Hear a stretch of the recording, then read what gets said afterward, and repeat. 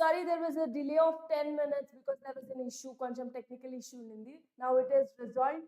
So yeah, welcome to today's session. This is your Jayashree ma'am, your master teacher for chemistry.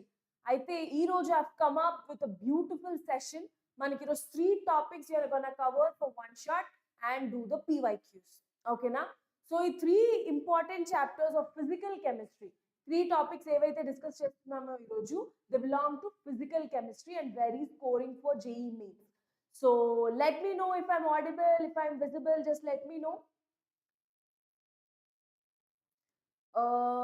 Tirumala, good evening dear. Sriram, sure ma. Is my voice clear? వినిపిస్తోంది కదా అందరికి? Hello Kalyan, good evening. Good afternoon, ma'am from Durga Prasad. Good afternoon. Yeah, Varun gave me a thumbs up. All right. So yeah, so without any delay, Rupashri, clear ma'am. Okay, yeah. So before manam prati class lo, there was an issue with the mic and all. So I've settled everything for you guys. So finally it is done. Andike manki 10 minutes delay kuda vachindi. Sharon, theory plus PYQs. Yes. Hello, Asmat Sheikh. Your student Jay Anta. Good evening. Kalyan. Hi, ma'am. Janvi. Hello. Naveen. Abhilash. All right. Hi, ma'am. This is Sridhar. Big Boss Update Center. User ID. All right. So let's start our session for today. Ee roju manam physical chemistry lo 3 topics నేర్చుకుంటున్నాం. ఏంటది? Solutions, chemical equilibrium, ionic equilibrium. ఈ 3 topics చాలా important physical కెమిస్ట్రీలో. మీరు JEE mains as you're preparing ఈ 3 topics మాత్రం అస్సలు miss అయ్యే ఛాన్సే లేదు. అస్సలు మిస్ చేయకండి. ఓకేనా? I'll make these 3 chapters very easy for you. Already మీకు తెలిసిందే కదా.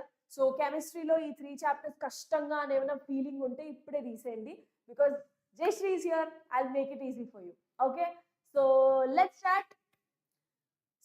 start our class. Okay now? Yeah. So the first chapter which we are going to start is solutions. So first of all, asal solutions ante enti? What do you mean by solution? ఎప్పుడైనా సరే ఒక solute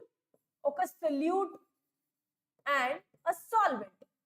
Solute and solvent కలిసాయి అనుకోండి, దాన్ని solution అంటాం. Such that ఈ solute అన్నది complete గా soluble అవ్వాలి సాల్వెంట్ లో. ఫర్ ఎగ్జాంపుల్, నా దగ్గర ఒక గ్లాస్ ఆఫ్ వాటర్ ఉంది, అందులో సాల్ట్ యాడ్ చేశాను అనుకోండి, సాల్ట్ గెట్స్ కంప్లీట్లీ సాల్యుబుల్, దాన్ని సొల్యూషన్ అంటాం.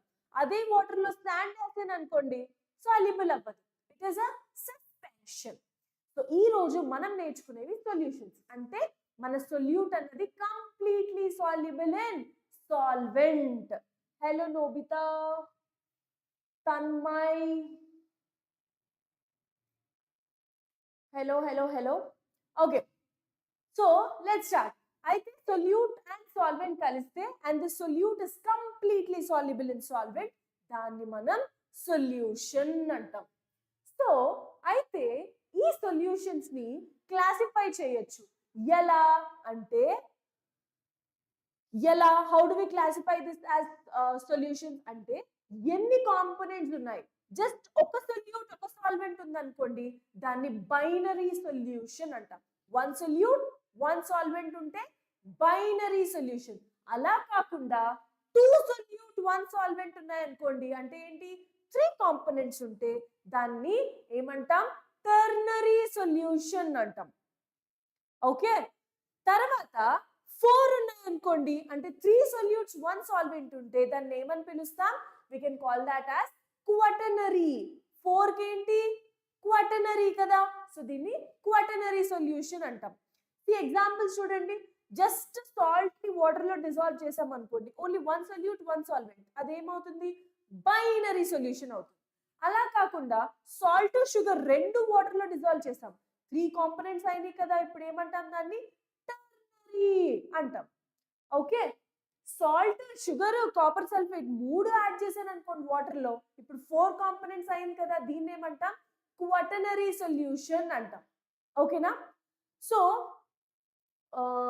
కృష్ణ మ్యామ్ ఈ వీడియో వింటే చాలా definitely because I going to cover all topics. Okay, so yeah, అయితే ఇవి డిఫరెంట్ టైప్స్ ఆఫ్ సొల్యూషన్స్, అంటే మన నంబర్ ఆఫ్ కాంపోనెంట్స్ బట్టి మనం చెప్తాం. అయితే depending upon the concentration of the solute కూడా మనం సొల్యూషన్స్ ని క్లాసిఫై చేయొచ్చు. ఎలా? Concentrated solution, dilute solution. అంటే ఏంటి? కాన్సన్ట్రేటెడ్ సొల్యూషన్ అంటే సొల్యూట్ ఎక్కువ ఉందనుకోండి దాన్ని కాన్సన్ట్రేటెడ్ సొల్యూషన్ అంటాం. అలా కాకుండా సాల్వెంట్ ఎక్కువ ఉందనుకోండి it is called as dilute solution. Okay, అయితే వీటిని రిప్రజెంట్ చెయ్యాలి అంటే we need some terms. Okay, ఇప్పుడు కాన్సన్ట్రేషన్ అని యూజ్ చేస్తున్నాం. కాన్సన్ట్రేషన్ అంటే ఎలా మెజర్ చేస్తాం, ఎలా క్యాలిక్యులేట్ చేస్తాం? సో దానికి we have different terms. So different terms ఉన్నాయి, వాటితో మనం will be able to tell that అచ్చా ఓకే ఈ విధంగా మనం క్యాలిక్యులేట్ చేయొచ్చు. ఆ టర్మ్స్ ఏంటి? Molarity, normality, mole fraction, mass percentage, ఇవన్నీ terms of concentration terms. Okay, so molarity అంటే ఏంటి? క్యాపిటల్ M తో డినోట్ చేస్తాం. Molarity is denoted by capital M. Formula ఏంటి? Number of moles of solute by volume of solution in litre. Madam నా volume millilitre లో ఉంది, నేను ఏం చేయాలి అంటే N/V into 1000 చేయండి, అంతే, మీకు అప్పుడు ఆన్సర్ వస్తుంది. మొలారిటీకి ml లో ఉంటే న్యూమరేటర్ ని into 1000 మల్టిప్లై చేస్తే ప్రాబ్లమే లేదు. నెక్స్ట్ మొలాలిటీ, స్మాల్ m తో డినోట్ చేస్తాం. మొలాలిటీ స్మాల్ m తో డినోట్ చేస్తాం. Small m is given by number of moles of solute by weight of solvent in kg. Okay, molality అంటే ఏంటి? Number of moles of solute by weight of solvent in kg. Next చూడండి mole fraction. Mole fraction అంటే ఏంటి? Suppose నా దగ్గర ఒక container ఉంది, ఆ కంటైనర్ లో 2 కాంపోనెంట్స్ ఉన్నాయి. లెట్స్ సే A అనే కాంపోనెంట్, B అనే కాంపోనెంట్. ఓకే, ఒక కంటైనర్ ఉంది, అందులో A అనే కాంపోనెంట్, B అనే కాంపోనెంట్ ఉంది. A కి సెపరేట్ గా దాని నంబర్ ఆఫ్ మోల్స్ ఉంటాయి కదా, let it B Na. B కి NB ఉంటుంది కదా. So mole fraction of A అన్నాడు అనుకోండి అంటే number of moles of A by total number of moles. Individual component ఎన్ని మోల్స్ ఉన్నాయి by total number of moles. దాన్నే Na ఏదైనా రాయండి, N టోటల్. ఓకేనా? So number of moles of that particular component by total number of moles is called as mole fraction. ఓకేనా? It is called as mole fraction. Next చూడండి parts by mass. అంటే mass లో కూడా concentration mass percentage లో కల్లా calculate చేయొచ్చు. ఎలా అంటే this is given by mass of solute by mass of solution into factor. Mass of solute by mass of solution into factor. Madam ఏంటి madam factor అని రాశారు, ఏదో కొత్తగా ఉంది మళ్ళీ ఫార్ములా అనుకుంటున్నారా? ఏం కాదు. ఆ ఫ్యాక్టర్ ఏంటి అంటే సపోజ్ మాస్ క్యాలిక్యులేట్ చేయడానికి ఇది మాస్ పర్సెంటేజ్ అన్నాడు అనుకోండి, అప్పుడు ఈ ఫ్యాక్టర్ పర్సెంటేజ్ అయితే 100 అవుతుంది. అలా కాకుండా ppm లో ఇచ్చాడు అనుకోండి అప్పుడేంటి 10⁶. అలా కాకుండా ppb అన్నాడు అంటే ఏంటి పార్ట్స్ పర్ బిలియన్ ఇచ్చాడు అనుకోండి ఆ factor will be 10⁹. Okay, so factor ని ఏ ఫ్యాక్టర్ ఇచ్చాడు, పార్ట్స్ పర్ మిలియన్ ఇచ్చాడా, పార్ట్స్ పర్ బిలియన్ ఇచ్చాడా, ఏమి ఇచ్చాడు? ppm ppb. ppm అయితే ఫ్యాక్టర్ ని 10⁶ తో మల్టిప్లై చేయాలి, ppb అయితే 10⁹ తో మల్టిప్లై చేయాలి, జస్ట్ పర్సెంటేజ్ ఇస్తే 100 తో మల్టిప్లై చేయాలి. These are some of the concentration terms. చూడడానికి చాలా ఈజీగా ఉన్నాయి ఏంటివి అనుకుంటాం కానీ దీని నుంచి డైరెక్ట్ క్వశ్చన్స్ వచ్చిన సందర్భాలు చాలానే ఉన్నాయి. సో మన JEE mains previous year questions మీరు అనాలిసిస్ చేసుకుంటే డైరెక్ట్ గా మొలారిటీ, నార్మాలిటీ, కాన్సన్ట్రేషన్ టర్మ్స్ మీద క్వశ్చన్స్ వచ్చిన సందర్భాలు చాలా ఉన్నాయి. సో ఇది ఒక కన్వర్షన్ ఫ్యాక్టర్. ఇది గుర్తుంచుకోండి, కన్వర్షన్ ఫ్యాక్టర్ మోస్ట్లీ అంటే మనకు ప్రతిదానికి కన్వర్షన్ ఉంటుంది. So this is one of the conversion factor. చూడండి, molality is equal to capital M into 1000 by D into 1000. D అంటే ఏంటి?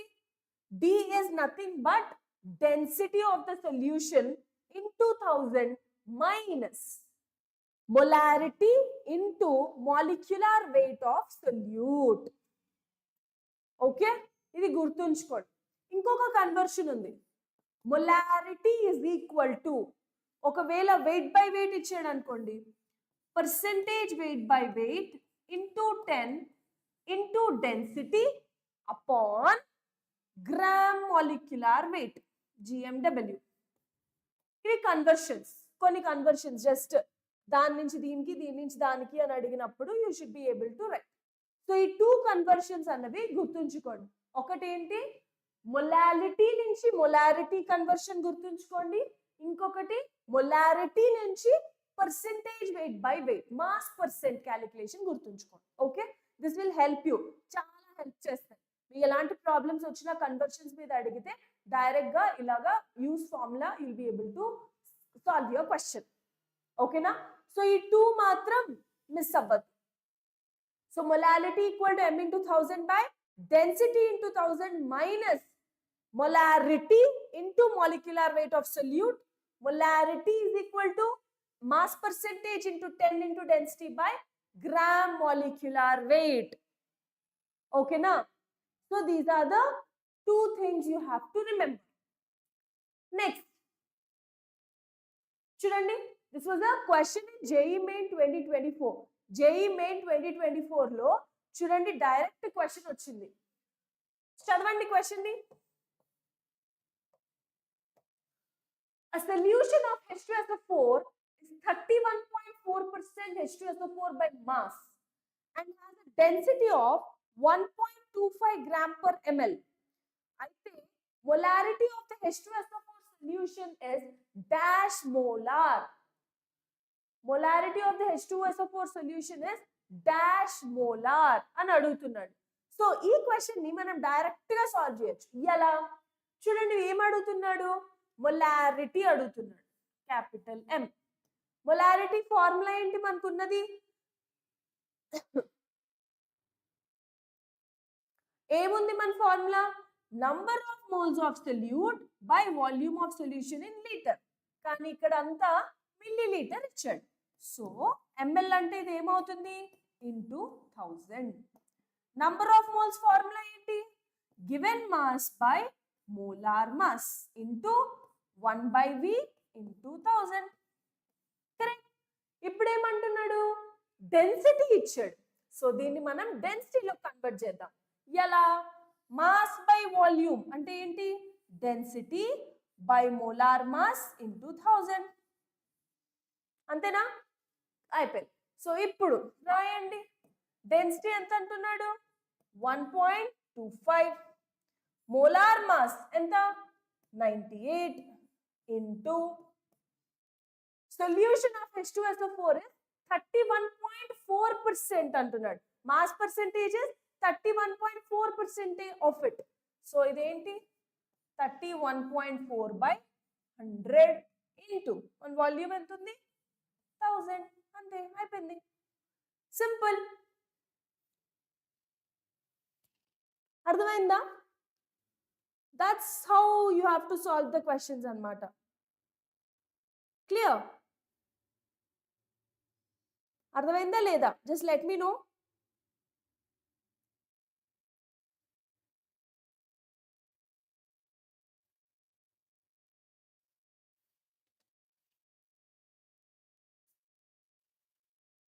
Okay. Next question. చూడండి, మొలారిటీ ఆఫ్, ఇది కూడా JEE Main 2024 క్వశ్చన్. చూడండి, molality of 0.8 molar H2SO4 solution is dash. So molality అంటున్నాడు. మన relation ఏంటి, molality is equal to 1000 into molarity అవునా? డివైడెడ్ బై డెన్సిటీ, ఇందాక ఫార్ములా రాసాం కదా, సేమ్ ఫార్ములా అప్లై చేయండి. Density into 1000 minus molarity into molar mass. Molar mass అంతే, simple. 1000 molarity 0.8 substitute చేయండి. డెన్సిటీ ఎంత ఇచ్చాడు? 1.06. 1.06 1000 మైనస్ మొలారిటీ ఎంత? 0.8. Molecular weight of solute H2SO4 ఎంత? క్యాలిక్యులేట్ చేయండి. 98. సో తీసుకొచ్చి ఇక్కడ సబ్స్టిట్యూట్ చేయండి అంతే. ఓకేనా? సో డైరెక్ట్ గా జస్ట్ ఫార్ములా తెలిస్తే వాల్యూ సబ్స్టిట్యూట్ చేస్తే మీకు +4 మార్క్స్ పక్కాగా వస్తాయి. సో ఈ చాప్టర్స్ ఫిజికల్ కెమిస్ట్రీ ఏవైతే మనం ఈరోజు డిస్కస్ చేస్తున్నామో వెరీ ఇంపార్టెంట్. మీకు ఫార్ములా వస్తే మీకు ఆన్సర్ వచ్చినట్టే. సో ఫార్ములా ఎప్పుడు ఎలా అప్లై చేయాలి అన్నదే టాస్క్. సో అది ఎప్పుడు వస్తుంది అంటే when you're listening to the class. అర్థమైందా? So just formula application use చేస్తే యుల్ గెట్ యువర్ ఆన్సర్. ఓకేనా? నెక్స్ట్ క్వశ్చన్ చూద్దామా? నెక్స్ట్ చూడండి, ఇంకో క్వశ్చన్ ఉంది JEE మెయిన్ 2024 లోనే. Molality of an aqueous solution of urea is 4.44 molar అంటున్నాడు. చూడండి, మొలాలిటీ ఇస్ 4.44 అంటే ఏంటి దాని అర్థం? Number of moles of solute by weight of solvent is 4.44 అంటున్నాడు. అవునా? 4.44 అంటే ఏంటి దాని అర్థం ఏంటి? Wait of solvent in KG. So దీని అర్థం ఏంటి? 4.44 moles of urea is in ఎంత వాటర్? 1000 gram water. అంతే కదా? 4.44 మోలాల్. మోలార్ కాదు, మోలాల్. 4.44 మోలాల్ అంటే ఏంటి? 4.44 moles of solute is present in water. Aqueous అన్నాడు అంటే సాల్వెంట్ ఏంటి? వాటర్. ఎంత వాటర్ లో ఉంది? కేజీ. 1 kg అంటే ఎంత? 1000 grams. సో 1000 grams వాటర్ లో 4.44 moles of యూరియా ఉంది అని ఇచ్చాడు. అయితే mole fraction of urea. So mole fraction ఏంటి? Number of moles of urea by ఇంకో కాంపోనెంట్ ఏంటి? Number of moles of urea by number of moles of water. Number of moles of urea ఎంత? 4.44 divided by number of moles 4.44 plus number of moles of water ఎంత? Given weight by molecular weight. Given weight by molecular weight. Given weight ఎంత? 1000 grams. Molecular weight of water ఎంత? 18. అంతే, calculate చేసుకోండి, you'll get your answer. అర్థమైందా? Oh, Jai Shri ma'am student is there. Hello. He's given the answer already. 74. Srinidhi kuda 74. All right. Good. అర్థమైందా? So just formula తెలిస్తే value substitute చేస్తే మీకు marks వస్తాయి. 4 marks పక్కాగా. నెగటివ్ పోయే ఛాన్సే లేదు, అంత ఈజీగా వస్తాయి. జస్ట్ ఫార్ములా సబ్స్టిట్యూషన్ చూసుకోండి. Okay, next solubility. సో మనకి this is a new term. ఏంటి అంటే ఒక సాచురేటెడ్ అంటే మనకి సొల్యూషన్స్ అన్నవి 3 టైప్స్. ఏంటవి? Number 1 saturated solution, unsaturated solution, super saturated solution. Asmat Shaik 74, Ramavat 74. Good. Tanmay clear ma'am. Nandu hi ma'am, hello dear. Nobita also 74. Ramavat 74. Yeah. Good evening, Jai Shri ma'am student. Good evening. Okay na? Spyday 24 user ID. Ma'am, physical chemistry lo em chadavaledu ippati varaku. First A lesson start cheyamantaru. If you want to start right now, physical chemistry start chedam ante first you have to start with some basic concepts of chemistry. Akkada basics untayi. So akkadi nunchi ostene you will get a track. Lekapothe formulas koncham atu itu avadam chances. Riyaz 74. All right. Okay. So అర్థమైందా? మనకి solutions అన్నవి 3 types. ఏంటవి? Saturated, unsaturated, super saturated. Saturated solution అంటే ఇప్పుడు 1 litre water లో maximum 1 kg salt dissolve చేయగలరు అనుకోండి. 1 kg in 1 litre is saturated. Maximum 1 kg dissolve చేయగలవు. నువ్వు జస్ట్ 500 గ్రామ్స్ డిజాల్వ్ చేసావు అంటే దానికి ఇంకా కెపాసిటీ ఇంకా 500 గ్రామ్స్ తీసుకోవడానికి. దాన్ని అన్సాచురేటెడ్ సొల్యూషన్ అంటాం. అంటే ఇంకా సాల్యుబిలిటీ ఉంది, ఛాన్స్ ఉంది, ఇంకా సొల్యూట్ యాడ్ చేయొచ్చు. సూపర్ సాచురేటెడ్ అంటే ఏంటి? దాని మాక్సిమం లిమిటే 1 kg, కానీ నువ్వు ఆల్రెడీ 120 గ్రామ్స్ వేసి కొంచెం టెంపరేచర్ ఇచ్చి సాల్యుబుల్ చేస్తావు. సో ఉన్న సొల్యూట్ కన్నా ఇంకా ఎక్కువే తీసుకుంది కదా, దాన్ని సూపర్ సాచురేటెడ్ సొల్యూషన్ అంటాం. అయితే ఈ సాచురేటెడ్ సొల్యూషన్ తయారు చేయడానికి ఎంత సొల్యూట్ వేస్తావు, మాక్సిమం అమౌంట్ ఆఫ్ సొల్యూట్, దాన్నే సాల్యుబిలిటీ అంటాం.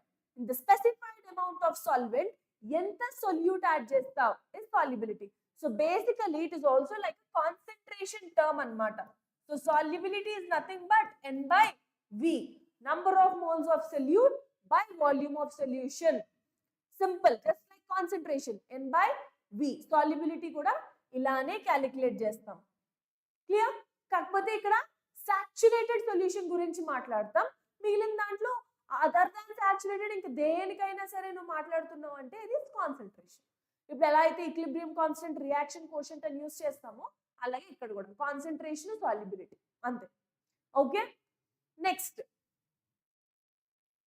హెన్రీస్ లా.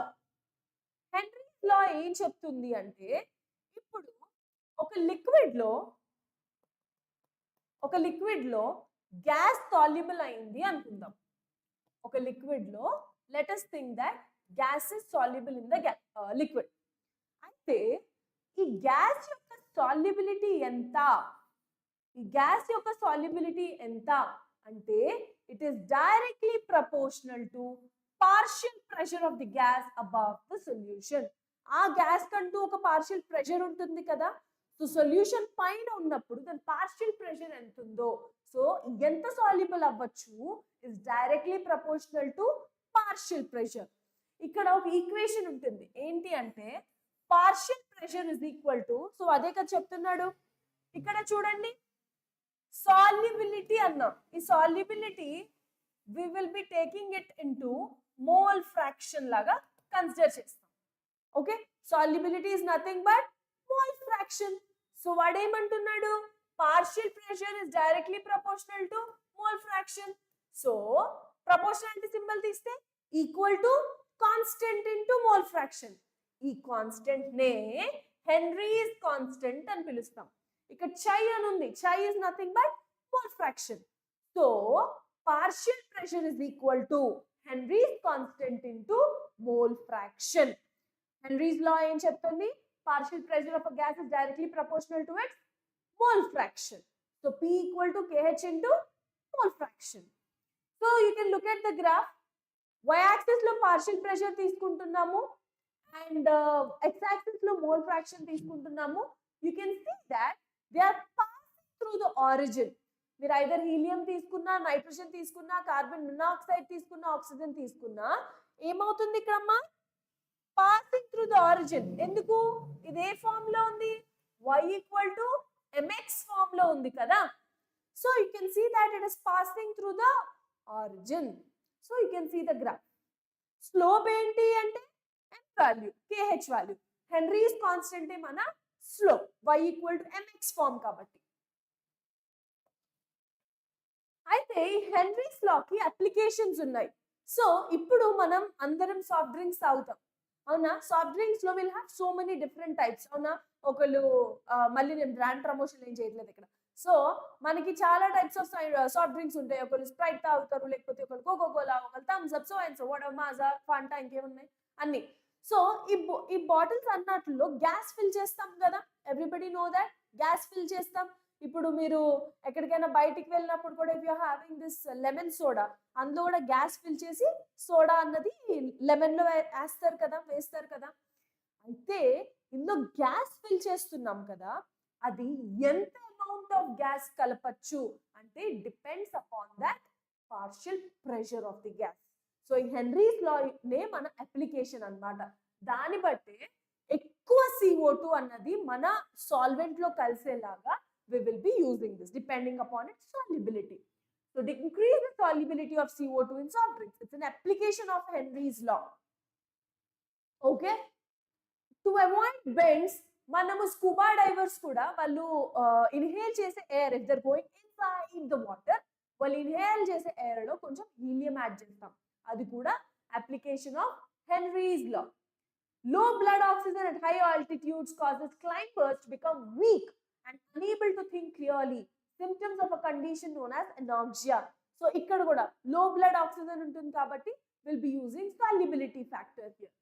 కానీ ఈ హెన్రీస్ లా, అబ్బో హెన్రీస్ లా చాలా చెప్తుంది, చాలా అప్లికేషన్స్ ఉన్నాయి.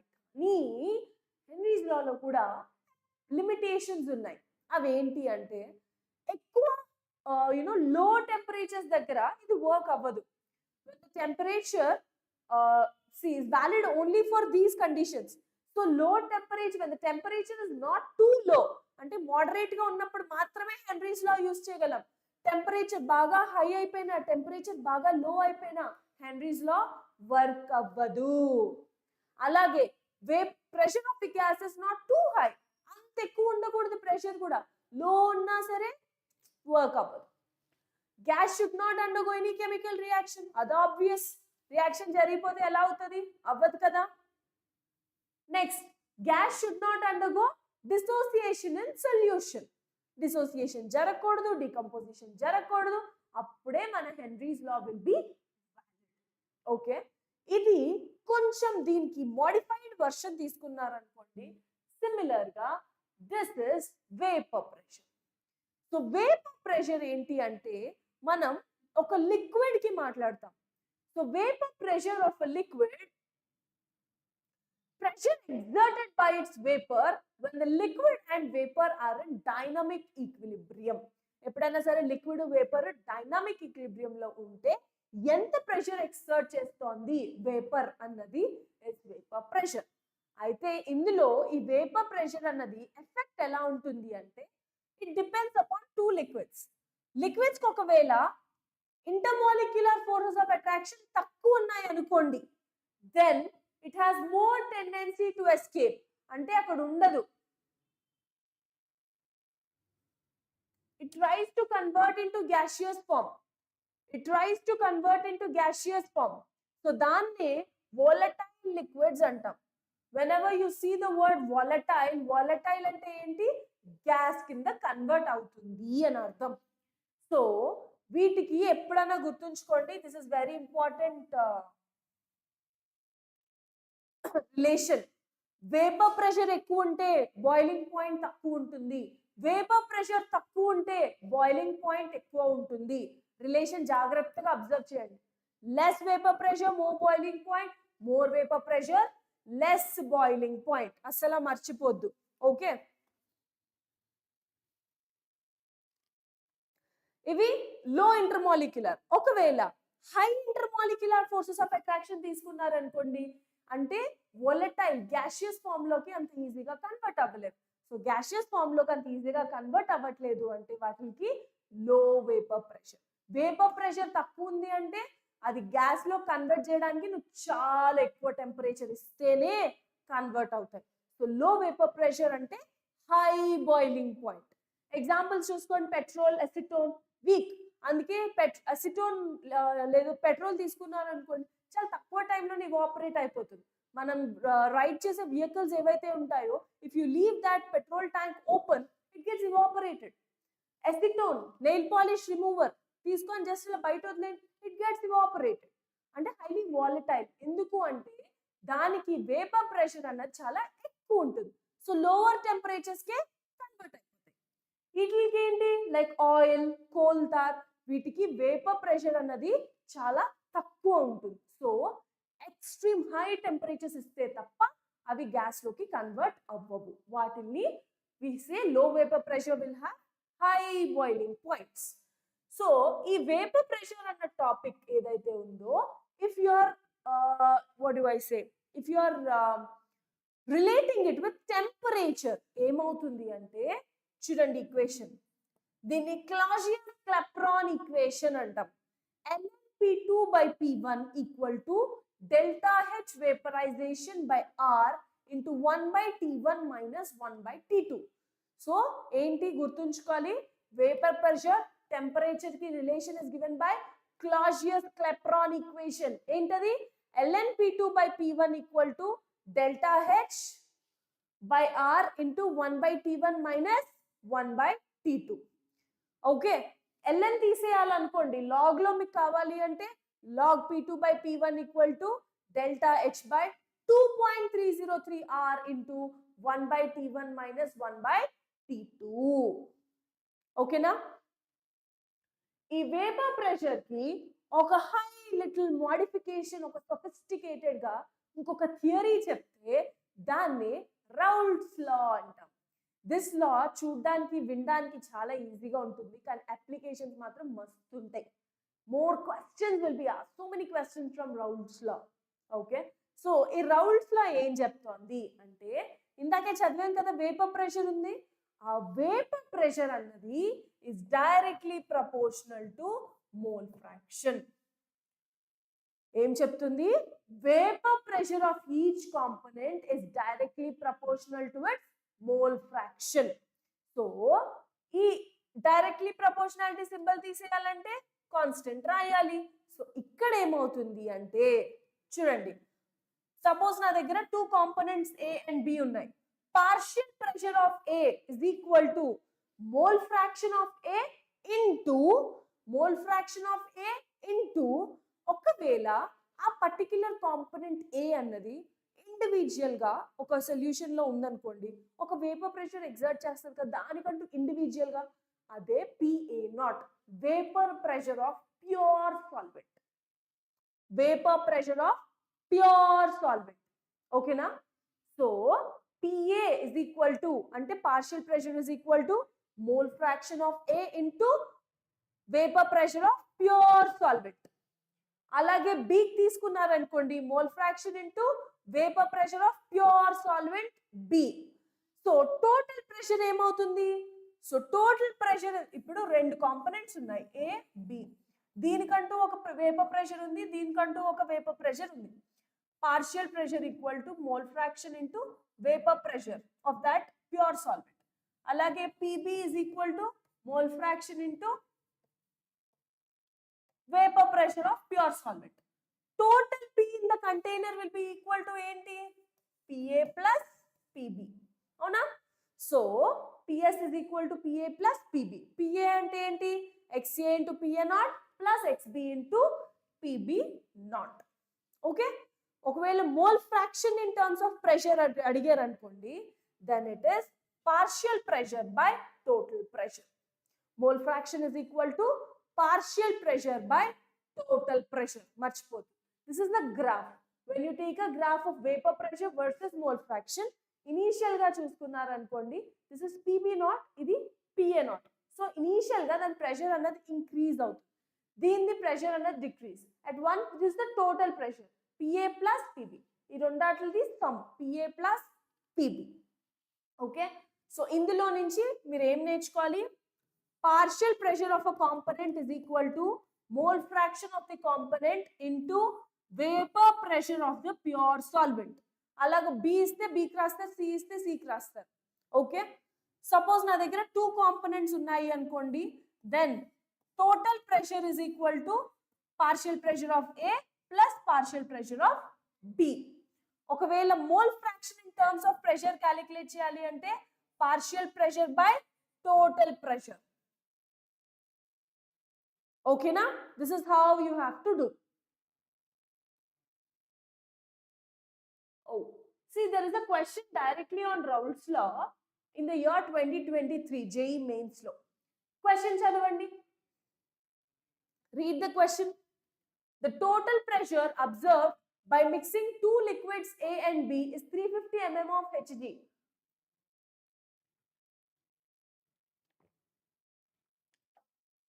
When their mole fractions are 0.7, 0.3. So what ఏమంటున్నాడు? Total pressure 350. ఎప్పుడు? Mole fraction of A 0.7, mole fraction of B 0.3 అట. తర్వాత ఇది ఒక కండిషన్, ఈక్వేషన్ 1. నెక్స్ట్ కండిషన్ ఏంటి? PS ఎంత అవుతుంది? 410 అవుతుంది. మోల్ ఫ్రాక్షన్ ఆఫ్ A 0.2 అంట, మోల్ ఫ్రాక్షన్ ఆఫ్ B 0.8 అంట. అయితే vapour pressure of pure A is dash అంటే PA not is equal to ఎంత అంటున్నాడు. అవునా? సో మనకి ఫార్ములా ఏంటి? Total pressure is equal to partial pressure of A plus partial pressure of B. So 350 is equal to partial pressure formula ఏంటి? Mole fraction into total pressure. Mole fraction ఎంత ఇచ్చాడు A కి 0.7 into mole fraction into vapor pressure of pure solvent. మనకి తెలియదు. So PA naught plus ఇదెంత 0.3 into PB naught. ఇది equation 1. Equation 2 ఏమంటున్నాడు? 410 equal to 0.2 into PA not plus 0.8 into PB not. Equation 2 అయిపోయింది. Mathematics use చేయండి. 2 equations 2 variables solve for x and y. So PA not PB not calculate చేయండి. ఒకసారి add చేయండి, ఒకసారి multiply చేయండి, ఒకసారి సబ్ట్రాక్ట్ చేయండి, ఏమైనా చేసుకోండి. You will get your answer. So ఇందులో నుంచి PA నాట్ వస్తుంది, PB నాట్ కూడా వస్తుంది. క్వశ్చన్లో ఏం అడిగాడు? ఓన్లీ PA నాట్ అడిగాడు. సో అదే ఆన్సర్. Nearest integer. ఓకేనా? ఈజీ. సో టోటల్ ప్రెషర్ అంటే partial pressure of A plus partial pressure of B. Oh I have got so many answers already. 314 అంట. Okay, yes, maybe it's correct. అర్థమైందా? జస్ట్ terms ని substitute చేస్తే వచ్చినట్టే answer.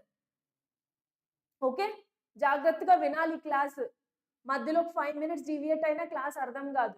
Because this is more of formulas, more of concept.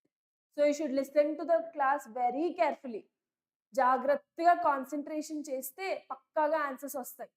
Shashank కూడా 314 అంటున్నాడు. Okay, good. Class జాగ్రత్తగా వినాలి. సో అర్థమైందా? That's how you can solve. Next ఇంకో క్వశ్చన్ ఉంది ఇక్కడ. 2019లో డైరెక్ట్ రౌల్స్ లో మీద క్వశ్చన్ చూసుకోండి. Liquid A and B form an ideal solution in the entire composition range అంట. At 350 Kelvin, vapor pressure of pure A and B are 7 into 10 power 3 pascals. Vapor pressure of pure A అంటే ఇది PA not ఇచ్చాడు, ఇది PB not ఇచ్చాడు, ఇది temperature. Okay. Composition of the vapor is in equilibrium with a solution containing 40 mole% of A at this temperature is. So, ఇది we can take it as mole fraction ఆ particular time. So, what happens here? Partial pressure of A is equal to mole fraction of A into vapor pressure of pure solvent. అవునా? Next partial pressure of B అంటే mole fraction into vapor pressure of pure solvent PB naught. అయితే మనకి question లో ఏమేం terms ఇచ్చాడు? he has given you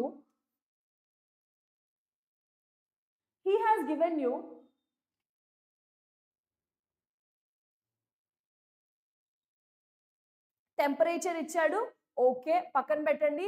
PA not ఇచ్చాడు, PB not ఇచ్చాడు.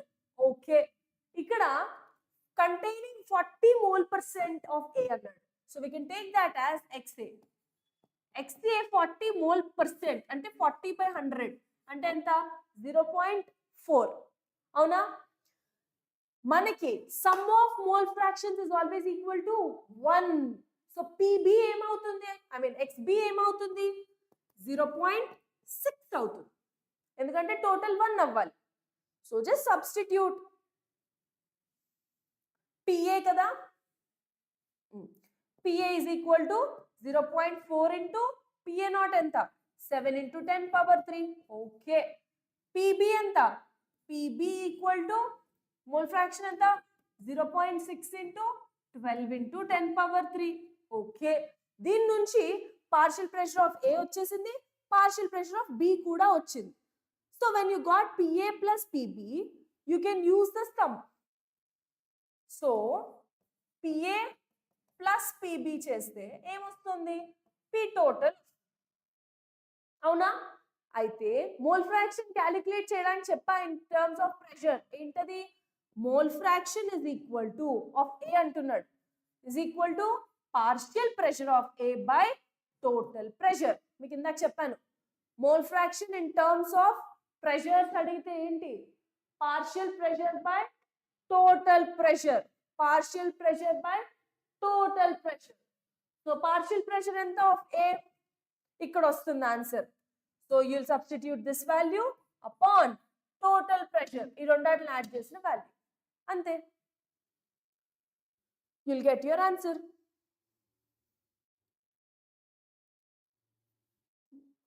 Okay. ఓహో, ఆప్షన్ బి అంట. Jayashree ma'am student. Then Prissy also gave an answer. Durga. Okay. Good. Good. You have to follow the class. Then definitely you'll be able to solve the questions. Very good. Okay na? అర్థమైందా? చూసారా, just మనం ఏం చేయట్లేదు ఇక్కడ, కొత్తగా formula ఏం కనిపెట్టట్లేదు, derivation ఏం చేయట్లేదు, జస్ట్ ఫార్ములా తీసుకోవడం, అందులో సబ్స్టిట్యూట్ చేస్తున్నాం వాల్యూస్, అంతే. ఏ క్వశ్చన్ కి ఏ ఫార్ములా అప్లై చేయాలని తెలిస్తే చాలు, పక్కాగా 4 మార్క్స్ వస్తాయి. ఓకే, సో చూడండి, వెరీ సింపుల్. ఓకే,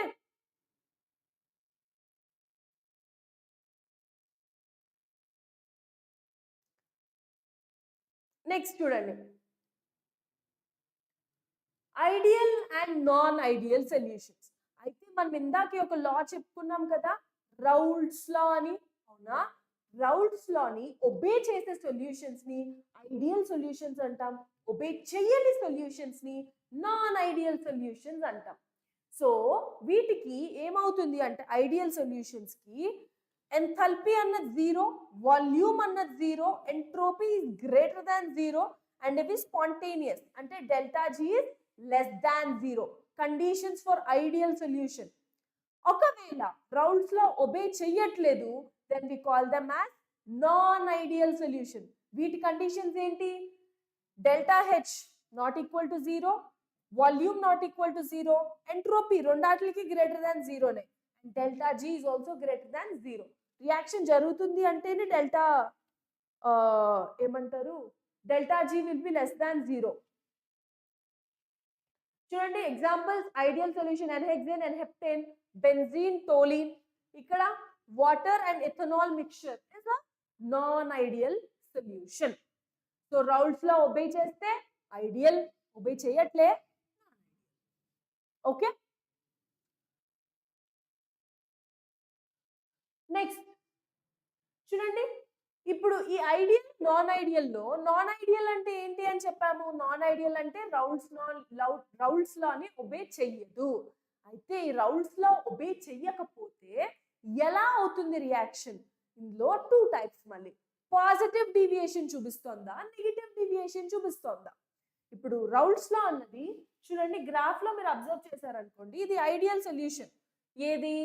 ఇందాక మనం ఒక గ్రాఫ్ చూసాం కదా, this is for an ideal solution. ఓకేనా? ఇప్పుడు రౌల్ట్స్ లో ఒబే చేయట్లేదు అని చెప్పాను. ఎలా చెప్పేస్తాను ఈజీగా ఒబే చేయట్లేదు అని? అంటే అది డీవియేట్ అవుతుంది. సారీ. సో డీవియేట్ అవుతుంది. ఆ డీవియేషన్ పాజిటివ్ డీవియేషనా, నెగటివ్ డీవియేషనా? సో చూడండి, పాజిటివ్ డీవియేషన్ అనుకోండి, చూడండి గ్రాఫ్ అనేది పైకి వస్తుంది. నెగటివ్ డీవియేషన్ అనుకోండి కిందకు ఉంటుంది. సి, ఇది పాజిటివ్ డీవియేషన్, ఇది ఒరిజినల్ ఐడియల్ సొల్యూషన్ కి, ఇది original ideal solution. Negative deviation అంటే గ్రాఫ్ అన్నది కిందకు వస్తుంది. So positive deviation, negative deviation. Positive deviation ఎప్పుడు చూపిస్తుంది అంటే, positive deviation is shown when P total is greater than sum of the partial pressures. అలా కాకుండా చూడండి, మనకి ఏం తెలుసు, P total is equal to partial pressure of A plus partial pressure of B. ఇది ఐడియల్ సొల్యూషన్. నాన్ ఐడియల్ అంటే ఏంటి? ఇది యాక్సెప్ట్ చేయట్లేదు. అవునా? యాక్సెప్ట్ చేయట్లేదు అంటే PT must be less than PA plus PB ఒక కండిషన్ అవ్వాలి, లేకపోతే PT must be greater than PA plus PB ఒక కండిషన్ అవ్వాలి. ఆబ్వియస్లీ జరగట్లేదంటే ఐదర్ ఈ రెండు జరగాలి. ఒకవేళ ఈ కండిషన్ ఉందనుకోండి దాన్ని పాజిటివ్ డీవియేషన్ అంటాం. లెస్ దాన్ ఉందనుకోండి దాన్ని నెగటివ్ డీవియేషన్ అంటాం. సో ఇక్కడ ఏమవుతుంది పాజిటివ్ డీవియేషన్ లో బాయిలింగ్ పాయింట్ అన్నది it will B lower than the individual boiling points. ఇక్కడ బాయిలింగ్ పాయింట్ అన్నది will be higher than the individual boiling points. దేనికి? నెగటివ్ డీవియేషన్ కి. ఓకే, అయితే వీటికి కొన్ని ఎగ్జాంపుల్స్ ఉన్నాయి. కండిషన్స్ చూసుకోండి. Enthalpy will be greater than 0, volume greater than 0. ఈ రెండు అలాగే ఉంటాయి, ఎంట్రోపీ అండ్ డెల్టా జీ, దాంతో ప్రాబ్లమే లేదు. ఇక్కడ enthalpy less than 0, volume is less than 0.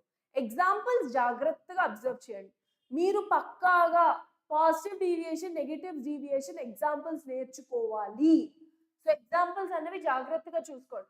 Ethanol carbon tetrachloride, methanol chloroform, benzene methanol, acetic acid toluene, acetone carbon disulphide. Carbon disulphide అంటే ఏంటి? CS2, methanol water, ethanol cyclohexane. అలాగే negative చూసుకోండి, chloroform methyl acetate, water HCl, H2O nitric acid, acetic acid pyridine, phenol and aniline. ఇవి examples of positive deviation and negative deviation. Direct గా వచ్చిన questions, there are good number of years, good number of questions ever there. మీరు previous year papers చూస్తే you can count questions. Direct గా examples మీద questions కూడా వచ్చాయి. Okay, so do not miss this. Next ఒక question ఉంది ఇక్కడ చూడండి. A solution of, it's a 2024 question. ఈ క్వశ్చన్ ఏంటి అంటే చూడండి, a solution of two miscible liquids అంట showing negative deviation from Raoult's law. అంటే ఏంటి? PS is less than PA plus PB. అంటే దీని అర్థం ఏంటి? PA is less than PA naught into XA, అలాగే PB is less than PB naught into XB. అందుకే అది కదా లోవర్ అయింది. So negative deviation from Raoult's law అంటే ఏమవుతుంది? ఇక్కడ వేపర్ ప్రెషర్ అన్నది తగ్గింది. వేపర్ ప్రెషర్ కి బాయిలింగ్ పాయింట్ కి రిలేషన్ ఏంటి? లెస్ వేపర్ ప్రెషర్ అంటే హై బీపీ. సో ఎత్తుక్కోండి, decrease vapour pressure, increased boiling point. Decrease vapour pressure, increased boiling point. అంతే, క్లియర్? Easy question. చూడండి 2024 లో అడిగాడు డైరెక్ట్ క్వశ్చన్. ఇంత సింపుల్ క్వశ్చన్స్ కూడా వస్తూ ఉంటాయి మనకి JEE మెయిన్స్ లో. We should not have this ఒక ఐడియా, ఒక మెథడాలజీ బ్రెయిన్ లో ఉండకూడదు. JEE మెయిన్స్ అంటే అమ్మో చాలా కష్టమైన క్వశ్చన్స్ అడుగుతారు, నేను చేయగలనా లేదా, will I be able to do, am I capable, am I really confident enough to do. ఇంత అవసరం లేదు. క్వశ్చన్స్ పిక్ చేయాలి. ఓకే, ఓపిక్ గా కూర్చొని పేపర్ అంతా ఒకసారి చదివితే నీకు తెలుస్తుంది ఎలాంటి క్వశ్చన్స్ ఉన్నాయి, ఈజీ క్వశ్చన్స్ ఉన్నాయి. బికాస్ సి నోబడీ, ఎవరైతే పేపర్ సెట్ చేస్తారో ఎవరికి ఒక మూడ్ ఉండదు that nobody has to qualify అని. అవునా? Good number of students IITs NITs కి రావాలి కాబట్టి they'll set the paper accordingly only. So ఇంత నంబర్ ఈజీ క్వశ్చన్ ఉంటుంది, ఇన్ని మోడరేట్ ఉంటుంది, కొన్ని డిఫికల్ట్ ఉంటాయి. మీరు ఆ ఈజీ పిక్ చేయగలగాలి. ఈజీ ఎప్పుడు పిక్ చేయగలుగుతారు? When you're reading the paper. మీరు క్వశ్చన్ పేపర్ అనేది పూర్తిగా చదివితే ఓపిక్గా క్వశ్చన్ పిక్ చేయాలి. క్వశ్చన్స్ పిక్ చేయాలే కానీ చాలా క్వశ్చన్స్ ఉంటాయి ఈజీగా. You'll be able to score really good marks. తర్వాత మోడరేట్ ట్రై చేయాలి, తర్వాత లాస్ట్లో డిఫికల్ట్ ట్రై చేయాలి. It has to be like that. Okay, so it's an easy question, ఇలాగ అడుగుతూ ఉంటారు. ఓకే, చూడండి ఇదిగోండి, ఇది ఒక డైరెక్ట్ క్వశ్చన్. చూడండి JEE మెయిన్ 2024 లాస్ట్ ఇయర్ లో అడిగిన క్వశ్చన్ చూడండి. Positive deviation from Raoult's law direct example ఇందాకే చూసాం. ఏంటది? Acetone plus carbon disulphide. ఇదిగో acetone plus carbon disulphide positive deviation. అయిపోయింది ఆన్సర్. దీనికి ఏమైనా ఎక్కువ కష్టపడిపోవాల్సిన అవసరం వచ్చిందా? లేదుగా. జస్ట్ లైట్ గా బేసిక్స్ గుర్తున్నాయి, నీకు కాన్సెప్ట్ వచ్చింది, రాయగలరు. Will get 4 marks plus 4 marks. ఎంత ఈజీ క్వశ్చన్. సో పిక్ చేయడం రావాలి. సో ఏమేమి ఇంపార్టెంట్ అన్నవి మీరు అస్సలు మిస్ చేయకూడదు. Okay,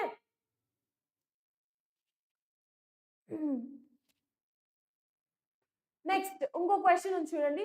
vapour pressure of the mixture of 1 mole and 2 mole is 200 torr అంట. ఇన్ దిస్ కేస్ ఏంటి అంటున్నాడు. So vapour pressure of mixture of 1 mole PA0 ఇస్తున్నాడు. సో పార్షియల్ ప్రెషర్ ఎంత? Mole fraction into total pressure. So mole fraction ఎంత? Number of moles of A by total number of moles. 1 + 2 ఎంత? 3 into 150. Okay. Next PB ఎంత? Number of moles by total number of moles into mole fraction కదా, into PB0 ఎంత? 240. So PA is equal to ఎంత? This is 50 plus 120 అంటే this is 170. So total pressure 170 ఇచ్చాడు, వాడేమంటున్నాడు total pressure 200 అంటున్నాడు. అవునా? So ఏమవుతుంది ఇక్కడ? లెస్ దాన్ అంటే ఏం deviation? Negative deviation from Raoult's law. 170 is less than 200 కదా, అయిపోయింది. 170 less than 200 అయితే నెగటివ్ డీవియేషన్. అవునా? మనం ఇందాకే కదా చదివాం. ఏంటది? టోటల్ ప్రెషర్ అన్నది less than PA plus PB is negative deviation. PA plus PB ఎంత వచ్చింది మనకి? ఒరిజినల్ గా ఎంత అంటున్నాడు? వేపర్ ప్రెషర్ 200 అంటున్నాడు, నీకు వచ్చింది ఎంత? 170. This is PS. So 170 is less than 200. Okay? అర్థమైందా? Okay, all right. Next boiling and azeotropes. ఈ అజియోట్రోప్స్ ఏంటి అంటే, ఓహో I got so many answers. Good, those who have answers answering correct. I am really happy that you are able to solve the questions. That's important. The concept వినగలిగితే, questions చేయగలిగితే, then definitely you will be able to do. Okay, concept of boiling and azeotropes. ఈ boiling ఏంటి, అజియోట్రోప్స్ ఏంటి? ఏంటి అంటే whenever there is a binary mixture, అంటే మనకి 2 component mixture ఉన్నప్పుడు ఆ బైనరీ మిక్చర్ కి liquid phase and vapour phase same composition ఉంటుంది. Okay, having same composition in liquid phase and vapor phase, and both are boiling at constant temperature. ఒక constant temperature దగ్గర liquid phase లో same composition ఉంది, vapour phase లో same constitution ఉంది. when they are able to boil at constant temperature, ఆ mixture ని will call that as azeotrope. దాన్ని ఏమంటాం? అజియోట్రోప్ అంటాం. అయితే ఈ మిక్చర్ లో ఉన్న కాంపోనెంట్స్ ఏవైతే ఉంటాయో మనం జస్ట్ ఫ్రాక్షనల్ డిస్టిలేషన్ ద్వారా వాటిని సెపరేట్ చేయలేము, అంత ఈజీగా చేయలేము. ఓకే, సో ఇవి మనకి 2 టైప్స్ అన్నమాట. ఏంటి అంటే minimum boiling azeotrope, maximum boiling azeotrope. Minimum boiling ఏంటి అంటే మిక్చర్ ఉంది కదా, 2 లిక్విడ్స్ ఉన్నాయి కదా, 2 లిక్విడ్స్. సో ఈ మిక్చర్ ఆఫ్ 2 లిక్విడ్స్ దాని బాయిలింగ్ పాయింట్ అన్నది ఒక వాల్యూ ఉంటుంది కదా. If it is less than any of the component, suppose నా దగ్గర 2 లిక్విడ్ కాంపోనెంట్స్ ఉన్నాయి A, B, దీనికి ఒక X ఉంది, దీనికి ఒక బాయిలింగ్ పాయింట్ Y ఉంది. Or let me explain you in terms of numbers. Okay, ఇది ఒక 50 ఉంది, ఇది ఒక 60 ఉంది అనుకుందాం. బాయిలింగ్ పాయింట్ దీనికి 50 డిగ్రీ సెల్సియస్ ఉంది, దీనికి 60 డిగ్రీ సెల్సియస్ ఉంది. రెండు ఒక దాంట్లో పెట్టడం వల్ల దీనికి కామన్ గా ఒక బాయిలింగ్ పాయింట్ ఉంటుంది కదా. Let it be some around 40. Okay, or let it be some 55, ఏదన్నా తీసుకోండి. Okay, or you can take this as 65.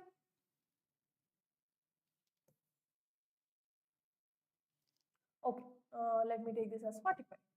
So ఈ 45 అన్నది చూడండి, mixture boiling point is less than pure components. అంటే రెండాట్ల కన్నా లెస్ దాన్ గా ఉండాల్సిన అవసరం లేదు. రెండాట్లో ఒకదానికన్నా తక్కువ ఉన్నా సరే it is called as minimum boiling azeotrope. అలా కాకుండా మిక్చర్ అన్నది more than either of the 2 components. ఈ 45 బదులు ఒక 70 ఉంది అనుకోండి, so 70 is greater than A and B. Such a component is called as maximum boiling azeotrope. So minimum boiling azeotrope, maximum boiling azeotrope. ఇక్కడ చూడండి, మినిమం బాయిలింగ్ అజియోట్రోప్ ఎవరు form చేస్తారు అంటే నాన్ ఐడియల్ సొల్యూషన్స్ ఫామ్ చేస్తాయి. Non ideal solution. వెరాజ్ maximum ఇవి కూడా non ideal సొల్యూషన్సే, కానీ చూడండి deviation important. Positive deviation, negative deviation. So negative deviation ఉన్న నాన్ ఐడియల్ సొల్యూషన్స్ అన్నవి మాక్సిమం బాయిలింగ్ అజియోట్రోప్ ఫామ్ చేస్తాయి. పాజిటివ్ డీవియేషన్ ఉన్నవి మినిమం బాయిలింగ్ అజియోట్రోప్ ఫామ్ చేస్తాయి. ఎగ్జాంపుల్స్ చూసుకోండి, ethanol water mixture, nitric acid water mixture. Temperatures చూసుకోండి, it will B wearing. ఓకేనా? So this is called as azeotropic mixture. So we have to check with the boiling point anamata. So boiling point batti will be telling this. Okay.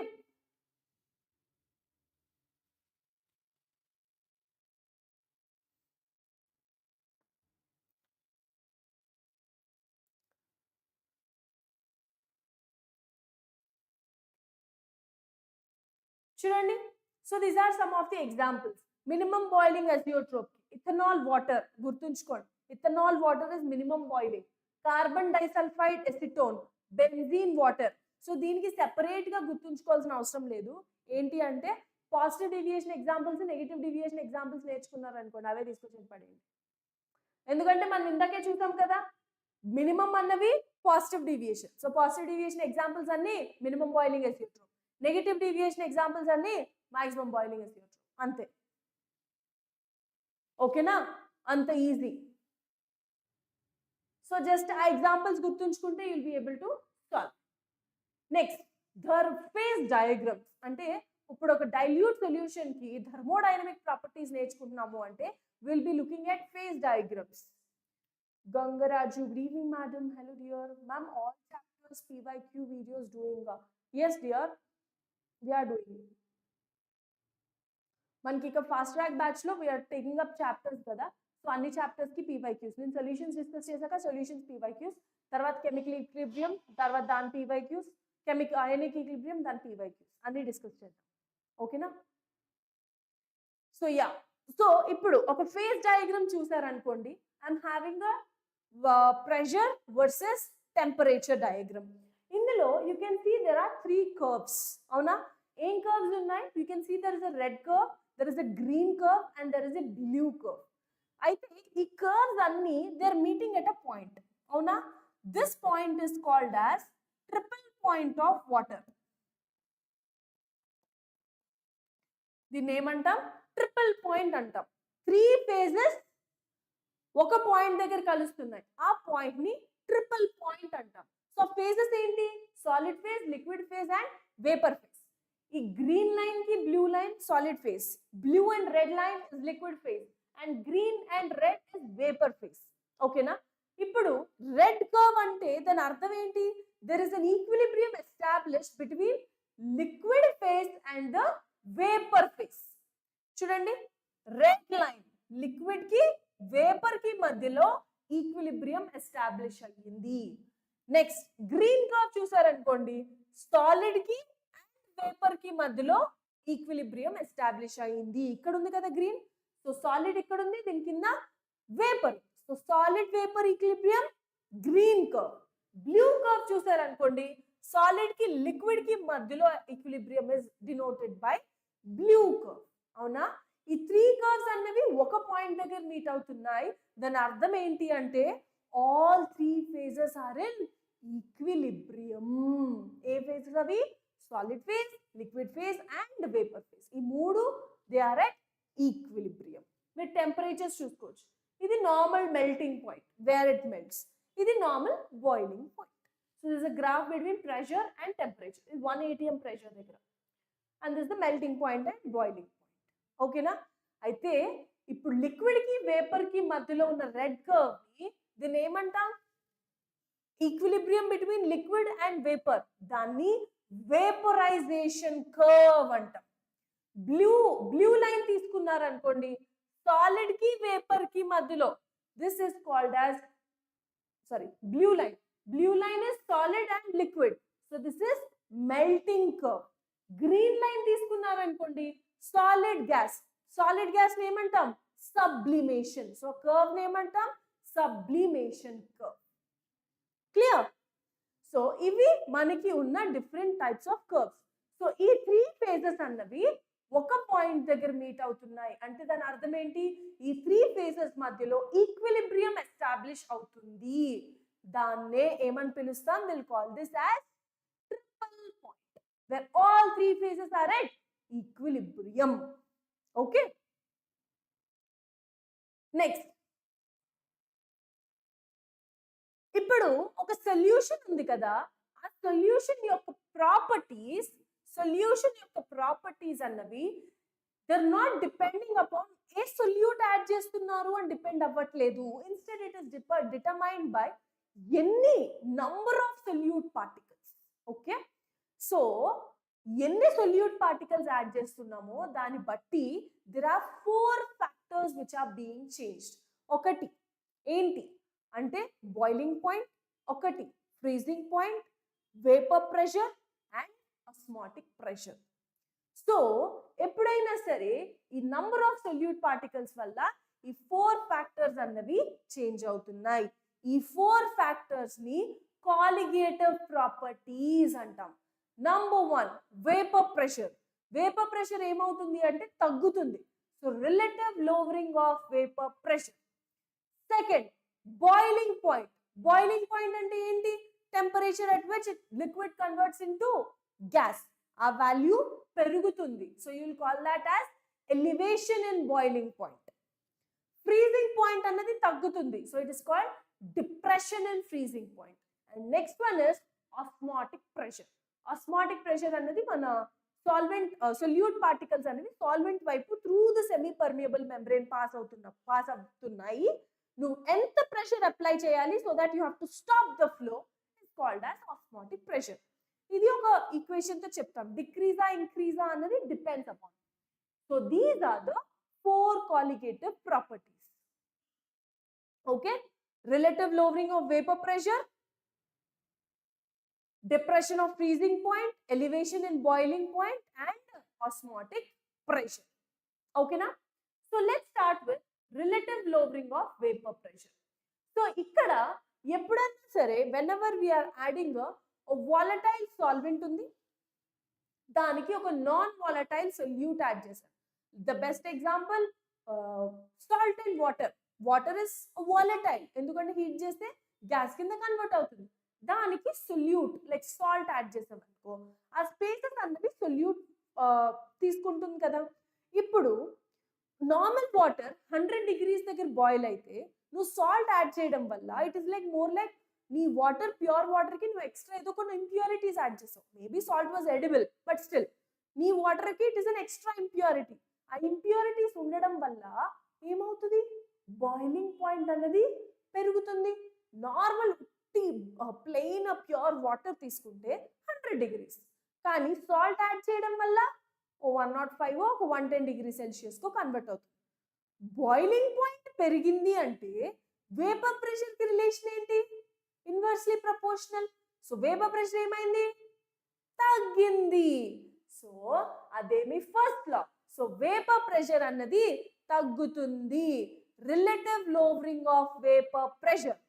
So దీన్ని ఎలా explain చేస్తాము అంటే with an equation. ఏంటి, vapour pressure of the solution is equal to pure solvent into mole fraction. Madam ఇదేమైనా కొత్త equation లే, Raoult's law. Vapour pressure is equal to vapour pressure of pure solvent into mole fraction. Raoult's లో కూడా అదే చెప్పింది, relative lowering of vapour pressure. అదే ఇది. So relative lowering of vapour pressure is given by P0 minus PS by P0 which is equal to mole fraction of solute. మీకు ఇందాక చెప్పాను కదా, మోల్ ఫ్రాక్షన్ క్యాలిక్యులేట్ చేయాలి అంటే partial pressure by total pressure అని. అలాగే relative lowering of vapour pressure calculate చేయాలి అంటే how do you do, P0 minus PS by P0. So P0 అంటే ఏంటి, ప్యూర్ సాల్వెంట్. PS అంటే ఏంటి, vapour pressure of the solution total. Mole fraction of the solute అంటే మనం add చేస్తున్న solute యొక్క మోల్ ఫ్రాక్షన్. సో ఈక్వేషన్ ఏంటి, P0 minus PS by P0 equal to N2 by N1 అంటే ఏంటి, mole fraction which is equal to దాన్ని weights లో convert చేసుకోవచ్చు కదా. Number of moles is equal to given mass by molecular mass. So relative lowering of vapor pressure is equal to P naught minus PS by P naught, which is equal to mole fraction of solute. Ante enti basically idi P naught minus PS is equal to mole fraction into P naught. Ide kada mole fraction into vapor pressure of pure solvent. Identi partial pressure of your solution. Okay na?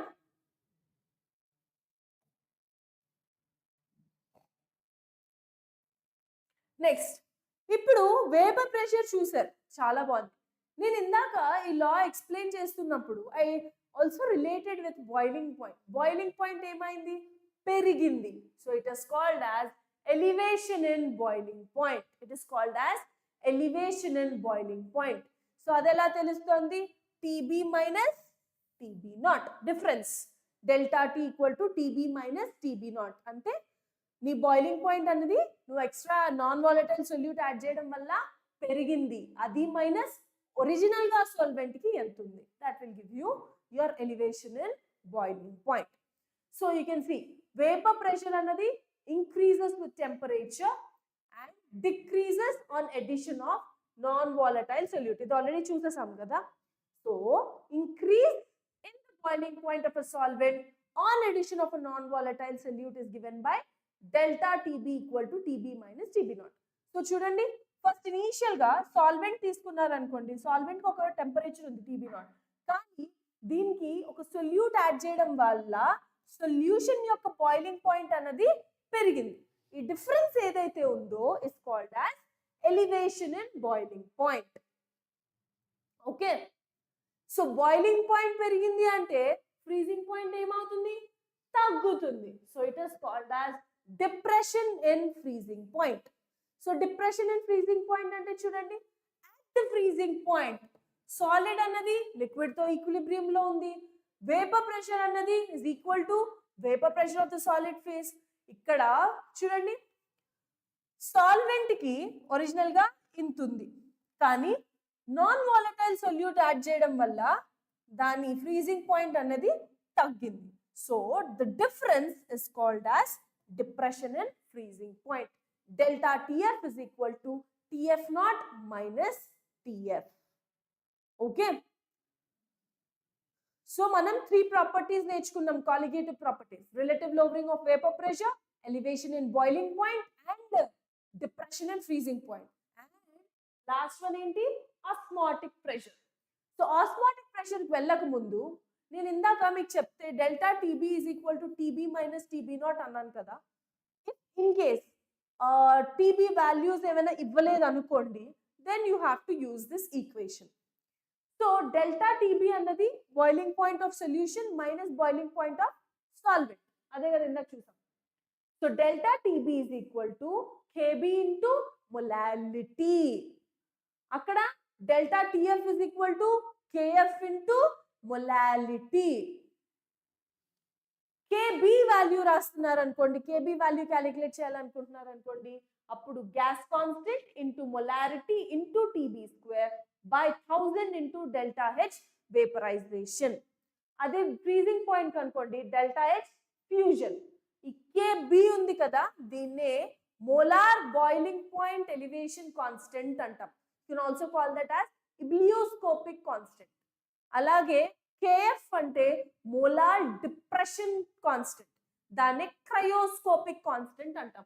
KF equal to R into m1 into TF square by 1000 into delta H fusion. Okay, ఈ రెండు formulas గుర్తుంచుకోవాలి. ఇది main. Delta TB is equal to KB into molality, delta TF is equal to KF into molality.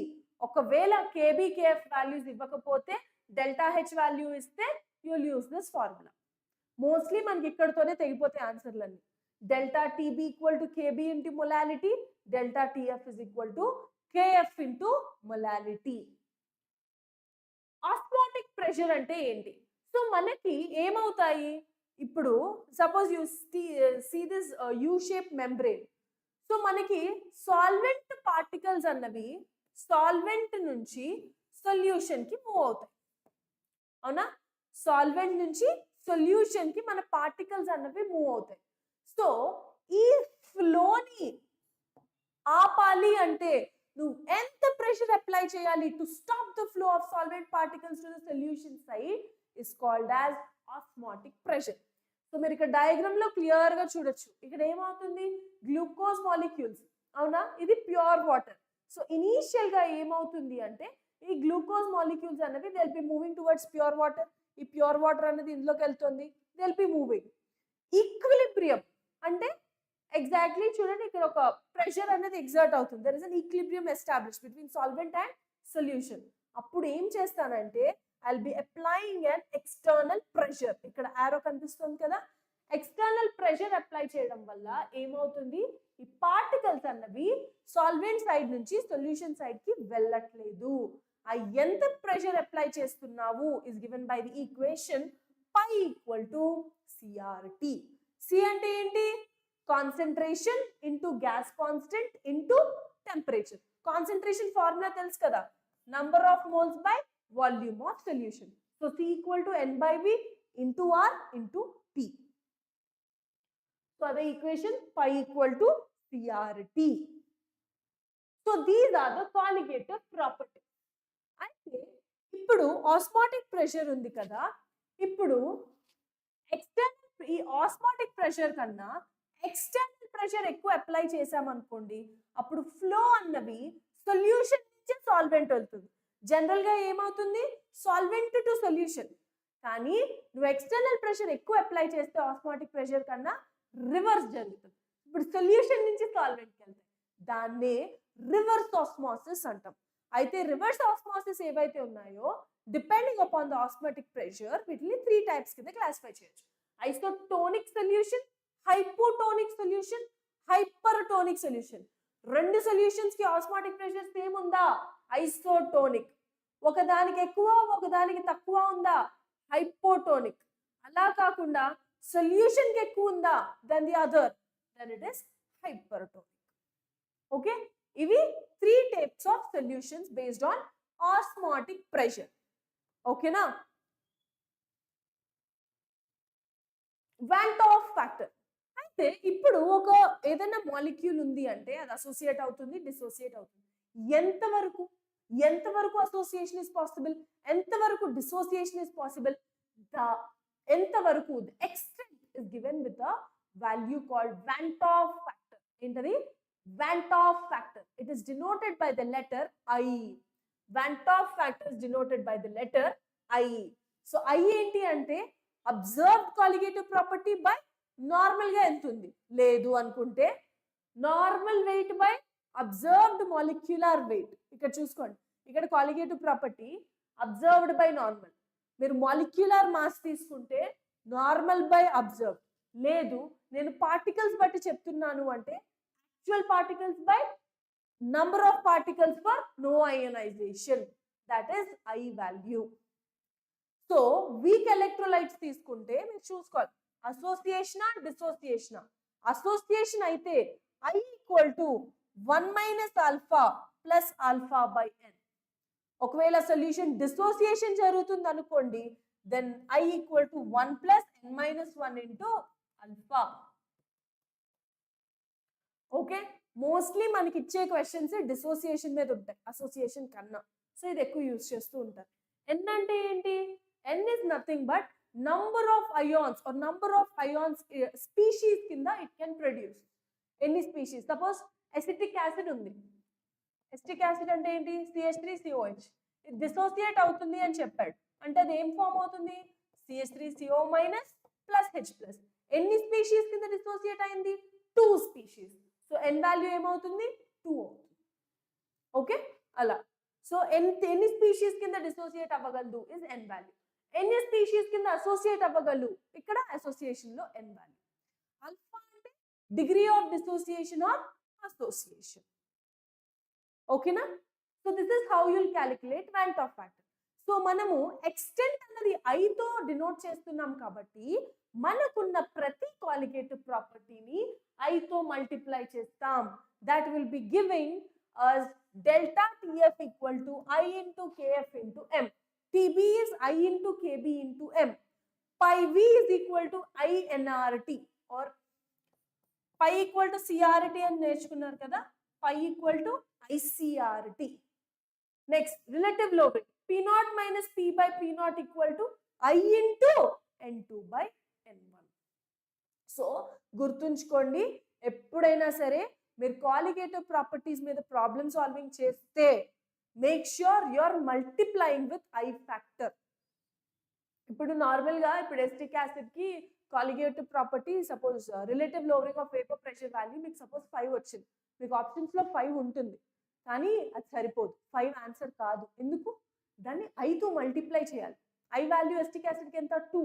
So answer will become 10.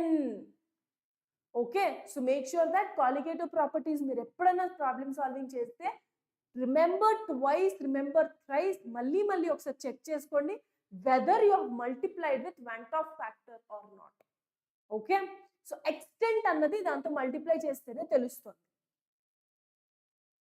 So yeah, let us solve some questions. చూడండి, ఇది కూడా 2024 question JEE mains. Osmotic pressure of a dilute solution is given at 273 Kelvin. Osmotic pressure of the same solution at 283 Kelvin is dash into 10 power 4 Newton per meter square. చెప్పండి ఏమవుతుంది ఇది? Osmotic pressure అంటే pi equal to CRT, R అన్నది constant, same solution concentration constant అంటే ఏంటి? Pi is directly proportional to T, so π1 by π2 equal to T1 by T2. వాడేమడుగుతున్నాడు? ఇంకో దాని osmotic pressure 7 into 10 power 5 by π2 equal to T1 ఎంత? 273 kelvin, T2 ఎంత? 283 kelvin. అయిపోయింది. Calculate for π2, అయిపోయింది answer. చూసారా ఎంత simple question? Last year question ఇది. హలో మేడం జీ అంట, నాని ఉమా, హలో డియర్.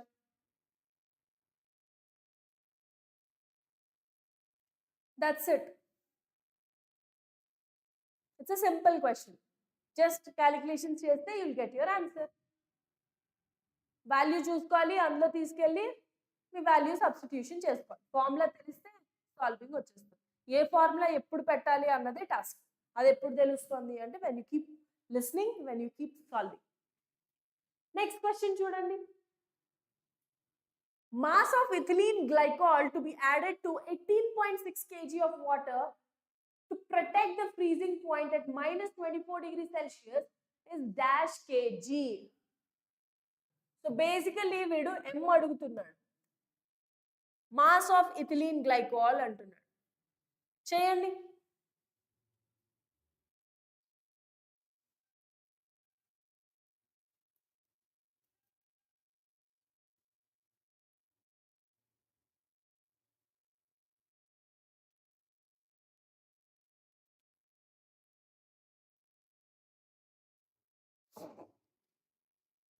చేసారా? ఏమంటున్నాడు? డిప్రెషన్ ఫ్రీజింగ్ పాయింట్ అంటున్నాడు. మన ఫార్ములా ఏంటి? Delta TF is equal to I into KF into molality. అవునా? డెల్టా టిఎఫ్ వాల్యూ ఎంత ఇచ్చాడు? 24 డిగ్రీ సెల్సియస్ ఇచ్చాడు. So 24 equal to delta TF అంటే మనకి always it is a change. Change లో మీరు మళ్ళీ దాన్ని ఇక్కడ -24 ఇచ్చాడు కదా అని మైనస్ రాయకూడదు. మైనస్ అర్థం ఏంటి? అక్కడ ఫ్రీజింగ్ పాయింట్ అన్న తగ్గింది బై ఎంత? బై 24 డిగ్రీ సెల్సియస్ అని అర్థం. ఇక్కడ మళ్ళీ మైనస్ రాసి ఆన్సర్స్ లో నెగిటివ్ సైన్ పెట్టద్దు. సో -24 అంటే మన ఫ్రీజింగ్ పాయింట్ ఒరిజినల్ గా ఒక 0 ఉంది అనుకోండి, మీరు నాన్ వాలటైల్ సొల్యూట్ యాడ్ చేయడం వల్ల -24 అయింది. చేంజ్ ఎంత? 24. ఇక్కడ always there is a change. Delta TF, so delta TF will be a positive value, negative value రాయరు. ఐ అంట ఇథిలీన్ గ్లైకాల్. ఇథిలీన్ గ్లైకాల్ అంటే ఏంటి? CH2OH CH2OH. ఇది ఎలాంటి డిసోసియేషన్ జరగదు. So I value is 1 into KF. KF value కూడా ఇచ్చేసాడుగా already. ఎంత? 1.86 1.86 ఇంటూ మొలాలిటీ. మొలాలిటీ అంటే ఏంటి? Number of moles of solute by weight of solvent in KG. So that's it. So ఏమవుతుంది? నంబర్ ఆఫ్ చూడండి ఇక్కడ రాస్తున్నాను. Molality is equal to number of moles of solute by weight of solvent in kg. Number of moles ఎంత? Given mass by molar mass into weight of solvent. So given mass by molar mass ఎంత ఇచ్చాడు? ethylene glycol 62 into weight of solvent ఎంత అన్నాడు?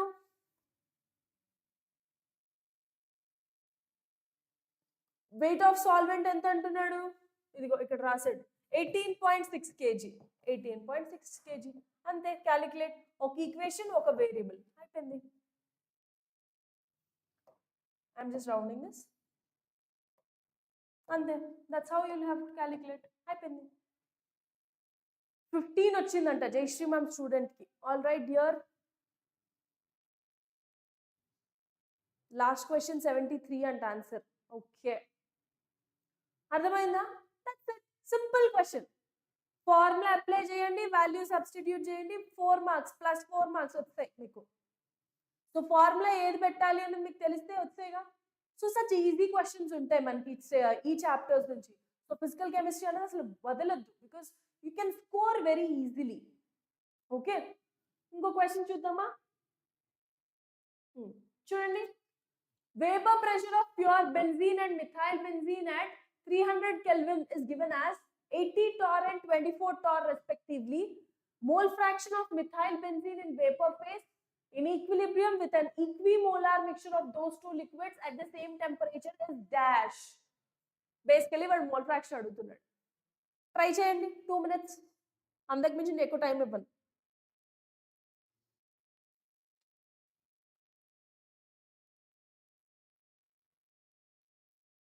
చూడండి ఇక్కడ ఒకటి ఉంది. ఇది టర్మ్ మీకు అర్థం అవ్వాలి. Mole fraction of methyl benzene in equilibrium with an equimolar mixture of those two liquids. అంటే అక్కడ వాడు ఏం చెప్తున్నాడు? ఈక్విమోలార్ మిక్చర్ అంటే mole fraction of methyl benzene is equal to number of moles of solute by total. రెండు half half ఉన్నాయి అంటున్నాడు. So ఇది 1 తీసుకుంటే టోటల్ మోల్స్ ఎంత? 2. సో ఇట్ ఇస్ 1/2 అంటే 0.5.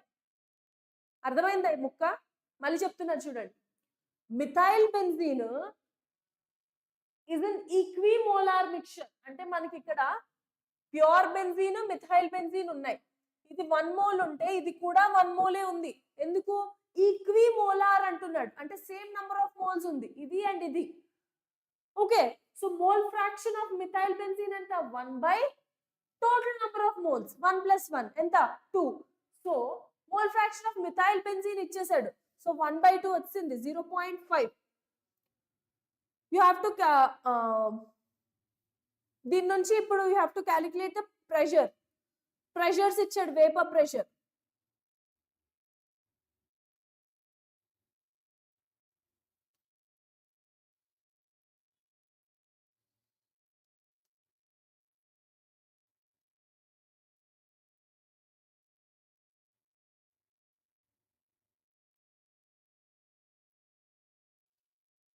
అవునా? సో ఈక్విమోలార్ మిక్చర్ లో ఉన్నప్పుడు ఇది. So at the same temperature yes. So y of methyl benzene is equal to, so mole fraction pressures లో ఏంటి formula? Partial pressure by total pressure. Partial pressure formula ఏంటి? Solvent pure solvent into mole fraction by total pressure అంటే PA0 into XA plus PB0 into XB. So PA0 into XA ఎంత ఇచ్చాడు? ఇదిగోండి vapour pressure of pure benzene methyl benzene. Methyl benzene రాస్తున్నాం కాబట్టి పైన methyl benzene ఉండాలి. So ఎంత? 24 pressure. Mole fraction ఎంత? 0.5 divided by same 24 into 0.5 plus PB0 ఎంత అన్నాడు? 80 torr అన్నాడు. 80 ఇంటూ దీని మోల్ ఫ్రాక్షన్ ఎంత? ఆబ్వియస్లీ 0.5 అయినప్పుడు అది కూడా 0.5 అంతే. Will get your answer.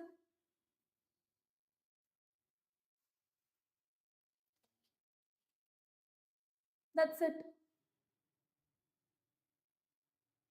అర్థమైందా?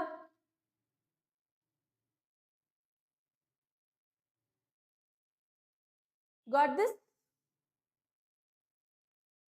ఓకేనా? అర్థమైందా? So this is how you will solve your question. Simple. So you have to check mole fraction. Equimolar mixture 100. Until then value is 0.5. Jayashree ma'am student has given the answer 23 anta. So if you solve it, you will get your answer. Good. Okay na? That's it. Next. Unko question on the chudandi. 27 degrees Celsius solution containing 2.5 grams of solute into 50 ml of solution exerts an osmotic pressure of 400 anta. Molar mass of the solute enti antunnadu. Direct formula. కష్టం కూడా లేకుండా ఉంది.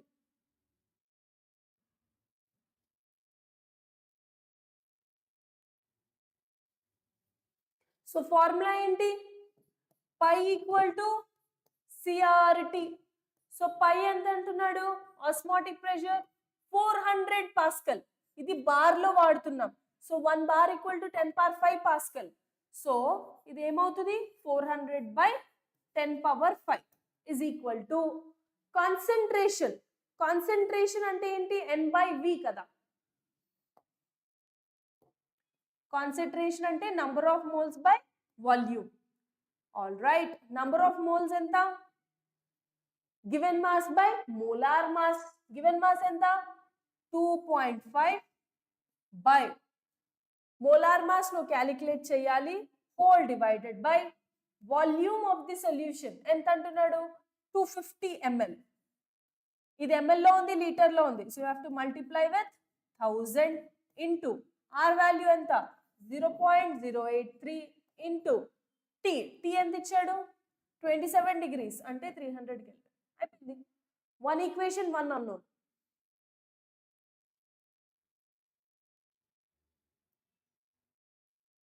One equation, one unknown. You can calculate the value of ante. Okay na? అర్థమైందా? Clear? Just formula. 2023 JEE mains question ఇది. So అంత easy chapter solutions అన్న chapter. So you can't leave.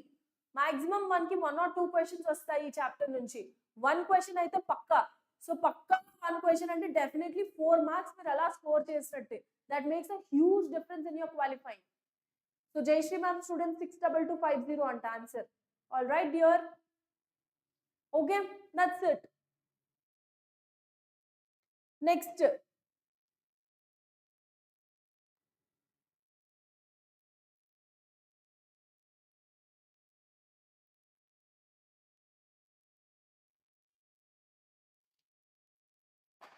Question చూడండి. 20% acetic acid is dissociated when its 5 grams is added to 500 ml of water.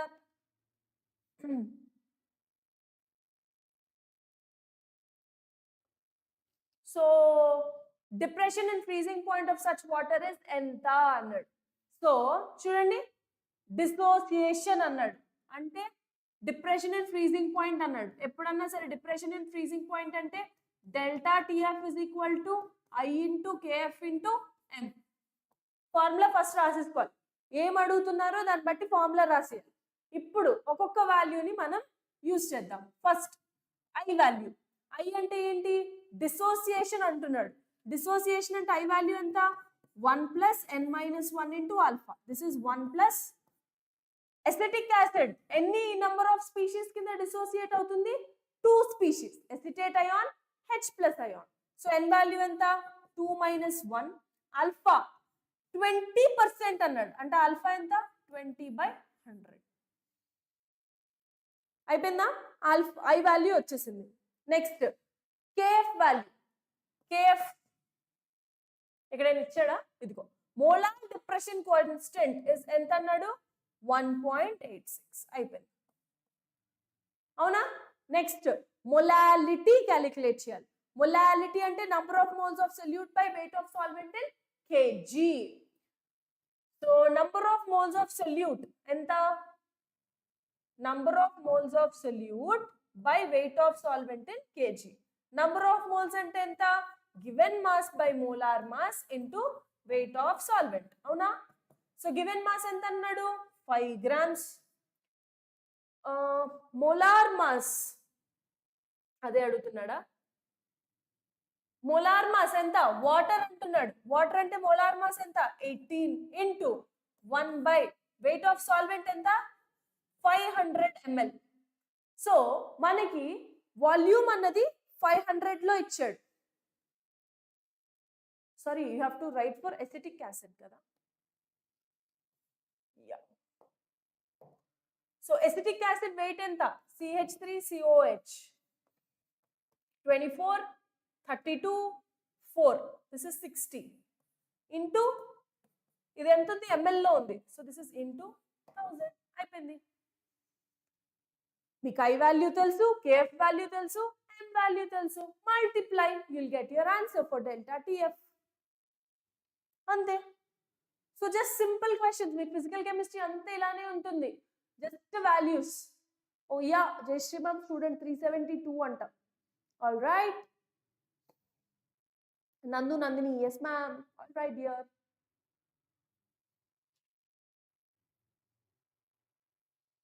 Okay, this is how you have to solve.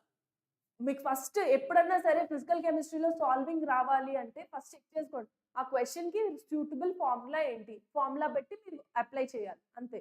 ఫార్ములాని just value substitution చేసుకోండి. Will get your answer. Next చూడండి. Yeah, okay. These are some of the questions from solutions chapter. So solutions జాగ్రత్తగా నేర్చుకోండి. మీకు 1 or 2 questions వస్తాయి. 1 question మాత్రం పక్కాగా వస్తుంది కాబట్టి అస్సలు వదలొద్దు. సో 1 question కూడా డైరెక్ట్ ఫార్ములా బేస్డ్ ఉంటుంది. సో ఫార్ములా అప్లై చేయాలి, వాల్యూ సబ్స్టిట్యూట్ చేయాలి, నీకు 4 మార్క్స్ వచ్చేస్తాయి. It's like that. Okay, next. Now let us enter into the chapter of chemical equilibrium. ఏంటది? Chemical equilibrium. So chemical equilibrium అసలు బేసికల్ గా ఈక్విలిబ్రియం అంటే ఏంటి? ఈక్విలిబ్రియం అంటే వెన్ కాన్సంట్రేషన్ అన్నది సేమ్ అవుతుంది, కాన్స్టెంట్ ఉంటుంది. ఆర్ ఇన్ అదర్ వర్డ్స్, ఇప్పుడు ఒక రియాక్షన్ జరుగుతుంది అనుకుందాం. సో రియాక్టెంట్ కాన్సంట్రేషన్ ఆబ్వియస్లీ ఎక్కువ ఉంటుంది, కరెక్ట్? బికాస్ రియాక్షన్ అప్పుడే స్టార్ట్ అవుతుంది అన్నప్పుడు ప్రొడక్ట్స్ ఏమి ఉండవు, రియాక్టెంట్ కాన్సంట్రేషన్ ఎక్కువ ఉంటుంది. యాజ్ ద రియాక్షన్ ప్రొసీడ్స్ ఏమవుతుంది? రియాక్టెంట్ వాల్యూ అనేది స్లోగా తగ్గిపోతుంది. As the reactant value is decreasing, product value keeps on increasing. At one point of time rate of forward, rate of backward అన్నది same అవుతుంది. That point where rate of forward reaction is equal to rate of backward reaction, దాన్ని ఏమంటాము? It is called as equilibrium state. It's called as equilibrium state. So both the processes రెండాటికి same rate ఉంటుంది. కానీ మనం ఎప్పుడన్నా equilibrium establish అయ్యింది అనే topic చదువుతున్నాము అంటే it is always a reversible reaction. Irreversible reaction కి కాదు. ఇర్రివర్సిబుల్ రియాక్షన్ కి ఈక్విలిబ్రియం ఎస్టాబ్లిష్ అవ్వదు. ఎందుకు? రియాక్టెంట్ అన్నది complete end product, last station ప్రొడక్ట్సే. బ్యాక్ సైడ్ వచ్చే స్కోపే లేదు. ఓన్లీ రివర్సిబుల్ లో మాత్రమే ఫ్రంట్కి వెళ్ళింది మళ్ళీ బ్యాక్కి వెళ్ళొచ్చు. Forward and backward is possible. So equilibrium is only possible in reversible reactions. Okay, ఆ రివర్సిబుల్ రియాక్షన్స్ లో rate of forward is equal to rate of backward. It is called as equilibrium state. In terms of concentration చెప్తే yes, Jashnavi, she has given the answer.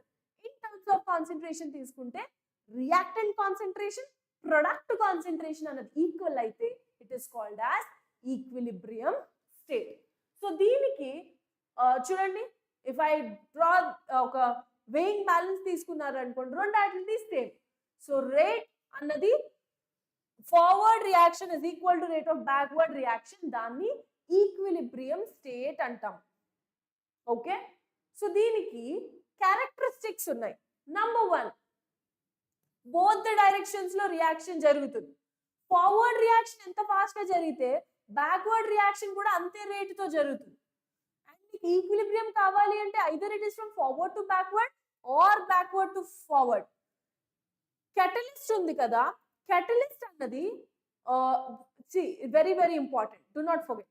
Catalyst అన్నది ఒకవేళ నీకు reaction లో catalyst add చేసావనుకో, అది ఏం చేస్తుంది తెలుసా, మేబీ ఈక్విలిబ్రియం నీకు ఒక 10 minutes తర్వాత వస్తే నువ్వు కెటలిస్ట్ యాడ్ చేయడం వల్ల అది 5 minutes కి రావచ్చు. Approach of equilibrium can be changed, but state of equilibrium will not be changed. Equilibrium అన్నది చేంజ్ అవ్వదు, కానీ ముందు రావడం వెనక్కి రావడం can be altered with a catalyst. Remember always, does not change the state of equilibrium. Very important. Equilibrium state ని అస్సలు మార్చలేదు ఎవరు, catalyst. Equilibrium state దగ్గర Gibbs free energy is always equal to 0. And equilibrium state అన్నది it can be affected by using factors. ఏంటవి? Like pressure, volume, concentration and temperature. ఈ factors బట్టి మన ఈక్విలిబ్రియం స్టేట్ అన్నది can be affected. సో ఇవి ఎలా effect చేస్తాయి అంటే we'll be looking at it in the last part of the chapter, which is called Chatelier principle. అందులో నేర్చుకుంటాం, don't worry. So these are some of the graphs. మీరు ఇక్కడ concentration versus time చూస్తున్నారు అనుకోండి, రియాక్షన్ స్టార్ట్ అయినప్పుడు reactants reaction start అవుతున్నప్పుడు this is product, this is reactants, this is product. So reaction start అవుతున్నప్పుడు reactants ఎక్కువ కాన్సంట్రేషన్ లో ఉంటాయి, అవి మెల్లిగా తగ్గడం స్టార్ట్ అవుతుంది, అవునా? రియాక్షన్ స్టార్ట్ అయినప్పుడు ప్రొడక్ట్స్ జీరోలో ఉంటుంది, that will be kept on increasing. So you can see the graph. At one point concentrations అనేవి కాన్స్టెంట్ గా ఉండిపోతాయి. See, ఇక్కడ ఒక డిఫరెన్స్ ఉంది, అబ్జర్వ్ ఇట్ కేర్ఫుల్లీ. ఇక్కడ కాన్సంట్రేషన్ అనేది constant, it may or may not be equal. రెండు 5 ఉండాలి అని రూల్ ఏం లేదు. ఇది 6 దగ్గర కాన్స్టెంట్ గా ఉండిపోయింది, ఇది సపోజ్ ఒక 4 దగ్గర కాన్స్టెంట్ గా ఉండిపోయింది, అది ఈక్విలిబ్రియం స్టేటే. రెండు సేమ్ 5 రావాలి అని ఏం లేదు. Concentration will remain constant at equilibrium. So చూడండి, రియాక్షన్ అంతా ఇంక ఇలా ఉంటుంది, ఇది equilibrium state, concentration is constant at that time. Rate చూసారనుకోండి, at one point of time forward reaction backward reaction rate అనేది సేమ్ అవుతుంది, that state is called as equilibrium state. అర్థమైందా? సో జస్ట్ దాని మీద క్వశ్చన్స్ ఉన్నాయి చూడండి. This is a question in the year 2023 mains 2023 లో అడిగిన క్వశ్చన్. ఈక్విలిబ్రియం నందిని.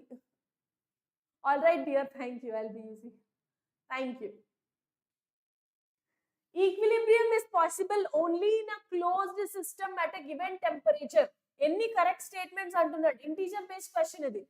చూడండి, equilibrium is possible only in close system. Obviously నువ్వు ఓపెన్ సిస్టమ్ పెడితే ఈక్విలిబ్రియం ఎలా వస్తుంది, forward reaction backward reaction, so ఆ స్కోప్ ఉండదు.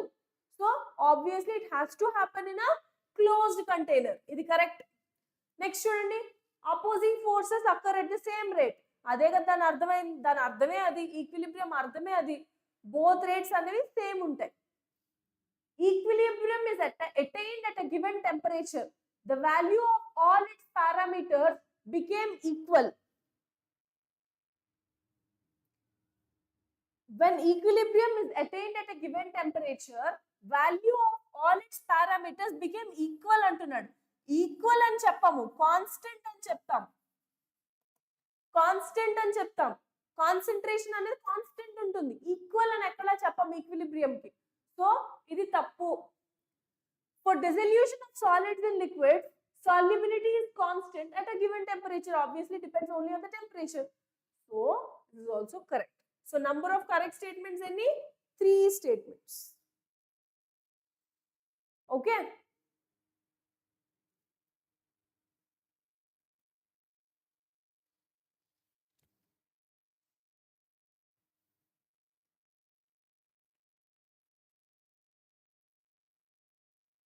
Equilibrium constant. ఇప్పుడు ఏదైనా ఒక రియాక్షన్ ఉందనుకోండి, ఆ రియాక్షన్ కి ఈక్విలిబ్రియం కాన్స్టెంట్ ఎలా రాయాలి వినండి కేర్ఫుల్ గా. There is a general reaction, AA plus BB is in equilibrium with CC plus DD. ఓకేనా? చూడండి, equilibrium constant K equal to concentration of products ఎంత, concentration of C raised to the power of stoichiometric coefficient ఎంత C. Next, concentration of D raised to the power of stoichiometric coefficient upon products అయిపోయింది కదా. Denominator లో reactants ఏమున్నాయి, A ఉంది, B ఉంది. A raised to the power of A, B raised to the power of B అంతే. So that is how you will calculate your equilibrium constant. అవునా? అయితే ఇక్కడ కాన్సంట్రేషన్ కన్నా will be using a word called active mass. ఏంటది? Active mass. ఈ active mass value pure solids తీసుకున్నా, pure solids తీసుకుంటే it is equal to 1. For pure solids and liquids active mass is equal to 1. So మీకు ఎప్పుడైనా equation ఇచ్చినప్పుడు మీరు check చేసుకోవాలి. అది ఒకవేళ సాలిడ్ ఉందనుకోండి దాని వాల్యూ 1 కింద తీసుకోవాలి, అంతేగాని వాల్యూ ఇచ్చాడు కదా అని రాసేయకూడదు. సాలిడ్ అయితే 1 రాస్తాం. దీనికి ఆబ్వియస్లీ యూనిట్స్ ఉంటాయి. ఇప్పుడు లెంత్ ఆఫ్ దిస్ రూమ్ అని అడిగారు అనుకోండి, 1 మీటర్ 2 మీటర్ 4 మీటర్స్ చెప్తారు, మీటర్ ఉంటుంది కదా. అలాగే ఇక్కడ కూడా యూనిట్ ఉంటుంది. యూనిట్ ఏంటి అంటే కేసీ వాల్యూ, యూనిట్ ఏంటి అంటే mole per litre power delta N G. ఇక్కడ ఏంటి కాన్సంట్రేషన్, కాన్సంట్రేషన్ యూనిట్ ఏంటి mole per litre power delta N G. Delta N G అంటే ఏంటి, ఒక రియాక్షన్ లో number of gaseous products minus gaseous reactants. Suppose ఈ 4 గ్యాషియస్ ఉన్నాయి అనుకోండి, gas gas gas gas. So ఎన్ని గ్యాషియస్ ప్రొడక్ట్స్ ఉన్నాయి, ఈ వాల్యూ ఉంది కదా. Let me write for you. N2 gas plus 3H2 gas is in equilibrium with 2NH3 gas అని రాశాను అనుకో. అప్పుడు డెల్టా ఎన్జీ వాల్యూ ఏమవుతుంది, number of gaseous products 2 minus number of gaseous reactants 1 plus 3 4 which is equal to -2. So ఈ reaction కి delta NG value -2 substitute చేస్తారు. For suppose ఇక్కడ gas బదులు సాలిడ్ ఉందనుకోండి, అప్పుడు number of gaseous products 2 minus gaseous reactants only 3 ఉన్నాయి. ఇది solid, ఇది గ్యాస్ ఫామ్ లో లేదు. So 2 - 3 equal to -1. ఓకేనా? That's how you will write. Same thing ఇది నార్మల్ మనము రాస్తున్నాం. If in case if it is a gas లో రాయాలి అంటే కాన్సంట్రేషన్స్ రాయం, కేసీ కదా. Will write it in terms of partial pressures. ఎలా అంటే KP equal to partial pressure of C raised to the power C, partial pressure of D raised to the power D, partial pressure of A raised to the power A, partial pressure of B raised to the power B. అంతే. That's how you will find out KP value. అయితే ఈ కేపీకి కేసీకి relation ఉండాలి కదా. Relation ఏంటి అంటే K P is equal to K C into R T power delta N G. K P is equal to K C into R T power delta N G. ఓకేనా?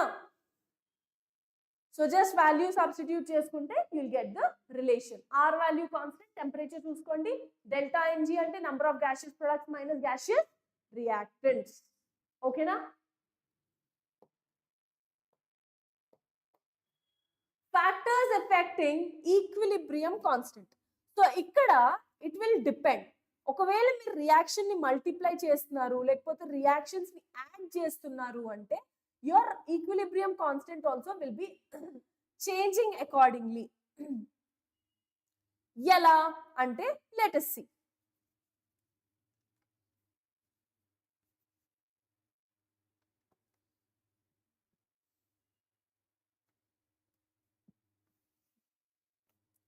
Suppose A gives B కి B అన్నారు అనుకోండి, అప్పుడు B in equilibrium with A రాస్తే ఇది K అంటే ఇది reciprocal అవుతుంది 1/K. అంటే మీరు రియాక్షన్ ని రివర్స్ మోడ్ లో రాస్తే, ఆపోజిట్ సైడ్ లో రాస్తే new equilibrium will be 1/Kc. ఒకవేళ ఈక్వేషన్ ని if you are writing multiplying the reaction, చూడండి మల్టిప్లై బై ఎన్. రియాక్షన్ ని ఎన్ అనే వాల్యూతో మల్టిప్లై చేశారనుకోండి, then new KC dash is equal to KC power N. ఇవన్నీ ట్రిక్స్, ప్రతిదానికి మళ్ళీ క్యాలిక్యులేట్ చేయకుండా జస్ట్ వాల్యూస్ ఉంటాయి. సపోజ్ నేను 2NO2 is an equilibrium with NO plus O2. 2NO plus O2 అని రాశాను ఈక్వేషన్. ఓకేనా? దీనికి కేసీ రాశాను అనుకోండి, ప్రొడక్ట్స్ బై రియాక్టెంట్స్. అవునా? So K C equal to NO square into O2 by NO2 square. దీన్ని రివర్స్ రాశాను అనుకోండి, 2NO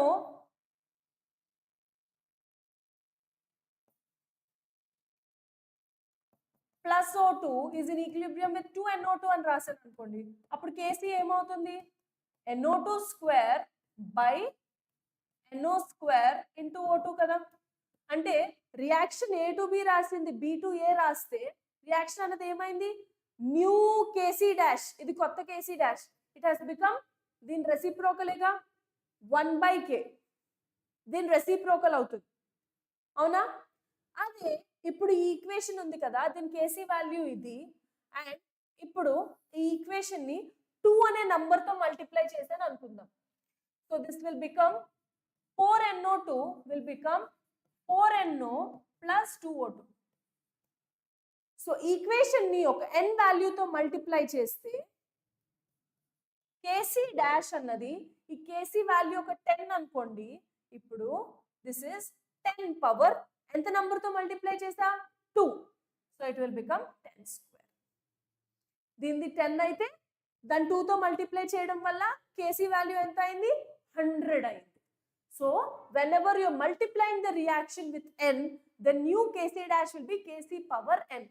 ఒకవేళ divided by n అనుకోండి, then Kc dash is equal to, చూడండి మల్టిప్లికేషన్ అంటే పవర్ n, డివిజన్ అన్నారు అనుకోండి Kc power 1/n. Kc power 1/n గుర్తుంచుకోండి. ఒకవేళ 2 రియాక్షన్స్ ని యాడ్ చేస్తున్నారు, addition of 2 reactions, అప్పుడు 2 reactions ఒకదాన్ని K1 and K2 అనుకుందాం. అప్పుడు 2 reactions ని అడిషన్ చేసినప్పుడు new constant will become K1 into K2. Values అన్నది it will become K1 into K2. Okay? Next this is, చూసుకోండి, రివర్స్ లో రాస్తే రెసిప్రోకల్, మల్టిప్లికేషన్ చేస్తే పవర్ n, డివిజన్ చేస్తే పవర్ 1/n, 2 ఈక్వేషన్స్ ని యాడ్ చేస్తే దెన్ టోటల్ ఈక్విలిబ్రియం కాన్స్టెంట్ అన్నది will be the product of those 2 equilibrium constants. Fourth factor is temperature. Temperature ఎలా find out చేస్తారు? log K2/K1 is equal to delta H by 2.303 R into 1/T1 minus 1/T2. ఇందులో delta H positive అనుకోండి, అంటే ఏంటి? Endothermic reaction అనుకోండి. If it is an endothermic reaction then K2 will be greater than K1. ఒకవేళ delta H negative అనుకోండి, అదేమవుతుంది? Exothermic reaction. అప్పుడు K1 is greater than K2. అంతే. Okay?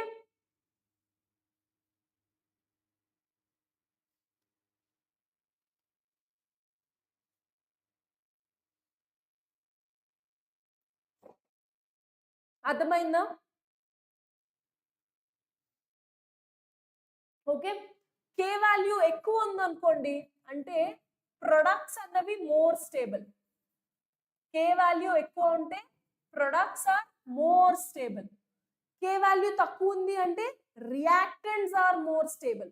General గా ఒకసారి రియాక్షన్ ఇచ్చి స్టెబిలిటీ ఆఫ్ ఆక్సైడ్స్ అంటారు, K values ఇస్తారు.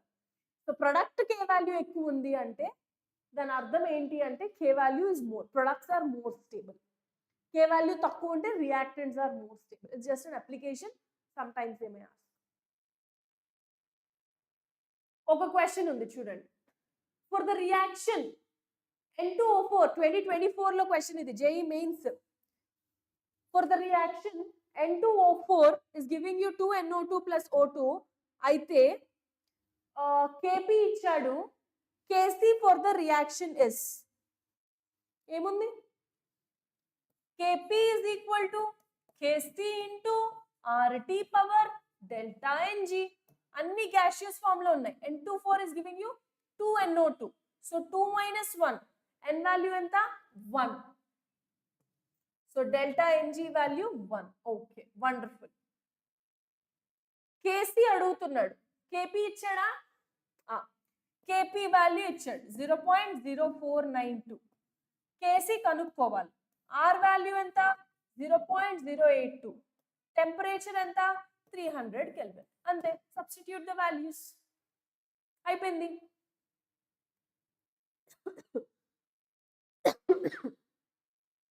అర్థమైందా? సో జస్ట్ వాల్యూ సబ్స్టిట్యూట్ చేస్తే మీకు +4 మార్క్స్. అంత ఈజీ వే.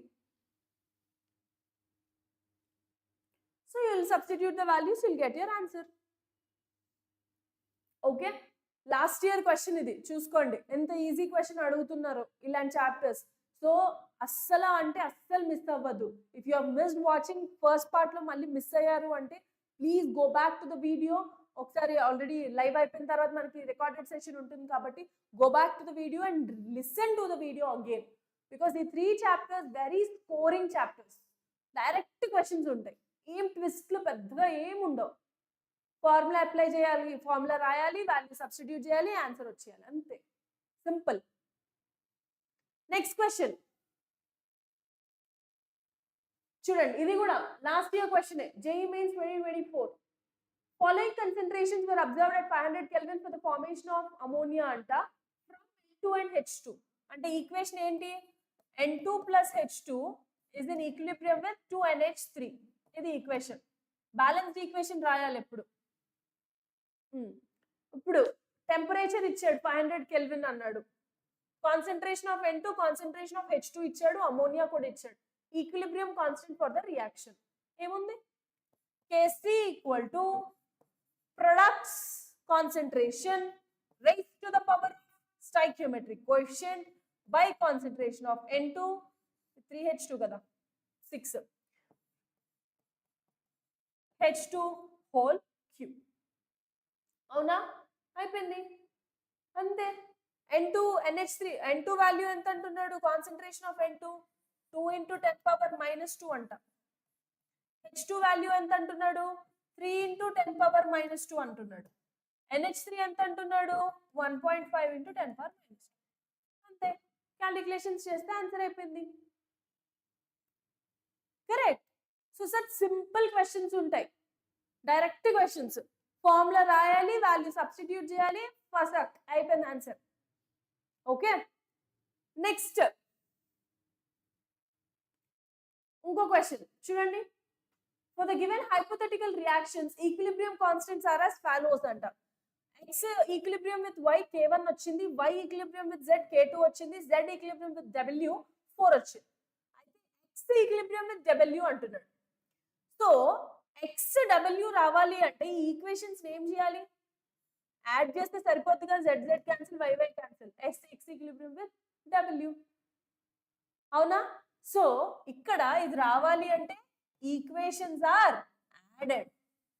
సో ఎప్పుడన్నా సరే ఈక్వేషన్స్ యాడ్ చేసినప్పుడు మన ట్రిక్ ఏంటి? ఈక్విలిబ్రియం కాన్స్టెంట్ వాల్యూ ఏమవుతుంది? ప్రొడక్ట్ అవుతుంది. సో 1 into 2 into 4 ఆన్సర్ ఎంత? 8. అంతే. చూడండి, డైరెక్ట్ 2024 క్వశ్చన్ లాస్ట్ ఇయర్ ఇంత ఈజీ క్వశ్చన్ అడిగారు, చూసుకోండి. సో ఈక్వేషన్స్ అనేవి యాడ్ చేశాడు, ఈక్వేషన్స్ యాడ్ చేస్తే ఈక్విలిబ్రియం కాన్స్టెంట్ ఏమవుతుంది?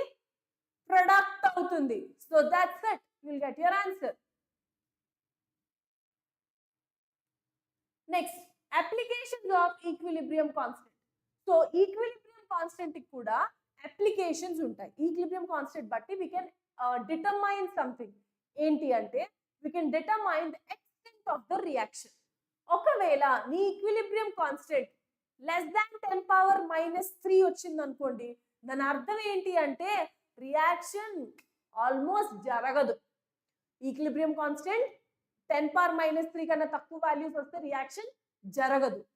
10⁻³ కన్నా ఎక్కువ వాల్యూ ఉందనుకోండి, లాస్ట్ వరకు వెళ్ళిపోతుంది, రియాక్షన్ కంప్లీట్స్ టు కంప్లీషన్ వెళ్ళిపోతుంది. 10⁻³ కి 10⁻³ మధ్యలో ఉందనుకోండి value, it means that reaction is at equilibrium. Okay, so you'll be understanding the extent of the reaction. So 10⁻³ కన్నా తక్కువ ఉంటే జరగకపోవచ్చు, 10⁻³ కన్నా ఎక్కువ ఉంటే పక్కా జరుగుతుంది కంప్లీషన్ కి. ఈ రెండు వాల్యూస్ కి మధ్యలో ఉంటే this is present at equilibrium. Okay, so using the value of K equilibrium, you can tell the extent of the reaction. Are these enough for JEE mains? Ion, ion, user ID. Yes, మీరు ఇక్కడ చూస్తే మీరు questions కూడా మీరే solve చేయగలుగుతారు. Concept వింటే you can solve the questions. So ఈ concept చాలు. ఇఫ్ యు మనం ఇక్కడ నేర్చుకునే కాన్సెప్ట్ కూడా పొలోమంటూ మొత్తం లెసన్ అంతా నేర్చుకోవాల్సిన అవసరం లేదు. ప్రీవియస్ ఇయర్ క్వశ్చన్స్ ఎలాంటి కాన్సెప్ట్ మీద క్వశ్చన్స్ అడుగుతున్నారో ఆ కాన్సెప్ట్ ప్రాబ్లమ్స్ చేస్తే యుల్ హ్యావ్ అన్ ఐడియా ఎలా సాల్వ్ చేయొచ్చు అని. సో నో ప్రాబ్లం, ఈ కాన్సెప్ట్ చాలు మీ JEE మెయిన్స్ కి. సో ఇది వినండి, మీరు సొల్యూషన్స్ పక్కాగా చేయగలుగుతారు. సో చూడండి, మీరు కాన్సెప్ట్ వింటే ఈ క్వశ్చన్స్ చేయట్లేదా? ఇది previous year questions you're able to solve. So it doesn't matter. So ఏం కాన్సెప్ట్ ఇంపార్టెంట్ అన్నది మీరు ప్రాపర్ గా పట్టుకోవాలి. మీకు అంత టైం ఉండదు కాబట్టి we from Vedantu Telugu are giving you. So ఈ కాన్సెప్ట్ నాన్న క్వశ్చన్స్ ఇలా వచ్చాయి ప్రీవియస్ ఇయర్ లో, సో ఈ ఫార్ములా జాగ్రత్తగా వినండి అని నేనే మీకు చెప్పేస్తాను. సో ఫాలో అయితే మీకు చాలు, you'll be scoring really well in your exam. ఓకేనా? నెక్స్ట్ అప్లికేషన్స్ ఇంకొకటి ఉంది. ఏంటి అంటే using reaction quotient. Reaction quotient అంటే ఏంటి?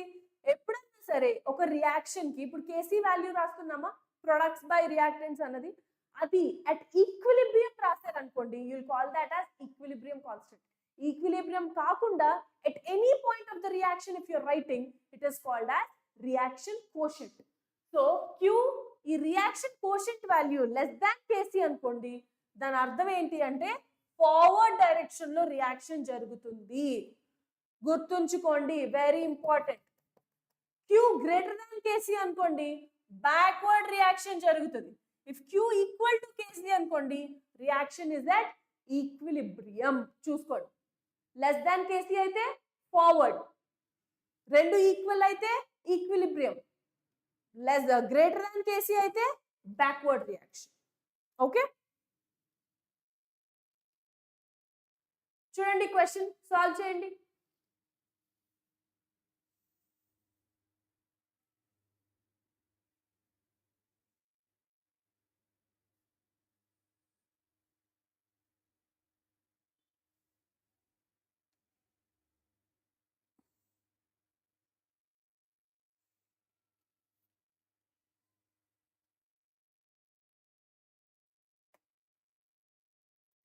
ఏమంటున్నాడు?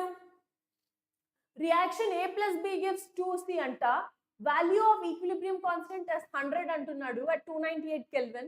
If the initial concentration of all the three species is 1 molar, then the equilibrium constant of C is ఎంత అంటున్నాడు. సో రియాక్షన్ ఏంటి? A plus B is in equilibrium with 2C. అవునా? Initial గా at time t equal to 0, దీని దగ్గర ఒక concentration ఉంటుంది. Initial concentration ఎంత అంటున్నాడు? 1 అంటున్నాడు. సో ఇనీషియల్ గా అన్ని 1 1 1 ఉన్నాయి. అట్ ఈక్విలిబ్రియం ఏం జరుగుతుంది? స్లోగా డిసోసియేట్ అవ్వడం జరుగుతుంది, అయోనైజ్ అవ్వడం జరుగుతుంది. So let us think that x అనే వాల్యూ అయోనైజ్ అయ్యింది అని. సో ఇది ఏమవుతుంది? 1 - x. అవునా? ఇదేమవుతుంది? 1 - x. ఇదేమవుతుంది? 1 కి యాడ్ అవుతుంది. 1 ప్లస్ ఎన్ని మోల్స్ ఉన్నాయి? 2 మోల్స్. సో ఇది ఏమవుతుంది? 1 + 2x. అది రాయడం వచ్చిందా? అర్థమైందా? ఇది రాయడం అర్థమైందా? A plus B gives 2C. Initial concentration అన్నటికి 1 మోలార్ అంటున్నాడు. సో 1 1 1. ఈక్విలిబ్రియం ఏమవుతుంది? ఒక x అనే అమౌంట్ అయోనైజ్ అవ్వడం స్టార్ట్ అవుతుంది. ఇనీషియల్ గా 1 ఉంది, అందులో x పార్ట్ వెళ్ళిపోయింది. సో మిగిలింది ఎంత? 1 - x. ఇనీషియల్ గా 1 ఉంది, ఇక్కడ 1 మోలే ఉంది, అంటే ఇందులో x పార్ట్ వెళ్ళిపోయింది. So 1 - x. ఇక్కడ ఇనీషియల్ గా 1 ఉంది, ఇక్కడ నుంచి వెళ్ళిపోయింది, దీని దగ్గరికి వస్తోంది. సో 1 ప్లస్ ఎన్ని మోల్స్, 2 మోల్స్, 2x. ఓకేనా? సో దీనిలో నుంచి కేసీ అడుగుతున్నాడు. సో కేసీ వాల్యూ ఎంత? Concentration of C whole square by concentration of A into concentration of B. అవునా? సో కాన్సన్ట్రేషన్ ఆఫ్ సి ఎంత? 1 plus 2x whole square by concentration of A అంటే 1 minus X into 1 minus x. అయితే equilibrium constant value he is giving you it as 100. So ఒక equation ఒక variable, so x value వచ్చేస్తుంది.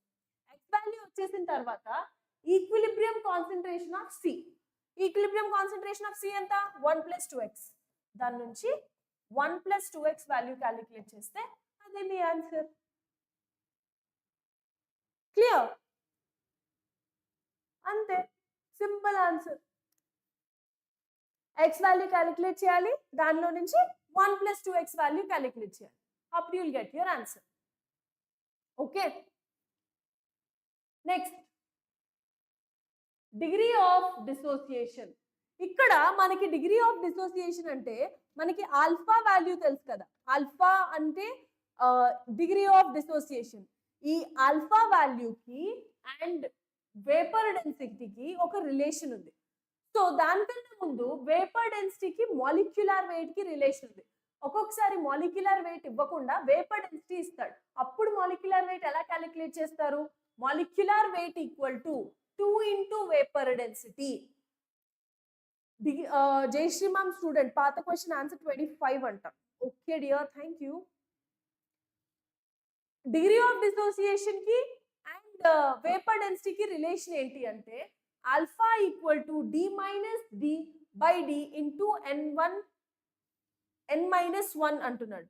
So ఇక్కడ relation ఏంటి అంటే capital D అంటే theoretical vapour density, theoretical vapour density, observed vapour density, theoretical vapour density minus observed vapour density. ఏంటి అంటే number of moles, అంటే లైక్ ఆర్ ఫర్ సపోజ్ దీన్నే ఇలా రాస్తే మీకు ఇంకా ఈజీగా ఉంటుంది. D minus D by D into n1 by delta ng. ఇది గుర్తుంచుకోండి, ఇంకా easy. Suppose n1 is in equilibrium with n2b plus n3c అన్నారు అనుకోండి. So initial number of moles ని న్యూమరేటర్ में పెట్టండి. n2 plus n3 minus n1 will give you delta ng. సో n1 by delta ng. Capital D అంటే theoretical vapour density అంటారు, principal vapour density అంటారు. ఇదేంటి? Observed vapour density. So d minus d by d into n1 by delta ng. So this is the formula, this is the relation between vapor density and degree of dissociation. Okay na? ఇంకొకటి ఉంది, ఇది ఉంది కదా theoretical vapour density అని చెప్పాను కదా capital D, దాన్నే 2 ways లో రాయొచ్చు. This is normal vapour density, theoretical vapour density, principal vapour density. అలాగా దీనికి ఏంటి? Observed vapour density, experimental vapour density, vapour density at high temperature. So ఒక్కొక్కసారి మనకి ఏంటంటే మెన్షన్ చెయ్యడు, ఇన్స్టెడ్ 300 కెల్విన్ దగ్గర వేపర్ డెన్సిటీ ఇంత ఉంది, 400 కెల్విన్ దగ్గర వేపర్ డెన్సిటీ ఇంత ఉంది, క్యాలిక్యులేట్ ఆల్ఫా అంటాడు. అప్పుడు అందులో ఏది క్యాపిటల్ డి ఏది స్మాల్ డి అన్నది మీకు కన్ఫ్యూజన్ వస్తుంది. అప్పుడు హై టెంపరేచర్ దగ్గర ఉన్నది స్మాల్ డి, లో టెంపరేచర్ ఉన్న దగ్గరది క్యాపిటల్ డి. ఓకే, అలా సెగ్రిగేట్ చేసుకొని you have to solve the question అన్నమాట. చూడండి question, JEE Main 2021.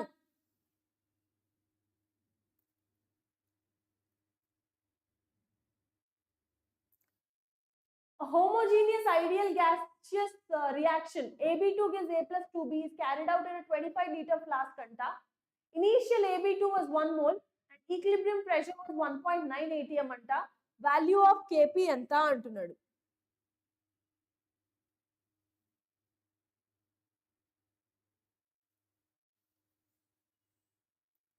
So equation ఏంటి అసలు? First of all AB2 is in equilibrium with A plus 2B. Initial గా దీని దగ్గర ఒక A అనుకుంటే ఇది ఏమవుతుంది 0 0. అట్ ఈక్విలిబ్రియం ఇది ఏమవుతుంది A మైనస్ ఇది ఎంత ఇనిషియల్ ఏదో ఇచ్చినట్టు 1 మోల్ అంటున్నాడు. సో అట్ ఈక్విలిబ్రియం ఇది ఏమవుతుంది 1 మైనస్ ఎక్స్ ఎక్స్ 2x అంతే కదా. ఇప్పుడు ఏమంటున్నాడు ఈక్విలిబ్రియం ప్రెషర్ వాజ్ 1.9 atm అంటున్నాడు. అవునా. So you can write for KP value. So KP value రాశారనుకోండి you can write partial pressure of A into partial pressure of B whole square by partial pressure of AB2. Okay. కానీ partial pressure రాయాలి అంటే you must know, చూడండి KP equal to partial pressure of A into partial pressure of B whole square by partial pressure of AB2. So partial pressure of A enta, partial pressure of A enta x kada into partial pressure of B enta 2x whole square by partial pressure of AB2. Oh, this is concept. చూడండి partial pressure అంటే ఏంటి formula mole fraction into total pressure. Partial pressure is equal to mole fraction into total pressure. So mole fraction calculate cheyali ante number of moles teliyali. Number of moles teliyali ante total number of moles kuda undali. So what is the total number of moles here? 1 minus x ante idi 1 plus 2x. So PV equal to nRT. Pressure enta ichadu? Pressure ivvleda. 1.9 atm. 1.9 atm into volume of the flask 25-liter flask is equal to n total into R into T. R value enta 0.0821 into temperature enta 300 Kelvin. So దీని నుంచి n total value మీకు వస్తుంది. అవునా. n total అంటే ఏంటి which is equal to 1 plus 2x. So దీని నుంచి x value calculate చేయొచ్చు. Now partial pressure of A into partial pressure of B into partial pressure ante simple. ఏమవుతుంది ఇది 2x whole square into x by 1 minus x. x place లో ఈ వాల్యూని substitute చేయాలి అంతే. you will get your answer.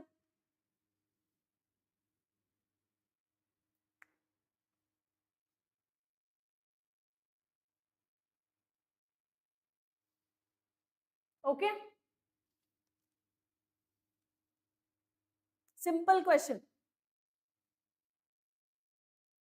Okay na?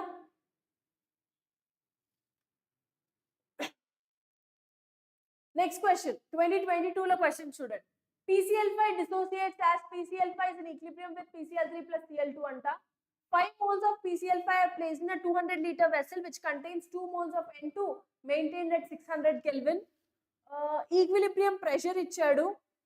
Tarvata he is asking you to calculate equilibrium constant Kp antunnadu. Emundi same similar question. PCl5 is in equilibrium with PCl3 plus Cl2. Equation annadi balanced. So Kp is equal to partial pressure of PCl3 into partial pressure of Cl2 upon partial pressure of PCl5. అయితే partial pressure తెలియాలి అంటే it is mole fraction into P total. So ప్రతిదాంది mole fraction తెలియాలి అంటే total number of moles calculate చేయాలి. అది ఎక్కడి నుంచి వస్తుంది PV equal to nRT. ఇందులో ప్రెషర్ ఎంత ఇచ్చాడు 2.46. వాల్యూమ్ ఎంత ఇచ్చాడు 200 లీటర్. n ఎంత క్యాలిక్యులేట్ చేయాలి. r ఎంత 0.08. టెంపరేచర్ ఎంత 600 కెల్విన్. సో దీని నుంచి n వాల్యూ అన్నది వస్తుంది. n వాల్యూ ఎంత ఇనిషియల్ గా 2 మోల్స్ అంటున్నాడు. సో ఇది 2 minus x x x. So total number of moles is how much 2 plus x. So దీని నుంచి n equal to 2 plus x. ఈ వాల్యూ మీకు తెలుసు. దీని నుంచి x వాల్యూ వస్తుంది. వచ్చిన x value is x value వస్తుంది. Then you'll substitute it there. Mole fraction into total pressure. So total pressure are already it's at 2.46. Mole fraction ante enti number of moles of that component by total number of moles. ఇక్కడ number of moles of the component ఎంత Cl2 PCl3 రాస్తున్నారు అనుకోండి x by ఇక్కడ total number of moles ఎంత 2 plus x into P total ఎంత 2.46 into same PCl2 రాస్తారు PCl5 కూడా రాస్తారు. Similar question. Okay. చూడండి ఈ ఈక్వేషన్ డిఫరెన్స్ ఏమీ లేదు. 2021 లో అడిగాడు, తర్వాత 2022 లో అడిగాడు, సేమ్ వాల్యూస్ ఏం లేదు. ఫస్ట్ ఏం చేయాలి ఈక్వేషన్ రాయాలి. ఇన్ టర్మ్స్ ఆఫ్ మోల్స్ రాస్తున్నాం. ఇనిషియల్ గా 1 మోల్ ఉంది, తర్వాత 0 ఉంది, తర్వాత ఈక్విలిబ్రియం దగ్గర x అన్నది డిసోసియేట్ అయింది. So 1 minus x x 2x దీని నుంచి KP రాస్తారు. అవునా? సో KP అంటే ఏంటి? Partial pressure of A partial pressure of B by partial pressure of AB2. Partial pressure అంటే ఏంటి? Mole fraction into total pressure.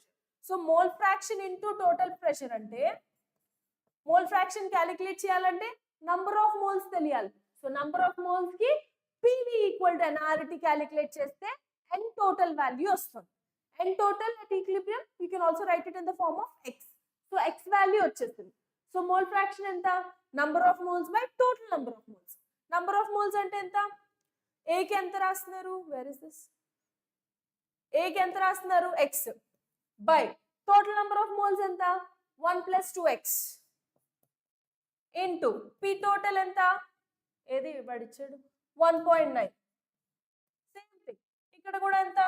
2x by 1 plus 2x into 1.9.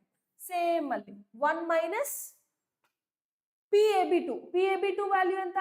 1 minus x number of moles by total number of moles ఎంత? 1 plus 2x into P total. అంతే. So చూడండి 2021 2022 similar questions, just repeated values మార్చాడు అంతే, అంతకు మించి అసలు డిఫరెన్సే లేదు. ఓకేనా? ఇంత ఇలా ఉంటే అబ్జర్వ్ చేయాలి జాగ్రత్తగా. నెక్స్ట్ ఇంకో క్వశ్చన్ ఉంది చూడండి. For a concentrated solution of a weak electrolyte K equilibrium A2B3 అంట of concentration C, the degree of dissociation. చూడండి A2B3 అంటే ఏం కింద సబ్స్టిట్యూట్ అవుతాయి? A2B3 okay 2A plus 3 plus 3B2 minus. అవునా? K వాల్యూ రాస్తున్నారు అనుకోండి, ఇది ఏమవుతుంది? కాన్సంట్రేషన్ C అంటున్నాడు. కాన్సంట్రేషన్ C అంటున్నాడు. సో పోనీ ఈక్విలిబ్రియం కి ఇలా రాద్దాం, ఇంకా అర్థం అవుతుంది. ఇనిషియల్ గా ఎంత? C 0 0. ఇక్కడ డిసోసియేషన్ ఉంది అంటే ఏంటిది? ఏమవుతుంది? C minus C alpha 2C alpha 2 moles ఉంది కదా, ఇదెంత? 3C alpha. ఓకేనా? డిగ్రీ ఆఫ్ డిసోసియేషన్ ఉన్నప్పుడు you have to right in terms of degree of dissociation. C minus C alpha. Only number of moles రాస్తే C మైనస్ X. డిసోసియేషన్ ఉంటే C minus C alpha 2C alpha 3C alpha. ఇప్పుడు K equilibrium ఎలా రాస్తారు దీని నుంచి? K equilibrium is equal to concentration 3C alpha raised to the power of stoichiometric coefficient whole cube into ఇదంతా 2C alpha raised to the power of stoichiometric coefficient అంటే power 2 upon ఇదంతా C minus C alpha. అంతే. ఇదంతా వస్తే అదే. that you have to write ఇందులో నుంచి alpha equal to write in terms of K equilibrium. CCలు క్యాన్సిల్ చేసుకోండి, you will get your answer. ఓకేనా? ఒకటి ఈజీగా చెప్పొచ్చు. ఇక్కడ ఎంత ఉంది? C క్యూబ్ ఉంది న్యూమరేటర్ లో, C స్క్వేర్ ఉంది, ఇక్కడ C కామన్ ఉంది. అంటే మీకు ఆన్సర్ అన్నది C పవర్ 4 లో రావాలి. ఇది తప్పు. So either of this. So 4 ఉంది, 27 ఉంది, క్యూబ్ రూట్ చూసుకోండి. 27 ఉంది, అది 4 ఉంది. So 27 into 4. So it will B 108. So answer will B 108. అంతే. చూసారా? ఇది ఉంది క్యాలిక్యులేషన్, కానీ ఇక్కడ వరకు రాసినా సరే you can tell the answer. Full some అయితే చేయనక్కర్లేదు. C వాల్యూ చూసుకోండి, ఇక్కడ ఎంత వస్తుంది? C 4 వస్తుంది. సో ఆప్షన్స్ లో C పవర్ 4 ఉండాలి. సో సో అదే చెక్ చేసుకోండి. 2 options possible. c power 4, 3 cube 27, 2 square 4, 4 into 27 108. So answer లో 108 ఉండాలి. ఇక్కడే ఉంది. So answer is B. Okay, simple. Just ఆలోచించండి, you'll get it. సో 2023 లో అడిగే డైరెక్ట్ క్వశ్చన్.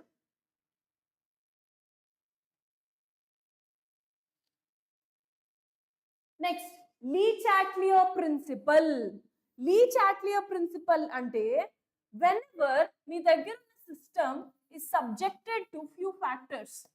ఏంటి అంటే చేంజ్ ఇన్ కాన్సంట్రేషన్, సిస్టమ్ కి కాన్సంట్రేషన్ చేంజ్ చేసిన, ప్రెషర్ చేంజ్ చేసిన, లేదా టెంపరేచర్ చేంజ్ చేసిన, అంటే నా దగ్గర ఉన్న సిస్టమ్ కి I'm changing the values, temperature change చేసిన, లేకపోతే addition of inert gas, addition of inert gas, ఇవి యాడ్ చేయడం వల్ల రియాక్షన్ ఏమవుతుంది అంటే reaction will change.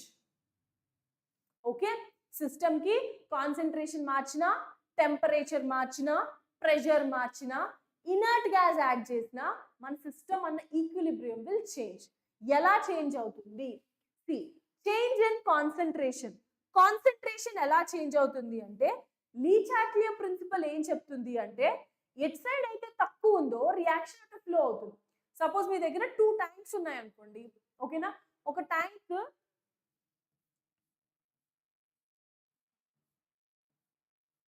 Okay 2 tanks ఉన్నాయి. 2 ట్యాంక్స్ లో ఒక ట్యాంక్ ని ఫుల్ గా ఫిల్ చేశారు అనుకోండి.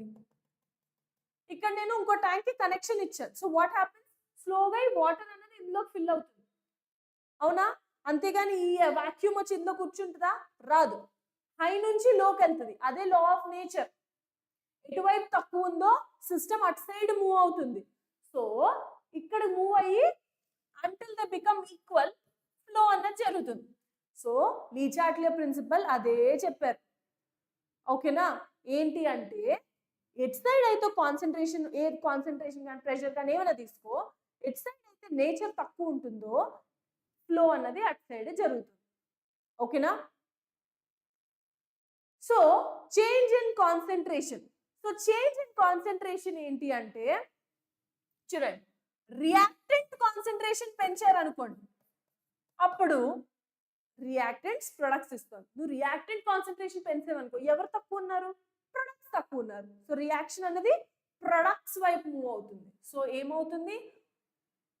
ప్రొడక్ట్స్ వైపు మూవ్ అవుతుంది అంటే ఫార్వర్డ్ రియాక్షన్. అలా కాదు, ప్రొడక్ట్ కాన్సంట్రేషన్ పెంచామనుకో, ప్రొడక్ట్ పెంచేస్తే రియాక్టెంట్స్ తగ్గిపోయినాయి కాబట్టి బ్యాక్వర్డ్ రియాక్షన్ జరుగుతుంది. బ్యాక్వర్డ్ రియాక్షన్ జరుగుతుంది. క్లియర్? Next, pressure. ప్రెషర్ ఏంటి అంటే నంబర్ ఆఫ్ మోల్స్ తో విల్ బి టెల్లింగ్. సో ఎలా అంటే ప్రెషర్ పెంచారనుకో, reaction will be moving towards less number of moles side. Reaction towards less number of moles. ఎట్ side అయితే reaction లో మోల్స్ తక్కువ ఉంటుందో రియాక్షన్ అటువైపు వెళ్ళిపోతుంది. సో ప్రెషర్ అన్నది will talk in terms of number of moles, ఎందుకంటే N/V వాల్యూ అన్నది మారుతుంది కాబట్టి will talk in terms of number of moles. Pressure పెంచితే నంబర్ ఆఫ్ మోల్స్ తక్కువ ఉన్న వైపు రియాక్షన్ వెళ్తుంది. ప్రెషర్ డిక్రీజ్ చేస్తే more number of moles side reaction జరుగుతుంది. మోర్ నంబర్ ఆఫ్ మోల్స్ అట్ సైడ్ రియాక్షన్ జరుగుతుంది. మోర్ నంబర్ ఆఫ్ మోల్స్ అట్ సైడ్ రియాక్షన్ వెళ్తుంది. నెక్స్ట్, థర్డ్ కండిషన్ ఏంటి అంటే change in temperature.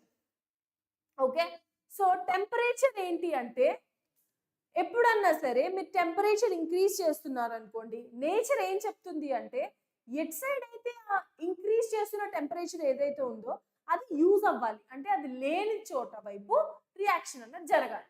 So if you're increasing temperature, మనకి ఇక్కడ 2 కండిషన్స్, ఎక్సోథర్మిక్ రియాక్షన్ చెప్తున్నావా, ఎండోథర్మిక్ రియాక్షన్ చెప్తున్నావా?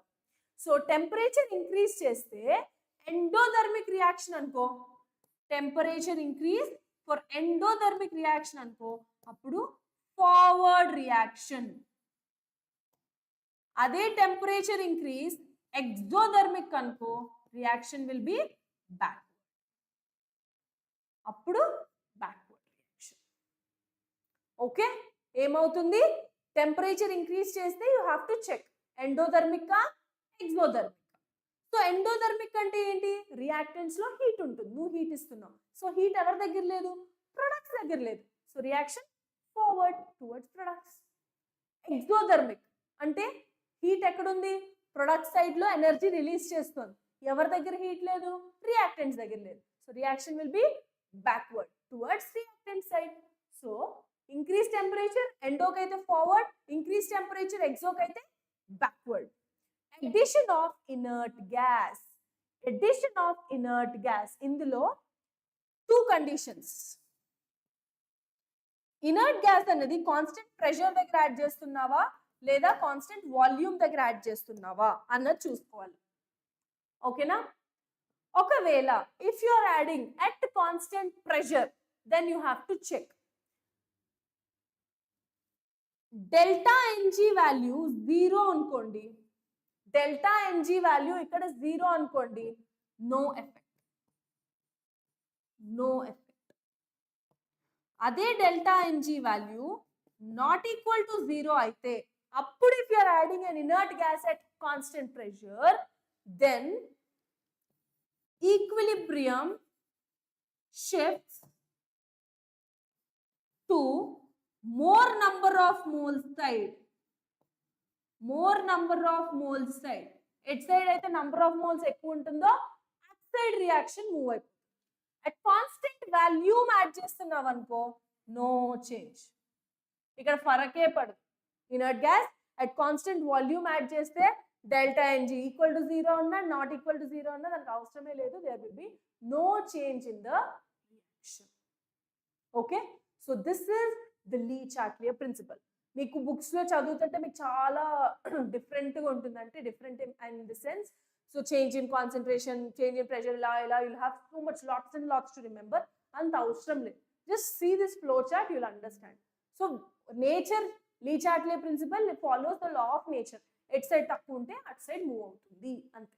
ఈ చిన్న పాయింట్ పట్టుకొని you can build up all the factors. Okay, so this is Le Chatelier principle. So there is a question. Choose code. The following reaction occurs in the blast furnace where iron ore is reduced to iron metal using the Lee Chatelier principle. Chudandi, 2024 question. Last year direct Lee Chatelier principle will question ichchadu. Predict which of the following will not disturb the equilibrium anta. So aim cheste equilibrium disturb avvadu. Addition of CO2, addition of Fe2O3. Fe2O3 ante enti, reactant. Obviously reactant mariste it's not visible, I'll just write it. Identi ante addition of CO2, this is addition of Fe2O3, this is addition of CO2, ఇది removal of CO, ఇవి రెండు removal, ఇవి రెండు addition. So ఏం చేస్తే మన equilibrium అన్నది disturb అవ్వదు. చూడండి, ఎడిషన్ ఆఫ్ CO2 యాడ్ చేశారనుకోండి, ఆబ్వియస్లీ బ్యాక్వర్డ్ వెళ్ళిపోతుంది రియాక్టెంట్స్ వైపు. CO2 రిమూవ్ చేశారనుకోండి, ప్రొడక్ట్స్ వైపు వచ్చేస్తుంది. CO రిమూవ్ చేశారనుకోండి, ఆబ్వియస్లీ మళ్ళీ బ్యాక్వర్డ్ వస్తుంది. కానీ ఇక్కడ చూడండి, ఎడిషన్ ఆఫ్ Fe2O3 ఇది ఏ స్టేట్ లో ఉంది, సాలిడ్ స్టేట్ లో ఉంది. Solid state will have no change. Solid state, solid ని యాడ్ చేస్తే మనకి ఫరకే పడదు, ఎందుకంటే మన డెల్టా ఎన్జీ వాల్యూ అన్నది చేంజ్ అవ్వదు కాబట్టి, డెల్టా ఎన్జీ వాల్యూ చేంజ్ అవ్వదు కాబట్టి there will not be any difference. Delta NG అంటేనే number of gaseous products minus gaseous reactants కదా. So it's not changing, so this will not have any effect. So solid add చేయడం వల్ల effect ఏం ఉండదు. So answer will be option C. Next question, for the reaction which of the following statement is incorrect? చూడండి,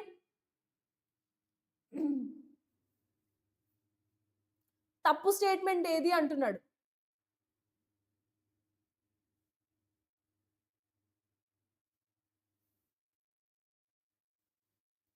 So equilibrium constant is large, suggestive of reaction going to completion, and so no catalyst is required. Equilibrium will shift in forward reaction as the pressure increases. Pressure penchite less number of mole side reaction jaragali. So obviously forward jarutundi. Second statement is correct. Temperature increase cheste equilibrium constant decrease avutadi antunnadu. Yes, that is also correct. Next, addition of inert gas at constant volume will not affect the equilibrium constant. Fourth option kuda correct. Ippude kada equilibrium constant is large, suggestive of reaction going to completion, and so no catalyst is required. That is the wrong statement. Enduku asalu equilibrium constant ki catalyst ki sambandham em ledu. So catalyst ki equilibrium constant ki sambandhame ledu. Just catalyst add cheste approach anadi munduku vastund tappa state of equilibrium anadi change e kaadu. So this has no relation. So incorrect statement is option A. Next, Gibbs free energy. Gibbs free energy మీకు thermodynamics లో కూడా formulas వస్తాయి. ఏంటది? Gibbs free energy అంటే delta G equal to delta H minus T delta S. ఈ delta G value negative అయితే spontaneous, zero అయితే equilibrium, positive అయితే non spontaneous reaction. దానికి ఈక్విలిబ్రియం కాన్స్టెంట్ కి ఉంది ఏంటి relation? Delta G is equal to minus RT ln K. ln తీసేయాలి అనుకుంటే 2.303 RT log K equilibrium. So చూడండి, less than 0 greater than 0. So spontaneous reaction అనుకోండి ఫార్వర్డ్ రియాక్షన్, ప్రొడక్ట్స్ వైపు వెళ్తుంది. నాన్ స్పాంటేనియస్ అనుకోండి బ్యాక్వర్డ్ రియాక్షన్. ఈక్విలిబ్రియం అనుకోండి change అవ్వదు, no shift. ఎందుకు? delta G value is 0. There will not be any shift. Okay. So look at this question. For independent process at 300 Kelvin, the number of non-spontaneous process from the following is. ఏముంది చూడండి, 2023 లో అడిగాడు. delta G is equal to delta H minus T delta S. delta H minus 25. So minus 25 minus temperature anta 300 into minus 80. So ilaga ప్రతిదానికి value calculate చేయండి. delta H minus T delta S. T value 300. ప్రతిదానికి సబ్ calculate చేయండి. అందులో ఏమేం values positive వస్తున్నాయో check చేసుకోండి. Positive values వస్తే non spontaneous process, negative values వస్తే spontaneous process. So just calculate delta H minus T delta S, you will get your answer. Okay. So చూడండి 2023 లో అంత డైరెక్ట్ క్వశ్చన్ అడిగాడు. సో అస్సలు miss చేయొద్దు ఈ టాపిక్స్ ని. క్లియర్?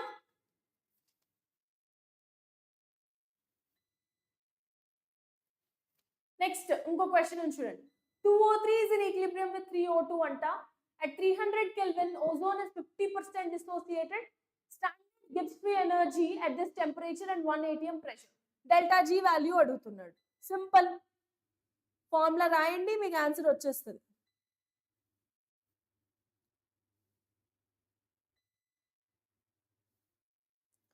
సో ఈక్వేషన్ ఏంటి? First of all 2O3 is in equilibrium with 3O2 అంటున్నాడు. ఓకే, ఓజోన్ is 50% dissociated అంటున్నాడు. So standard free energy at this temperature and 1 atm pressure. So 50% dissociate means you can take it as initial గా ఒక 1 అనుకోండి, లేకపోతే ఏ అనుకోండి. Initial concentration మీద equilibrium constant అన్నది depend అవ్వదు, ఎందుకంటే న్యూమరేటర్ డినామినేటర్ ఎలాగో క్యాన్సిల్ అయిపోతుంది. So you can take any value. Suppose నేను ఇక్కడ 1 అని రాశాను అనుకోండి, ఇనీషియల్ గా 1 అనుకోండి. సో ప్రొడక్ట్స్ లో 0 at time t equal to 0. At time t equal to equilibrium, equilibrium దగ్గర ఇది ఏమవుతుంది? 1 మైనస్ ఎంత అంటున్నాడు? 50% డిసోసియేటెడ్. 1 మైనస్ 0.5. 50% డిసోసియేట్ అయింది. సో మిగిలిందంతా 1 మైనస్ 0.5. అవునా? ఇక్కడ ఎంత ఫామ్ అవుతుంది? 3/2. 3 moles upon 2. 3/2 into x value ఎంత? 0.5. So 3/2 into 0.5. సో దీని నుంచి మీకు టోటల్ నెంబర్ ఆఫ్ మోల్స్ వస్తుందిగా. n total equal to 1 minus 0.5 0.5 plus 0.25, 0.25 into 3 అంటే this is 0.75, 0.75 అంటే 10, 1.25. So N total is 1.25 moles. So దాని నుంచి you can calculate your partial pressure. ఎందుకంటే వాడు Kp అడుగుతున్నాడు కదా. See, delta G is equal to 2.303 RT log K equilibrium కదా. So ఇది క్యాలిక్యులేట్ చేయాలి కదా ఫస్ట్, అవునా? సో Kp అంటే మీకు you must have your values. So partial pressure of O2, partial pressure ఎంత? Mole fraction of O2 into total pressure. Mole fraction అంటే number of moles 0.75 upon total number of moles ఎంత వచ్చింది? 1.25 into total pressure ఇచ్చాడా? ఇదిగో 1 atm pressure into 1. Similarly, partial pressure of O3 ఎంత? 0.5, total pressure 1.25, sorry, mole fraction into total pressure 1. So మీకు partial pressures కూడా తెలిసిపోయినాయి. That's it. So దీని నుంచి Kp calculate చేయండి. Kp is equal to partial pressure of O2 whole cube by partial pressure of O3 whole square. Partial pressure of O2 ఇదిగో value, partial pressure of O3 value ఇదిగో. ఈ రెండు values వస్తాయి కదా, ఇప్పుడు ఇందులో సబ్స్టిట్యూట్ చేయండి. 2.303 into R వాల్యూ 8.3, టెంపరేచర్ ఎంత ఇచ్చాడు? 300 Kelvin into Kp వాల్యూ ఇక్కడ వచ్చింది, సబ్స్టిట్యూట్ వాల్యూ, అంతే.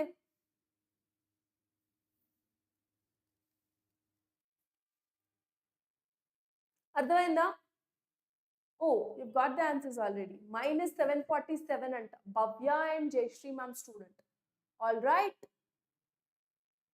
ఓకేనా? అర్థమైందా? జస్ట్ అటు తిప్పి ఇటు తిప్పి ఫార్ములా రాయాలి, వాల్యూ సబ్స్టిట్యూట్ చేసుకోవాలి, అంతకుమించి ఏం అక్కర్లేదు. So very simple. ఈక్వేషన్ రాయాలి, డిసోసియేషన్ చూసుకోండి, టోటల్ నెంబర్ ఆఫ్ మోల్స్ రాయండి. కేపీ వాల్యూ అనుకోండి, you have to calculate mole fraction. K C అనుకోండి, డైరెక్ట్ కాన్సన్ట్రేషన్ రాస్తారు. కేసీ అంటే N/V రాస్తారు. కేపీ అంటే ప్రెషర్స్ రాస్తారు కాబట్టి mole fraction into total pressure రాయాలి. అదే చెక్ చేసుకోండి. ఓకే, నెక్స్ట్ జేఈ మెయిన్స్ లో అడిగిన క్వశ్చన్ ఇది. నెక్స్ట్ ఇంకొక క్వశ్చన్ చూడండి, జేఈ మెయిన్ 2023లో అడిగారు. Consider the following reaction at 298 Kelvin అంట. డెల్టా జీ అడుగుతున్నాడు, డెల్టా జీ అడుగుతున్నాడు. అసలు చూడండి, బేకార్ క్వశ్చన్. అసలు delta G is equal to formula ఏంటి? -2. ఇందాక నేను మైనస్ రాశాను. Okay, -2.303 RT log K equilibrium. చూడండి ఇప్పుడు వాల్యూస్ 2.303, ఆర్ వాల్యూ ఇచ్చాడా? ఆర్ వాల్యూ మీకు తెలుసు, ఇచ్చాడు కూడా 8.314, మీకు కష్టం లేకుండా. టెంపరేచర్ ఎంత? 298 Kelvin. వండర్ఫుల్. కేపీ వాల్యూ, కే ఈక్విలిబ్రియం వాల్యూ ఇచ్చాడు ఎంత? 2.47 into 10⁻⁻29. చూడండి, డైరెక్ట్ క్వశ్చనా? ఏమైనా ట్విస్ట్ ఏమైనా ఉందా అసలు క్వశ్చన్స్ లో? ఏం లేదు. ఫార్ములా వస్తే వాల్యూస్ సబ్స్టిట్యూట్ చేస్తే మీకు ఆన్సర్ వచ్చేస్తుంది. అంత సింపుల్ క్వశ్చన్స్ ఉంటాయి ఫిజికల్ కెమిస్ట్రీ నుంచి. So do not skip these chapters. చూసారా ఎంత డైరెక్ట్ క్వశ్చన్? జేఈ మెయిన్స్ 2023లో అడిగిన క్వశ్చన్ ఇది. Delta G is -2.303 RT log K equilibrium, అంతే. So these are the questions from chemical equilibrium. So you have to learn these concepts, solve the PYQs, you will be able to score. ఇందులో వచ్చే questions అన్ని మీరు solve చేయగలుగుతారు. Okay, so such easy questions అన్నవి మనకి ఇక్కడ వస్తాయి. Now let's enter into the chapter of ionic equilibrium. Ionic equilibrium. So ikkada, oh Jayashree ma'am student 163 and answer. Oh, I'm sorry, Prasad International Mafia boss and user ID 163.2 kilojoules. Yes, good. So they're simple questions. Okay na? So direct ga మీరు value substitution చేస్తే మీకు answer అన్నది వచ్చేస్తుంది. Clear? Hemant hi ma'am, hello dear. ఏంటి ఇప్పుడే join అయ్యా క్లాస్లో? ఇప్పుడు హాయ్ చెప్తున్నా. Okay, next ionic equilibrium. So chemical equilibrium అయిపోయింది కదా, ఇప్పుడు కెమికల్ రియాక్షన్ లో ఈక్విలిబ్రియం ఎస్టాబ్లిష్ అయింది. ఇప్పుడు ఒక అయోనిక్ రియాక్షన్ లో కూడా ఈక్విలిబ్రియం ఎస్టాబ్లిష్ అవుతుంది. అయోనిక్ రియాక్షన్ ఏంటి మేడం అంటే, ఒక సాల్ట్ ఉందనుకోండి, it can dissociate into its cation and anion. So salt cation anion కింద ప్రొడ్యూస్ చేస్తున్నప్పుడు there is an equilibrium being established. దాన్నే అయోనిక్ ఈక్విలిబ్రియం అంటాం. సో ఈ అయోనిక్ ఈక్విలిబ్రియం ఎస్టాబ్లిష్ అవ్వాలి అంటే నేనేం చెప్పా, సాల్ట్ అన్నది దాని క్యాటయాన్ anion కింద స్ప్లిట్ అవ్వాలి. సో సాల్ట్ అన్నది it can be a strong electrolyte or it can be a weak electrolyte. Strong ఏంటి, వీక్ ఏంటి? స్ట్రాంగ్ అంటే కంప్లీట్ డిసోసియేషన్ అవ్వగలిగే ఎలక్ట్రోలైట్స్ ని స్ట్రాంగ్ ఎలక్ట్రోలైట్స్ అంటాం. డిసోసియేషన్ అవ్వలేని ఎలక్ట్రోలైట్స్ ని వీక్ ఎలక్ట్రోలైట్స్ అంటాం. So complete dissociation, so alpha is almost equal to 1. So very strong electrolytes H2SO4 ఇలాంటివి తీసుకున్నారనుకోండి, సో వీటికి alpha value is almost equal to 1. అదే వీక్ ఎలక్ట్రోలైట్స్ అనుకోండి, వాటర్ లో యాడ్ చేస్తే కంప్లీట్ గా డిసోసియేట్ అవ్వలేవు. అంటే ఇప్పుడు HCl ఉంది, ఇప్పుడు అసలు ఎప్పుడైనా సాల్ట్ అన్నది, ఎప్పుడైనా అయోనిక్ కాంపౌండ్ అన్నది అయాన్స్ కింద ఎప్పుడు స్ప్లిట్ అవుతుంది, when you're adding that into water. అదే అర్హీనియస్ థియరీ. సాల్ట్ ని వాటర్ లో యాడ్ చేస్తే అయాన్స్ కింద స్ప్లిట్ అవుతుంది. ఆ స్ప్లిట్ అవుతున్నది H+ ప్రొడ్యూస్ చేస్తే అర్హీనియస్ యాసిడ్, చేయకపోతే అర్హీనియస్ బేస్, ఇలా చెప్పాడు. అయితే వాటర్ లో యాడ్ చేస్తే అయాన్స్ రావాలి, అవునా? వాటర్ లో యాడ్ చేసినప్పుడు కంప్లీట్ అయోనైజేషన్ అవుతుంది. అంటే ఇప్పుడు ఒక 100 మాలిక్యూల్స్ ఆఫ్ HCl ఉన్నాయి, HCl ని వాటర్ లో యాడ్ చేస్తాం. ఇప్పుడు అది ఏం ప్రొడ్యూస్ చేస్తుంది, H+ ions Cl- ions produce చేస్తుంది. 100 HCl molecule 100 H+ ions produce చేసేసే అనుకోండి, ఇట్ ఈస్ కంప్లీట్ అయోనైజేషన్. దాన్ని స్ట్రాంగ్ ఎలక్ట్రోలైట్ అంటాం. అలా కాకుండా 100 ఎసిటిక్ యాసిడ్ మాలిక్యూల్స్ ఉన్నాయనుకోండి, అది 100 H+ ప్రొడ్యూస్ చేయలేదు, దానికి కెపాసిటీ లేదు. ఒక 60 ఒక 70 H+ ఇస్తుంది. అంటే ఏంటది, పార్షియల్ గా మాత్రమే అయోనైజ్ అయింది, కంప్లీట్ అవ్వలేదు. దాన్ని వీక్ ఎలక్ట్రోలైట్ అంటాం. ఓకే, సో ఇక్కడ no equilibrium establish when substance dissolves in water. కానీ వీక్ ఎలక్ట్రోలైట్ కేసులో మాత్రమే అయోనిక్ ఈక్విలిబ్రియం అన్నది ఎస్టాబ్లిష్ అవుతుంది. ఇందాక ఎలా అయితే చూడండి, కొంచెం రిలేట్ చేసుకోండి, కెమికల్ ఈక్విలిబ్రియం అన్నది ఓన్లీ రివర్సిబుల్ రియాక్షన్స్ లో పాసిబుల్. అలాగే ionic equilibrium is only possible in weak electrolytes. So check చేసుకోండి. సో నా దగ్గర ఇప్పుడు ఒక స్ట్రాంగ్ ఎలక్ట్రోలైట్ ఉంది, సోడియం హైడ్రాక్సైడ్, దీన్ని వాటర్ లో యాడ్ చేస్తే Na+ OH-. ఇప్పుడు నా దగ్గర ఒక వీక్ బేస్ ఉంది, అమోనియం హైడ్రాక్సైడ్, దీన్ని వాటర్ లో యాడ్ చేస్తే ammonium ions and hydroxide ions produce అవుతున్నాయి. సో చూడండి, స్ట్రాంగ్ యాసిడ్స్ స్ట్రాంగ్ బేసెస్ అవన్నీ స్ట్రాంగ్ ఎలక్ట్రోలైట్స్, కానీ వీక్ యాసిడ్స్ వీక్ బేసెస్ ఇవన్నీ వీక్ ఎలక్ట్రోలైట్స్. సో ఈ యాసిడ్ బేస్ వీక్ ఎలక్ట్రోలైట్స్ అని మాట్లాడుతున్నప్పుడు ఏది యాసిడ్ ఏది బేస్ అని చెప్పడానికి వీ హ్యావ్ సెవరల్ థియరీస్. నేను ఎప్పుడు ఒక example always I keep on quoting. So ఇప్పుడు ఒక కర్రీ చేయాలి అంటే everybody will have, if you want to make one sabzi, so if you want to make that sabzi everybody has their own way.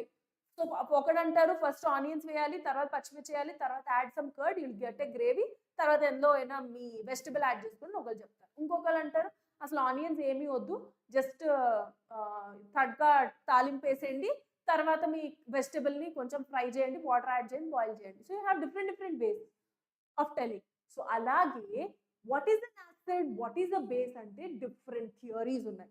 So 3 different people have come up. ఎవరు? Arrhenius, Lewis and Bronsted. వీళ్ళు ముగ్గురు వచ్చి 3 different థియరీలు చెప్పారు. So అవేంటి? So ఇది బాగా గుర్తుండాలి. Number 1 Arrhenius theory చూద్దాం. అర్హీనియస్ ప్రకారం యాసిడ్ అంటే ఏంటి? వాటర్ లో యాడ్ చేసినప్పుడు నేను ఇందాక చెప్పాను కదా, సో మాలిక్యూల్ ని వాటర్ లో యాడ్ చేస్తే H+ అయాన్ ఇస్తుంది అనుకోండి, H+ donor is an Arrhenius acid, OH- donor is an Arrhenius base. ఇప్పుడు Bronsted Lowry acids and bases. Bronsted acids and bases ఏంటి అంటే చూడండి, ఏవైతే ప్రోటాన్ డొనేట్ చేయగలవు, లైక్ FeH2O6 3+ HCl చూసారనుకోండి, HCl it can donate proton, H+ is a proton, proton ఇవ్వగలిగేవి acids. Proton accept చేసుకునేవి ఉంటాయి కదా, అవి bases.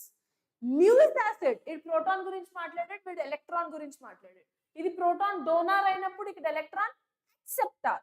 So electron pair acceptor is an acid and electron pair donor is a Lewis base.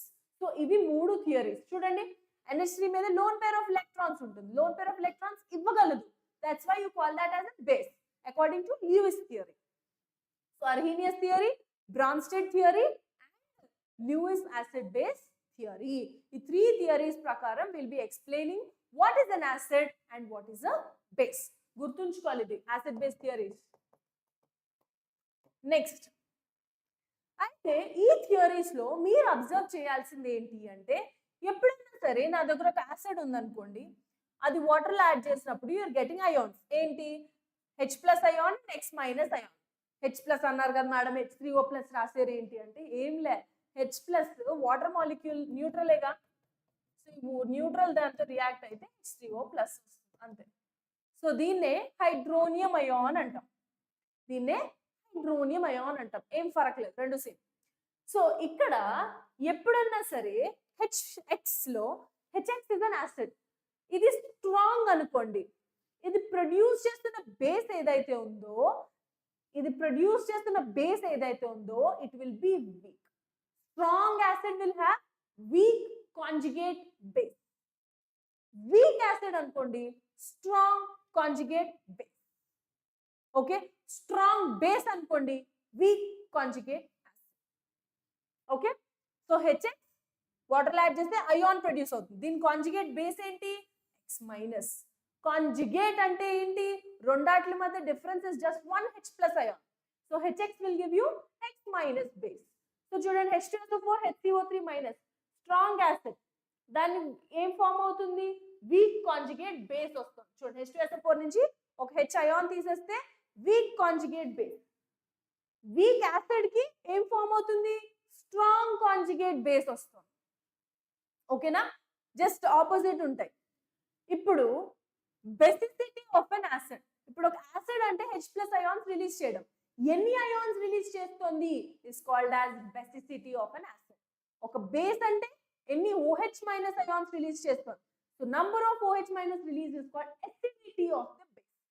Acid కి basicity అంటాము, base కి acidity అంటాము. Amphoteric ఏంటి అంటే రెండాటి కింద, యాసిడ్ కింద అలాగే బేస్ కింద యాక్ట్ చేయగలిగిన మాలిక్యూల్ ని ఆంఫోట్రిక్ అంటాం. ఓకేనా, next pH scale. pH scale అంటే ఏంటి? Negative logarithm of H plus. So negative logarithm of H plus minus log of H plus. So ఈ minus log of H plus it can be negative also, negative కూడా రావచ్చు ఎందుకంటే మన pH values ఉంటాయి కదా. So self ionization of water, ఒకవేళ water అన్నది self ionize అయింది అనుకుందాం, సో వాటర్ అన్నది మళ్ళీ వాటర్ లో యాడ్ చేస్తే H3O plus plus OH minus. So ఇక్కడ నేను KC రాసాను అనుకోండి, H3O plus into OH minus, నేను ఇక్కడ కింద కాన్సన్ట్రేషన్ ఆఫ్ వాటర్ అన్నది ఎక్స్క్లూడ్ చేశాను ఎందుకంటే ఎక్కువ ఉంది, సో ఆల్మోస్ట్ ఈక్వల్ టు 1. సో అలాంటప్పుడు ఇక్కడ ఏదైతే ఉందో KC equal to concentration of H3O plus into OH minus, దీన్ని will call that as KW. Only water కి రాసినప్పుడు will call that as ionic product of water. Ionic product of water ఏంటి? దాని H3O ప్లస్ దాని acid and దాని base OH minus. So this is called as KW. So KW is concentration of H3O plus into concentration of OH minus. అయితే at 25 degree Celsius దీనికంటూ ఒక particular value ఉంది, అదేంటి అంటే 10⁻⁻14. ఒక్కొక్కసారి క్వశ్చన్స్ లో instead of mentioning 25 degree Celsius ఏమంటాడు అంటే at room temperature అంటాడు. రూమ్ టెంపరేచర్ అంటే take it for granted that is 25 degree Celsius. So దాని వాల్యూ 10⁻⁻14 అని మీరు క్యాలిక్యులేషన్స్ లో యూజ్ చేసుకోవాలి. Okay, so this is how you will be talking about water. pH calculation. pH ని calculate చేయడానికి you have different forms. అంటే ఇప్పుడు ఏదైనా సొల్యూషన్ pH అన్నది వెన్ యూర్ క్యాలిక్యులేటింగ్, అది స్ట్రాంగ్ యాసిడ్ సొల్యూషనా లేకపోతే స్ట్రాంగ్ బేస్ సొల్యూషనా? స్ట్రాంగ్, ఇందులో కొంచెం ఫార్ములాస్ ఎక్కువ ఉంటాయి. అయోనిక్ ఈక్విలిబ్రియం జాగ్రత్తగా వినండి. అయోనిక్ ఈక్విలిబ్రియం లో యూల్ హ్యావ్ మోర్ ఫార్ములే అన్ని కొంచెం ఒక పేపర్ దగ్గర రాసుకోండి, అన్ని keep it one side, it will help you. చూడండి, ఇక్కడ స్ట్రాంగ్ యాసిడ్ అనుకోండి pH ఏమవుతుంది? Minus logarithm of H plus, మీకు తెలిసిన ఫార్ములానే. స్ట్రాంగ్ బేస్ అనుకోండి, మనకి pH plus POH 14 కదా. So POH is equal to 14 minus pH. pH అంటే minus logarithm of H plus. So pH equal to 14 minus logarithm of OH minus. So ఒక week మోనోబేసిక్ acid solution తీసుకుంటే, లేకపోతే ఒక week mono acidic base solution తీసుకుంటే formulas అన్నీ మారుతాయి. So దీనికి formula ఏంటి? వీక్ మోనోబేసిక్ యాసిడ్ తీసుకుంటే pH is equal to 1/2 into pKa minus log C. Okay, ఇక్కడ instead of pKa pKb use చేస్తాం మోనో ఎసిడిక్ బేస్ ఉన్నప్పుడు. So 1/2 into pKa minus log C. ఇది 1/2 into pKb minus log C. If alpha is less than 1, అప్పుడు equilibrium constant ఎలా రాస్తాం? Ka equal to C alpha square by 1 minus alpha. ఈ formulas అన్ని జాగ్రత్త. pH is equal to formula Ka value C alpha square by 1 minus alpha. Concentration of H plus is C alpha. ఇవి గుర్తుంచుకోండి, ఇవి automatic గా రాయగలరు. So Kb is equal to same C alpha square by 1 minus alpha. H plus C alpha అయినప్పుడు OH minus కూడా C alpha అవుతుంది. అప్పుడు ఇందులో H plus కావాలి అంటే 10 power minus 14 by C alpha. ఇవి గుర్తుంచుకోండి. pH is equal to 1/2 into pKa minus log C. Ka is equal to C alpha square by 1 minus alpha. H plus is equal to C alpha. ఇది already మనం last class లో కూడా చూసాం. Ka కి నా degree of dissociation కి relation. Relative strength of weak acids and weak bases. So relative strength ఎలా చెప్తాము అంటే, కాన్సన్ట్రేషన్ ఆఫ్ H ప్లస్ ఒక యాసిడ్, ఇంకో యాసిడ్ ది H ప్లస్ సెకండ్ అనుకుందాం. రిలేషన్ ఏముంది? Just divided. Concentration of H plus ఏంటి? Root of Ka1 into C1 by root of Ka2 into C2. అది బేస్ అనుకోండి, Kb1 Kb2. ఓకేనా?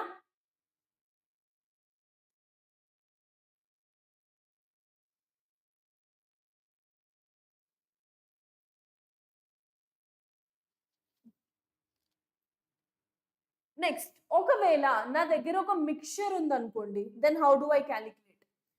మిక్చర్ ఉంటే N1V1 అంటే ఏదైతే క్యాలిక్యులేట్ చేస్తున్నారో, మిక్చర్ ఆఫ్ అన్ యాసిడ్, ఒక యాసిడ్ ఇంకొక యాసిడ్ ఉంది N2V2 రెండు కలుపుతున్నారు, then resultant is N into V1 plus V2. Volume అనేది యాడ్ అవుతుంది డెఫినెట్లీ. 2 లీటర్ కి 2 లీటర్ యాడ్ చేస్తే 4 లీటర్ అవుతుంది. నార్మాలిటీ అనేది చేంజ్ అయిపోతుంది. So N1V1 plus N2V2 is equal to N into V1 plus V2. అయితే ఇక్కడ ప్లస్ ఉంది కదా, ప్లస్ యూజ్ చేయండి ఎప్పుడు? సొల్యూషన్ అనేది యాసిడ్ ప్లస్ యాసిడ్ సొల్యూషన్ లేదా బేస్ ప్లస్ బేస్ సొల్యూషన్ ఉంది అనుకోండి, పాజిటివ్ వాడండి. అలా కాకుండా సొల్యూషన్ లో ఒకటి యాసిడ్ ఒకటి బేస్ ఉంది అనుకోండి, అప్పుడు నెగటివ్ సైన్ యూజ్ చేయండి. Okay, then you'll use negative sign. Just నేను ఇక్కడ చూడండి, N equal to N1V1 plus N2V2 by V1 plus V2 అని రాశాను. Normality is equal to molarity into N factor. So అది కూడా రాయొచ్చు. సో ఎప్పుడైనా సరే యాసిడ్ అండ్ బేస్ సొల్యూషన్ ఉంటే అక్కడ నెగటివ్ సైన్ తీసుకోండి. కామన్ అయాన్ ఎఫెక్ట్ అంటే ఏం లేదు. సపోజ్ ఏదైతే 2 రియాక్షన్స్ ఉంటాయో, like what do I say, whenever strong electrolyte ని ఒక వీక్ ఎలక్ట్రోలైట్ కి యాడ్ చేసాం అనుకోండి, ఒక కామన్ అయాన్ ఉంది అనుకోండి, దాని వల్ల ఏమవుతుంది అంటే, according to the Le Chatelier principle, degree of dissociation అన్నది తగ్గుతుంది. ఓకే, కామన్ అయాన్ ఉండడం వల్ల ఆల్ఫా వాల్యూ తగ్గుతుంది. కామన్ అయాన్ ఉండడం వల్ల alpha value, degree of dissociation value తగ్గుతుంది. Remember that. ఓకే, చూడండి, ఇది ఒక క్వశ్చన్ ఉంది. Ka for butyric acid is so and so. pH of 0.2 molar solution of butyric acid ఏంటి?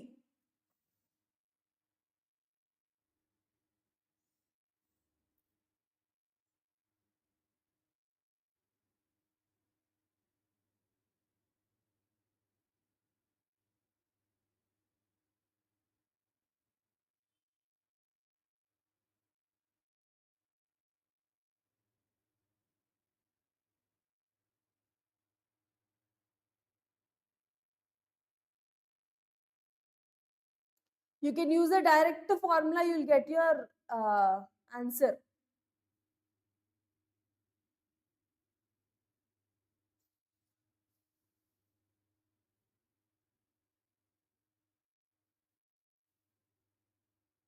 సాల్వ్ చేశారా ఎవరైనా?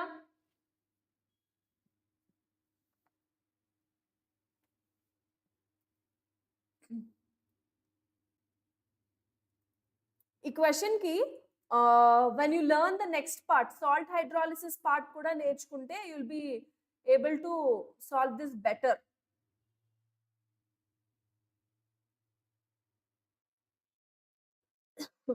Let me have some water.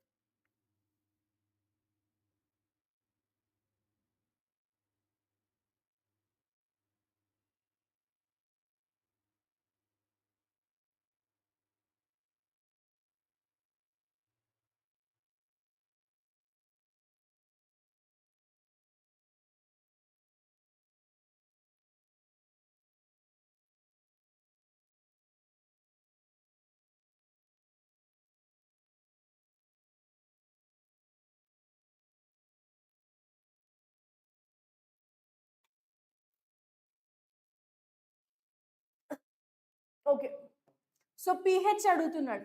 pH is equal to formula ఏంటి? ఇందాకే కదా చూసాం, half pKa minus half log C. ఇదిగోండి ఇక్కడే చూసాం, ఇదిగో half into pKa minus log C. Butyric acid it's monobasic acid. So అదే ఫార్ములా యూజ్ చేయండి, 1/2 into pKa minus log C. So this is 1/2 into pKa ఎంత ఇచ్చాడు? Ka ఇచ్చాడు 2 into 10 power minus 5. అంటే pKa ఏమవుతుంది? Minus logarithm of 2 into 10 power minus 5. So దీని నుంచి ఒక వాల్యూ వస్తుంది, అది తీసుకొచ్చి ఇక్కడ పెట్టండి. Minus log C. సి ఎంత అంటున్నాడు? 0.2, అంటే 2 into 10 power minus 1. అంతే, will get your answer. Simple. Just formula రాయాలి, ఆన్సర్ సబ్స్టిట్యూట్ చేయాలి. చూడండి 2022. ఓ Jayashree ma'am, student 27 into 10 power minus 1 అంట ఆన్సర్. గుడ్, అర్థమైందా? జస్ట్ సింపుల్ వాల్యూ సబ్స్టిట్యూట్ చేస్తే you'll get your answer. Next, what is the pH of 10 power minus 4 molar OH minus solution at 330 Kelvin? ఇది ముందు question, it's almost like 2013 question.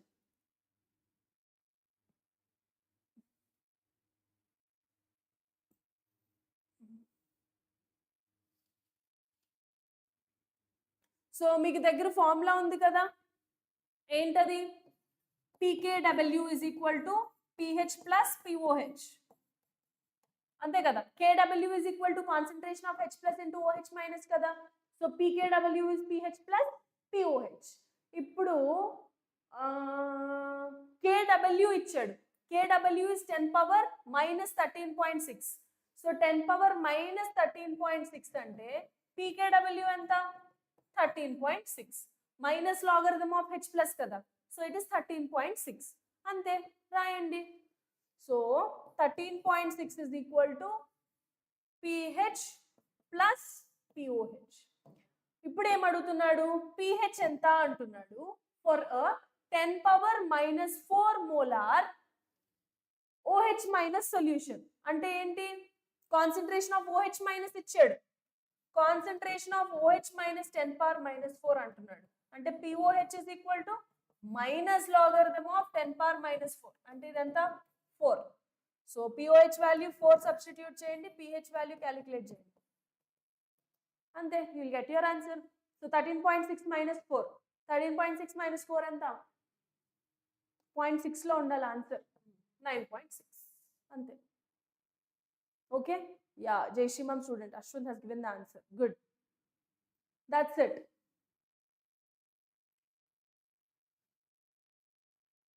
Next, buffers.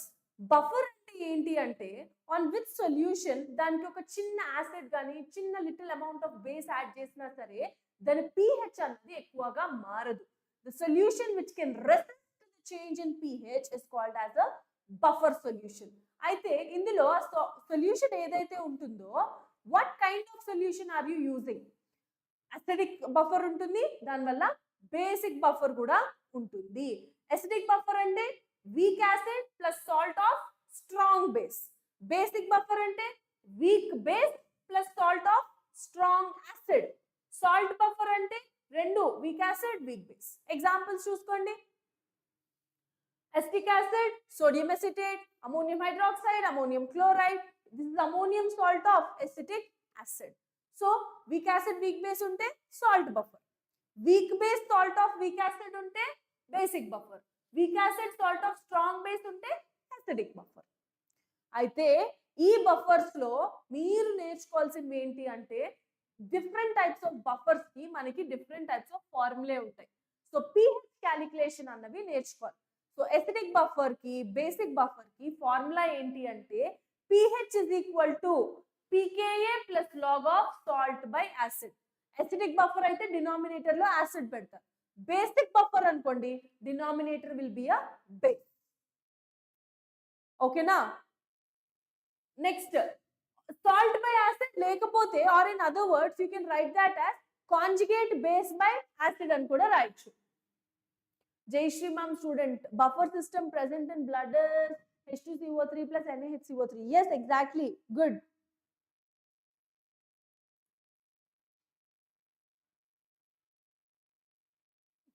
So pH formula ఏంటి? pKa plus log of salt by acid. అదే basic buffer అనుకోండి pH will be equal to pKa plus log of salt by base అని రాస్తాం. అయితే మనకి questions లో అప్పుడప్పుడు pH range అడుగుతారు. pH range is equal to acidic buffer అయితే pKa plus or minus 1. ఓకేనా? అదే బేస్ అనుకోండి pKb plus or minus 1 basic buffer అయితే. ఓకే? బఫర్ కెపాసిటీ అంటే number of moles of acids or base which is added to 1 liter of your solution by change in pH. So అంటే ఏంటి? ఇప్పుడు నా దగ్గర ఒక సొల్యూషన్ కి 1 లీటర్ ఆఫ్ సొల్యూషన్ కి ఎన్ని మోల్స్ ఆఫ్ యాసిడ్ యాడ్ చేస్తాం? సపోజ్ 2 మోల్స్ యాడ్ చేసాం అనుకో, దాని వల్ల ఒక pH రేంజ్ 2 మారింది అనుకో, buffer capacity will be 2/2 equal to 1. So that ఎవరేదో అడుగుతున్నారు. Sahasra ma'am can I leave total equilibrium అంట? నో వే అస్సలు. That's what I've been telling since the beginning. Solutions, chemical equilibrium and ionic equilibrium, ఈ 3 topics నుంచి direct questions అడగడానికి chances ఉన్నాయి కాబట్టి అసలు వదిలేద్దాం అన్న టాపికే లేదు. మీరు ఈ క్లాస్ అనేది జాగ్రత్తగా వింటే you will be able to solve questions పక్కాగా వితౌట్ డీవియేటింగ్. మీరు ఫస్ట్ నుంచి లాస్ట్ వరకు మీరు వీడియో జాగ్రత్తగా చూస్తే పక్కాగా you will be able to solve the questions. So మనం ఇక్కడ కాన్సెప్ట్ నేర్చుకుని PYQs సాల్వ్ చేస్తున్నాం. So without deviation if you are learning, if you are listening నా పక్కాగా చేయగలుగుతారు. సో ప్రాబ్లం ఏం లేదు. సో ఇదేదో కష్టంగా ఉంది చాప్టర్ వదిలేద్దాం అన్న థాట్ కూడా ఉంది. ఓకేనా?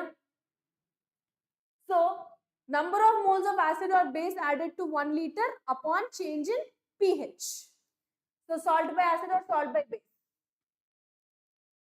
చూడండి లాస్ట్ ఇయర్ క్వశ్చన్ ఇది. pH of an aqueous solution containing 1 molar benzoic acid ఇచ్చాడు and 1 molar sodium benzoate ఇచ్చాడు. Volume of benzoic acid solution అంట in 300 ml of this buffer solution. log 2 value ఇచ్చాడు. క్యాలిక్యులేట్ చేయండి.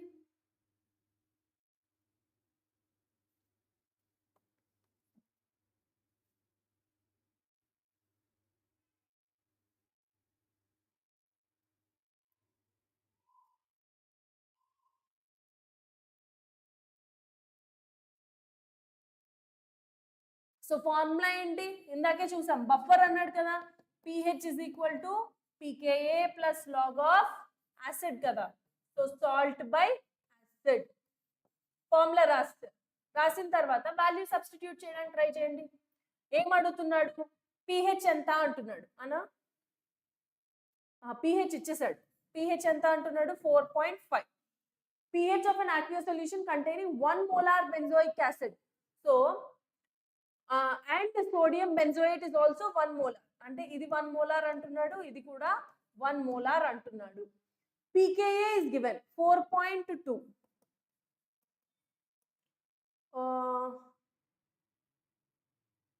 1 minute. pH of an aqueous solution containing 1 molar benzoic acid and 1 molar sodium benzoate is 4.5. అయితే volume of the solution in 300 ml of this buffer solution. అంటే మనకి ఆ concentration అన్నది you have to write in terms of volumes. ఎందుకంటే వాడు volumes అడిగాడు. So concentration ఏంటి n/v కదా. So you have to write in terms of volumes. So అక్కడ ఫస్ట్ వన్ ఏంటి అంటే సాల్ట్ కదా. So salt by acid suppose volumes లో రాసాడు అనుకోండి, నంబర్ ఆఫ్ మోల్స్ సేమ్ అయితే డెఫినెట్లీ యూ కెన్ క్యాలిక్యులేట్. దీన్ని సపోజ్ n సేమ్, ఎందుకు 1 మోలార్ 1 మోలార్, ఏది 1 మోలార్ ఇంకొకటి 1 మోలార్ అంటే n values same. So it is just v/v. So ఇందులో నుంచి you'll be getting the volume ratio. Volume ratio ఒకటి వచ్చింది. తర్వాత ఏమంటున్నాడు, volume of benzoic acid solution అంటే ఇది v1 అనుకోండి, ఇది v2 అనుకోండి, v1 ప్లస్ v2 300 అంటున్నాడు. సో దాని నుంచి you can calculate benzoic acid calculate చేసుకోండి. ఏది యాసిడ్, ఇది v2 అయితే v2 అంతే. So 2 equations, 2 unknowns. So you can solve for the 2 unknowns, you'll get your answer.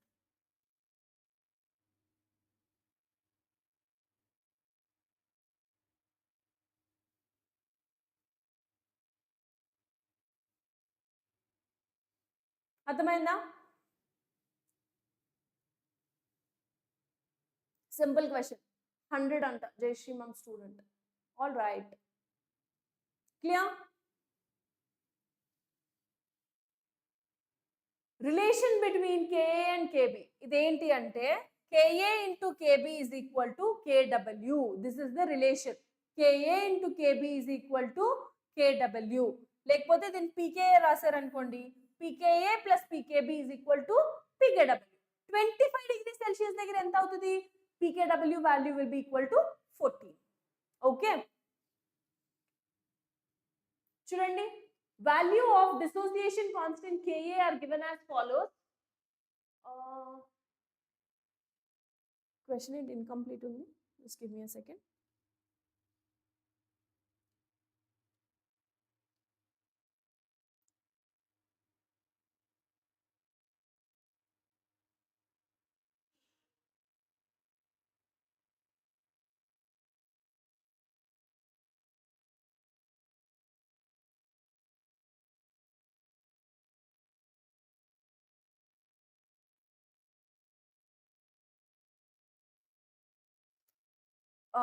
Values are given. Correct order of increasing base strength.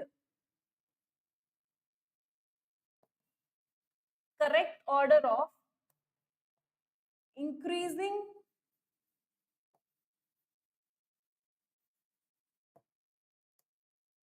base strength of Cn minus, F minus, NO2 minus will be. Okay, so KA values ఇచ్చాడు. ఇప్పుడు basic strength ఎంత అని అడుగుతున్నాడు. ఏముంది, weak acid అయితే strong conjugate base. So ఏది weak acid, ఏది strong conjugate base? బాగా వీక్ యాసిడ్ ఎంత ఉంది ఇక్కడ, ఇదిగో -7.2. వీక్ యాసిడ్ అంటే దాని కాంజుగేట్ బేస్ చాలా స్ట్రాంగ్. సో F మైనస్ లాస్ట్ లో ఉండాలి. Answer is option B. అయిపోయింది, దట్స్ ఇట్. చూసుకోండి, simple. Next salt hydrolysis. So salt hydrolysis అంటే మనం జనరల్ గా రియాక్షన్ ఏమని చెప్తాం, acid plus base gives you salt plus water, అవునా? ఇప్పుడు రెసిప్రోకల్ రాయండి, అంటే ఒక సాల్ట్ వాటర్ కలిస్తే they can produce acid plus base. ఓకేనా? సో ఇప్పుడు యాసిడ్ బేస్ ఇవ్వగలుగుతుంది అన్నప్పుడు this is called hydrolysis of the salt. అయితే దీనికి ఫార్ములే ఉన్నాయి. ఏంటి, ఆ సాల్ట్ అన్నది స్ట్రాంగ్ యాసిడ్ స్ట్రాంగ్ బేస్ అనుకోండి, హైడ్రాలిసిస్ జరగదు. Salt strong acid strong base salt అయితే హైడ్రాలిసిస్ జరగదు. వీక్ యాసిడ్ స్ట్రాంగ్ బేస్ అనుకోండి, జరుగుతుంది. స్ట్రాంగ్ యాసిడ్ వీక్ బేస్ అయినా జరుగుతుంది. వీక్ యాసిడ్ వీక్ బేస్ కూడా జరుగుతుంది. వీక్ యాసిడ్ స్ట్రాంగ్ బేస్ అనుకోండి, you'll call that as cationic hydrolysis. Weak acid strong base, it's called as cationic hydrolysis. లేదనుకోండి anionic hydrolysis అంటాం. This is cationic hydrolysis. Weak acid strong base ని anionic hydrolysis అంటాం. Formula చూడండి జాగ్రత్తగా. Strong acid strong base కి hydrolysis జరగదు కదా, so KH value H value కానీ H ప్లస్ వాల్యూ కానీ ఏమి ఉండదు. pH అనేది exactly equal to 7. Okay, next anionic hydrolysis. KH value ఎంత? KW/Ka. H value √KW/Ka into C. H plus ఎంత? √KW into Ka/C. pH value 7 plus half of pKa plus log C. pH values మనం already చూసాం కదా, so అది just ఇక్కడ add చేస్తున్నాం అంతే. Okay, next చూడండి strong acid weak base KW/Ke, Kb, KH value. H value √KW/Kb into C. Concentration of H plus Kw into C/Kb. pH value 7 minus half of pKb plus log C. Weak acid weak base అయితే Kw/Ka into Kb. H value √KH/1 plus √KH. H plus √KW/Ka into Kb. pH value 7 plus half of pKa minus pKb. Formulae నేర్చుకోవాలి పక్కాగా. If you are learning the formula, you can directly use. Formula తెలిస్తే direct గా substitutions చేస్తే you will get your answer.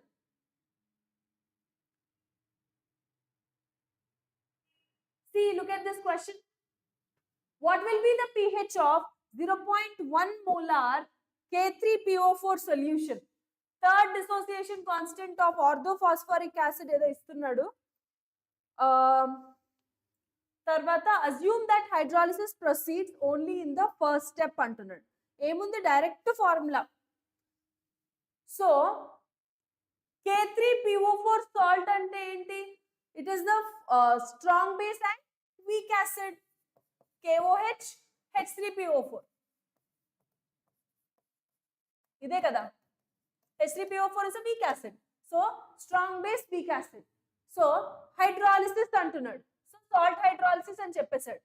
Salt hydrolysis of strong base weak acid formula రాయండి. ఏంటి strong base weak acid formula? pH is equal to 1/2 into pKw plus pKa plus log C. అంతే. చూడండి, కావాలంటే నేను మీకు చూపిస్తాను ఇక్కడ. ఏది ఫార్ములా? ఇంకో strong base weak acid 7 plus 1/2 into pKa plus log C. pH value. So అదే రాస్తున్నాము. So you directly use your formula. So substitute చేయండి. pKw ఎంత? 14. ఏం మెన్షన్ చేయకపోతే 25 degrees Celsius తీసుకోండి. pKa, what will be the pH of 0 concentration? 0.1 అంటున్నాడు. So log of 0.1. Ka value ఇచ్చాడు, third dissociation constant అంటే Ka. So minus logarithm of 1.3 into 10^12 చేస్తే pKa values. ఆ వాల్యూని తీసుకొచ్చి ఇక్కడ సబ్స్టిట్యూట్ చేయండి అంతే. That's it, you'll get your answer.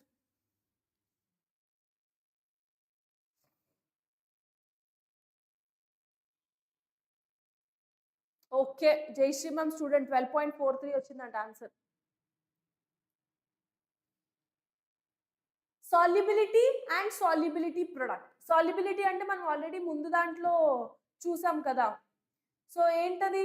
Solubility అంటే సాచురేటెడ్ సొల్యూషన్ చేయడానికి మాక్సిమం అమౌంట్ ఆఫ్ సొల్యూట్ ఎంత పెట్టాలి is called as solubility. So solubility product అంటే ఏమవుతుంది అంటే, చూడండి, ఎప్పుడన్నా solubility value greater than 0.1 molar అయితే కంప్లీట్ గా సాల్యుబుల్ అవుతుంది. 0.01 నుంచి 0.1 కి మధ్యలో వాల్యూస్ ఉంటే స్లైట్లీ సాల్యుబుల్. ఒకవేళ వాల్యూ లెస్ దాన్ 0.01 ఉందనుకోండి, it is sparingly soluble. Sparingly soluble అంటే చాలా చాలా చాలా చాలా తక్కువ సాల్యుబుల్ అవుతుంది. ఓకేనా? వీటికి సాల్యుబిలిటీ ప్రొడక్ట్ రాయొచ్చు. అది ఎలా రాస్తాము అంటే చూడండి, suppose if I have a salt ax by gives x into ay plus y into bx minus. అవునా? ఎలా అయితే కెమికల్ ఈక్విలిబ్రియం రాస్తామో ఫస్ట్ a 0 0 తర్వాత a minus x x x రాస్తాం కదా, అలాగే చూడండి x. చూడండి, I'll write for you again. At t equal to 0 initial గా s x తీసుకోము, ఇక్కడ x s తీసుకుంటాం సాల్యుబిలిటీ కదా, తర్వాత 0 0. ఇక్కడ ఏమవుతుంది? తగ్గిపోతుంది. So this will become xs, products లో ys. So solubility product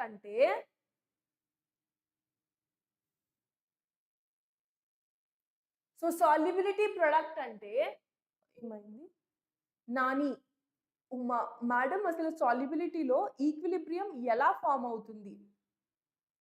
సాల్యుబిలిటీలో equilibrium కాదు, we're taking a sparingly soluble salt ఇక్కడ. సో ఇక్కడ సాల్యుబిలిటీ ప్రొడక్ట్ మాట్లాడుతున్నప్పుడు we're using a sparingly soluble salt. Sparingly soluble salt అంటే ఏంటి? చాలా చాలా తక్కువ సాల్యుబుల్ అవుతుంది కదా. చాలా తక్కువ సాల్యుబుల్ అవుతుంది కదా అంటే దాని అర్థం ఏంటంటే కొంచెం బ్యాక్వర్డ్ వెళ్ళిపోవడానికి ఛాన్సెస్ చూపిస్తుంది. ఇప్పుడు కంప్లీట్ సాల్యుబుల్ అనుకో, సాల్యుబిలిటీ ప్రొడక్ట్ అసలు చెప్పం, కాన్సెప్టే లేదు సాల్యుబిలిటీ ప్రొడక్ట్. ఓకే, అదే when we are using a sparingly soluble salt, అప్పుడే మనం will talk about solubility product. So అంటే sparingly soluble salt అంటే చాలా తక్కువ సాల్యుబుల్ అవుతుంది కదా. సో అలాంటి టైంలో మీరు అబ్జర్వ్ చేస్తే there will be an equilibrium being established. దేని మధ్య? అన్అయనైజ్డ్ ఫామ్ కి అయోనైజ్డ్ ఫామ్ కి మధ్యలో ఈక్విలిబ్రియం అనేది ఎస్టాబ్లిష్ అవుతుంది. దాన్నే సాల్యుబిలిటీ అంటాం. we are talking solubility for sparingly soluble salt. ఆ సాల్ట్ కి I'm writing the solubility product. So చూడండి, xs ఇదేమో ys. సో కేఎస్పి ఏముంది? నార్మల్ కేసీ కేపీ ఎలా రాస్తారు? డిట్టో.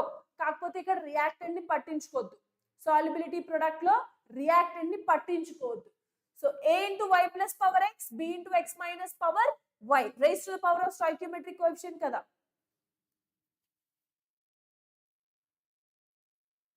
మ్యామ్ బ్యాక్వర్డ్ ఎలా అవుతుంది మ్యామ్? అసలు రియాక్షన్ లో ఎనీ సాల్ట్ తీసుకుంటే సమ్ డిసాల్వ్ అవుతుంది, బ్యాక్ ఎలా అవుతుంది?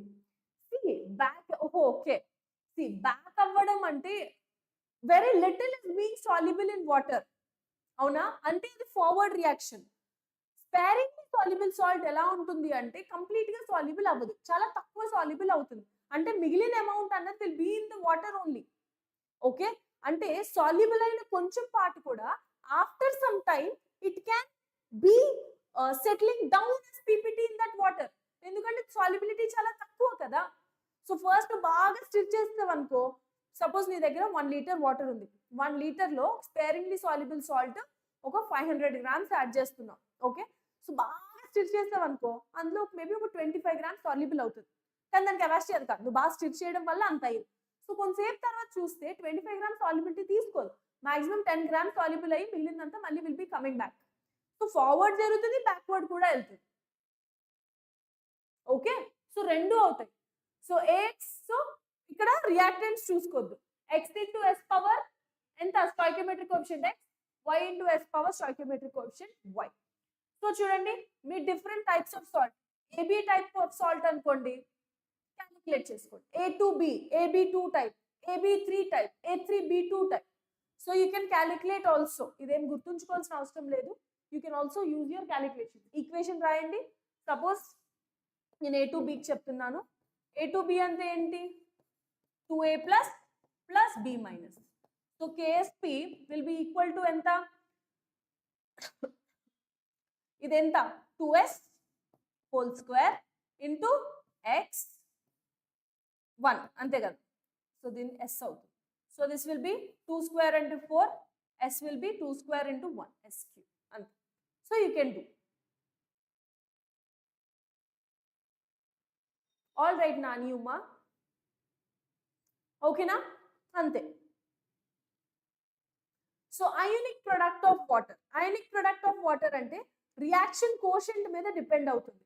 ఒక సాల్యుబిలిటీ రియాక్షన్ కి రియాక్షన్ కోషెంట్ రాస్తున్నారు అనుకోండి, అంటే at equilibrium constant, at any other point of time reaction quotient. So ఆ వాల్యూ రాస్తున్నారు అనుకోండి, దాన్ని will call that as ionic product of water. For example AgCl ఉంది అనుకోండి, QSP will be equal to solubility ఎప్పుడు, remember you will not write your reactant, concentration of Ag plus into concentration of Cl minus, not necessarily at equilibrium. ఇక్కడ Q less than KSP అయితే unsaturated solution. చూడండి, ఈ conditions very important. Q less than KSP అయితే unsaturated, no precipitation. QSP equal to KSP అయింది అనుకోండి, saturated. ఒకవేళ reaction quotient ఎక్కువ ఉంది అనుకోండి, సూపర్ సాచురేటెడ్, ప్రెసిపిటేషన్ జరుగుతుంది. రియాక్షన్ లో మన క్వశ్చన్స్ లో అడుగుతారు, which of the following reactions will undergo precipitation. అలా అన్నప్పుడు మీరు Q value KSP value compare చేసుకోవాలి. Q వాల్యూ ఎక్కువ ఉంటే సూపర్ సాచురేషన్ అలా. Okay, so there is a question, solve చేయండి. at 310 Kelvin solubility of CaF2 ఇచ్చాడు.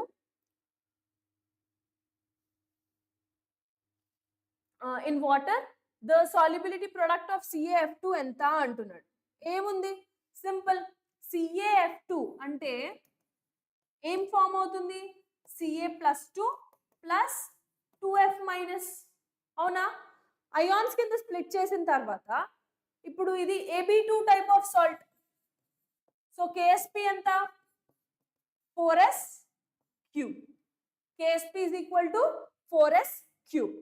సో ఇందులో సాల్యుబిలిటీ ఎంత అని చెప్తున్నాడు, 2.34 into 10 power minus 3 అంటున్నాడు. అవునా, సో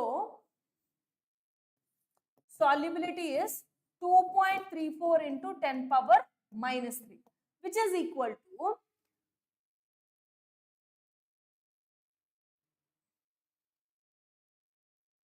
ఎంత అంటున్నాడు, ఇన్ 100 ml అన్నాడు. కాన్సంట్రేట్ సాల్యుబిలిటీ ఫార్ములా ఏంటి, జస్ట్ N/VA కదా. So weight by gram molecular weight into volume. So weight by gram molecular weight, weight ఎంత, 2.34 into 10 power minus 3, concentration equal to N/V. So weight ఎంత, 2.34 into 10 power minus 3 by molar mass 78 అంటున్నాడు, divided by V ఎంత, 100 ml అన్నాడు. 100 అంటే into 10 power 3 చేయాలి. So దీని నుంచి మీకు S వాల్యూ వచ్చిందిగా. సో S వాల్యూ వచ్చేసిన తర్వాత యూఆర్ గెటింగ్ దిస్ వాల్యూ, అంతే. KSP లో సబ్స్టిట్యూట్ చేయండి, KSP కదా అడుగుతున్నాడు. So 4 into that value whole cube will give you your answer. అంతే, simple question. Okay, last question. Two salts AX2 and BX have the same value of solubility product of 4 into 10 power 12 అంటున్నాడు. Ratio of their molar solubilities is. For AX2 type of salt తీసుకున్నారు అనుకోండి, AX2 అంటే ఏంటి, A+2 plus 2X minus. అవునా, so solubility అంటే ఏంటి, N/V. ఇక్కడ KSP solubility product is 4 into 10 power minus 12. 4 into 10 power minus 12. AB2 type salt ki solubility product ఎంత, 4S3. So దీని నుంచి మీకు S వాల్యూ అన్నది వస్తుంది. నెక్స్ట్ BX సాల్ట్ అన్నాడు, అంటే AB type of salt, B plus plus X minus. So దీనికి solubility ఎంత అంటున్నాడు, హ్యావ్ ద సేమ్ సాల్యుబిలిటీ అంటున్నాడు, దీనికి అదే వాల్యూ అంటున్నాడు. అంటే 4 into 10 power minus 12 is equal to solubility ఎంత, AB టైప్ ఆఫ్ సాల్ట్ కి S స్క్వేర్. చూడండి నేను ఎలా రాస్తున్నాను, ఇదిగో ఇక్కడ S square.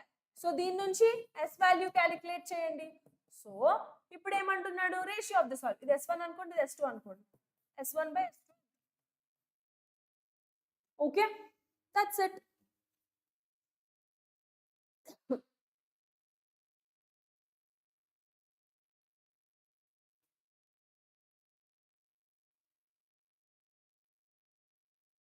So next Solubility of calcium phosphate in water is W gram per 100 ml at 25 degrees.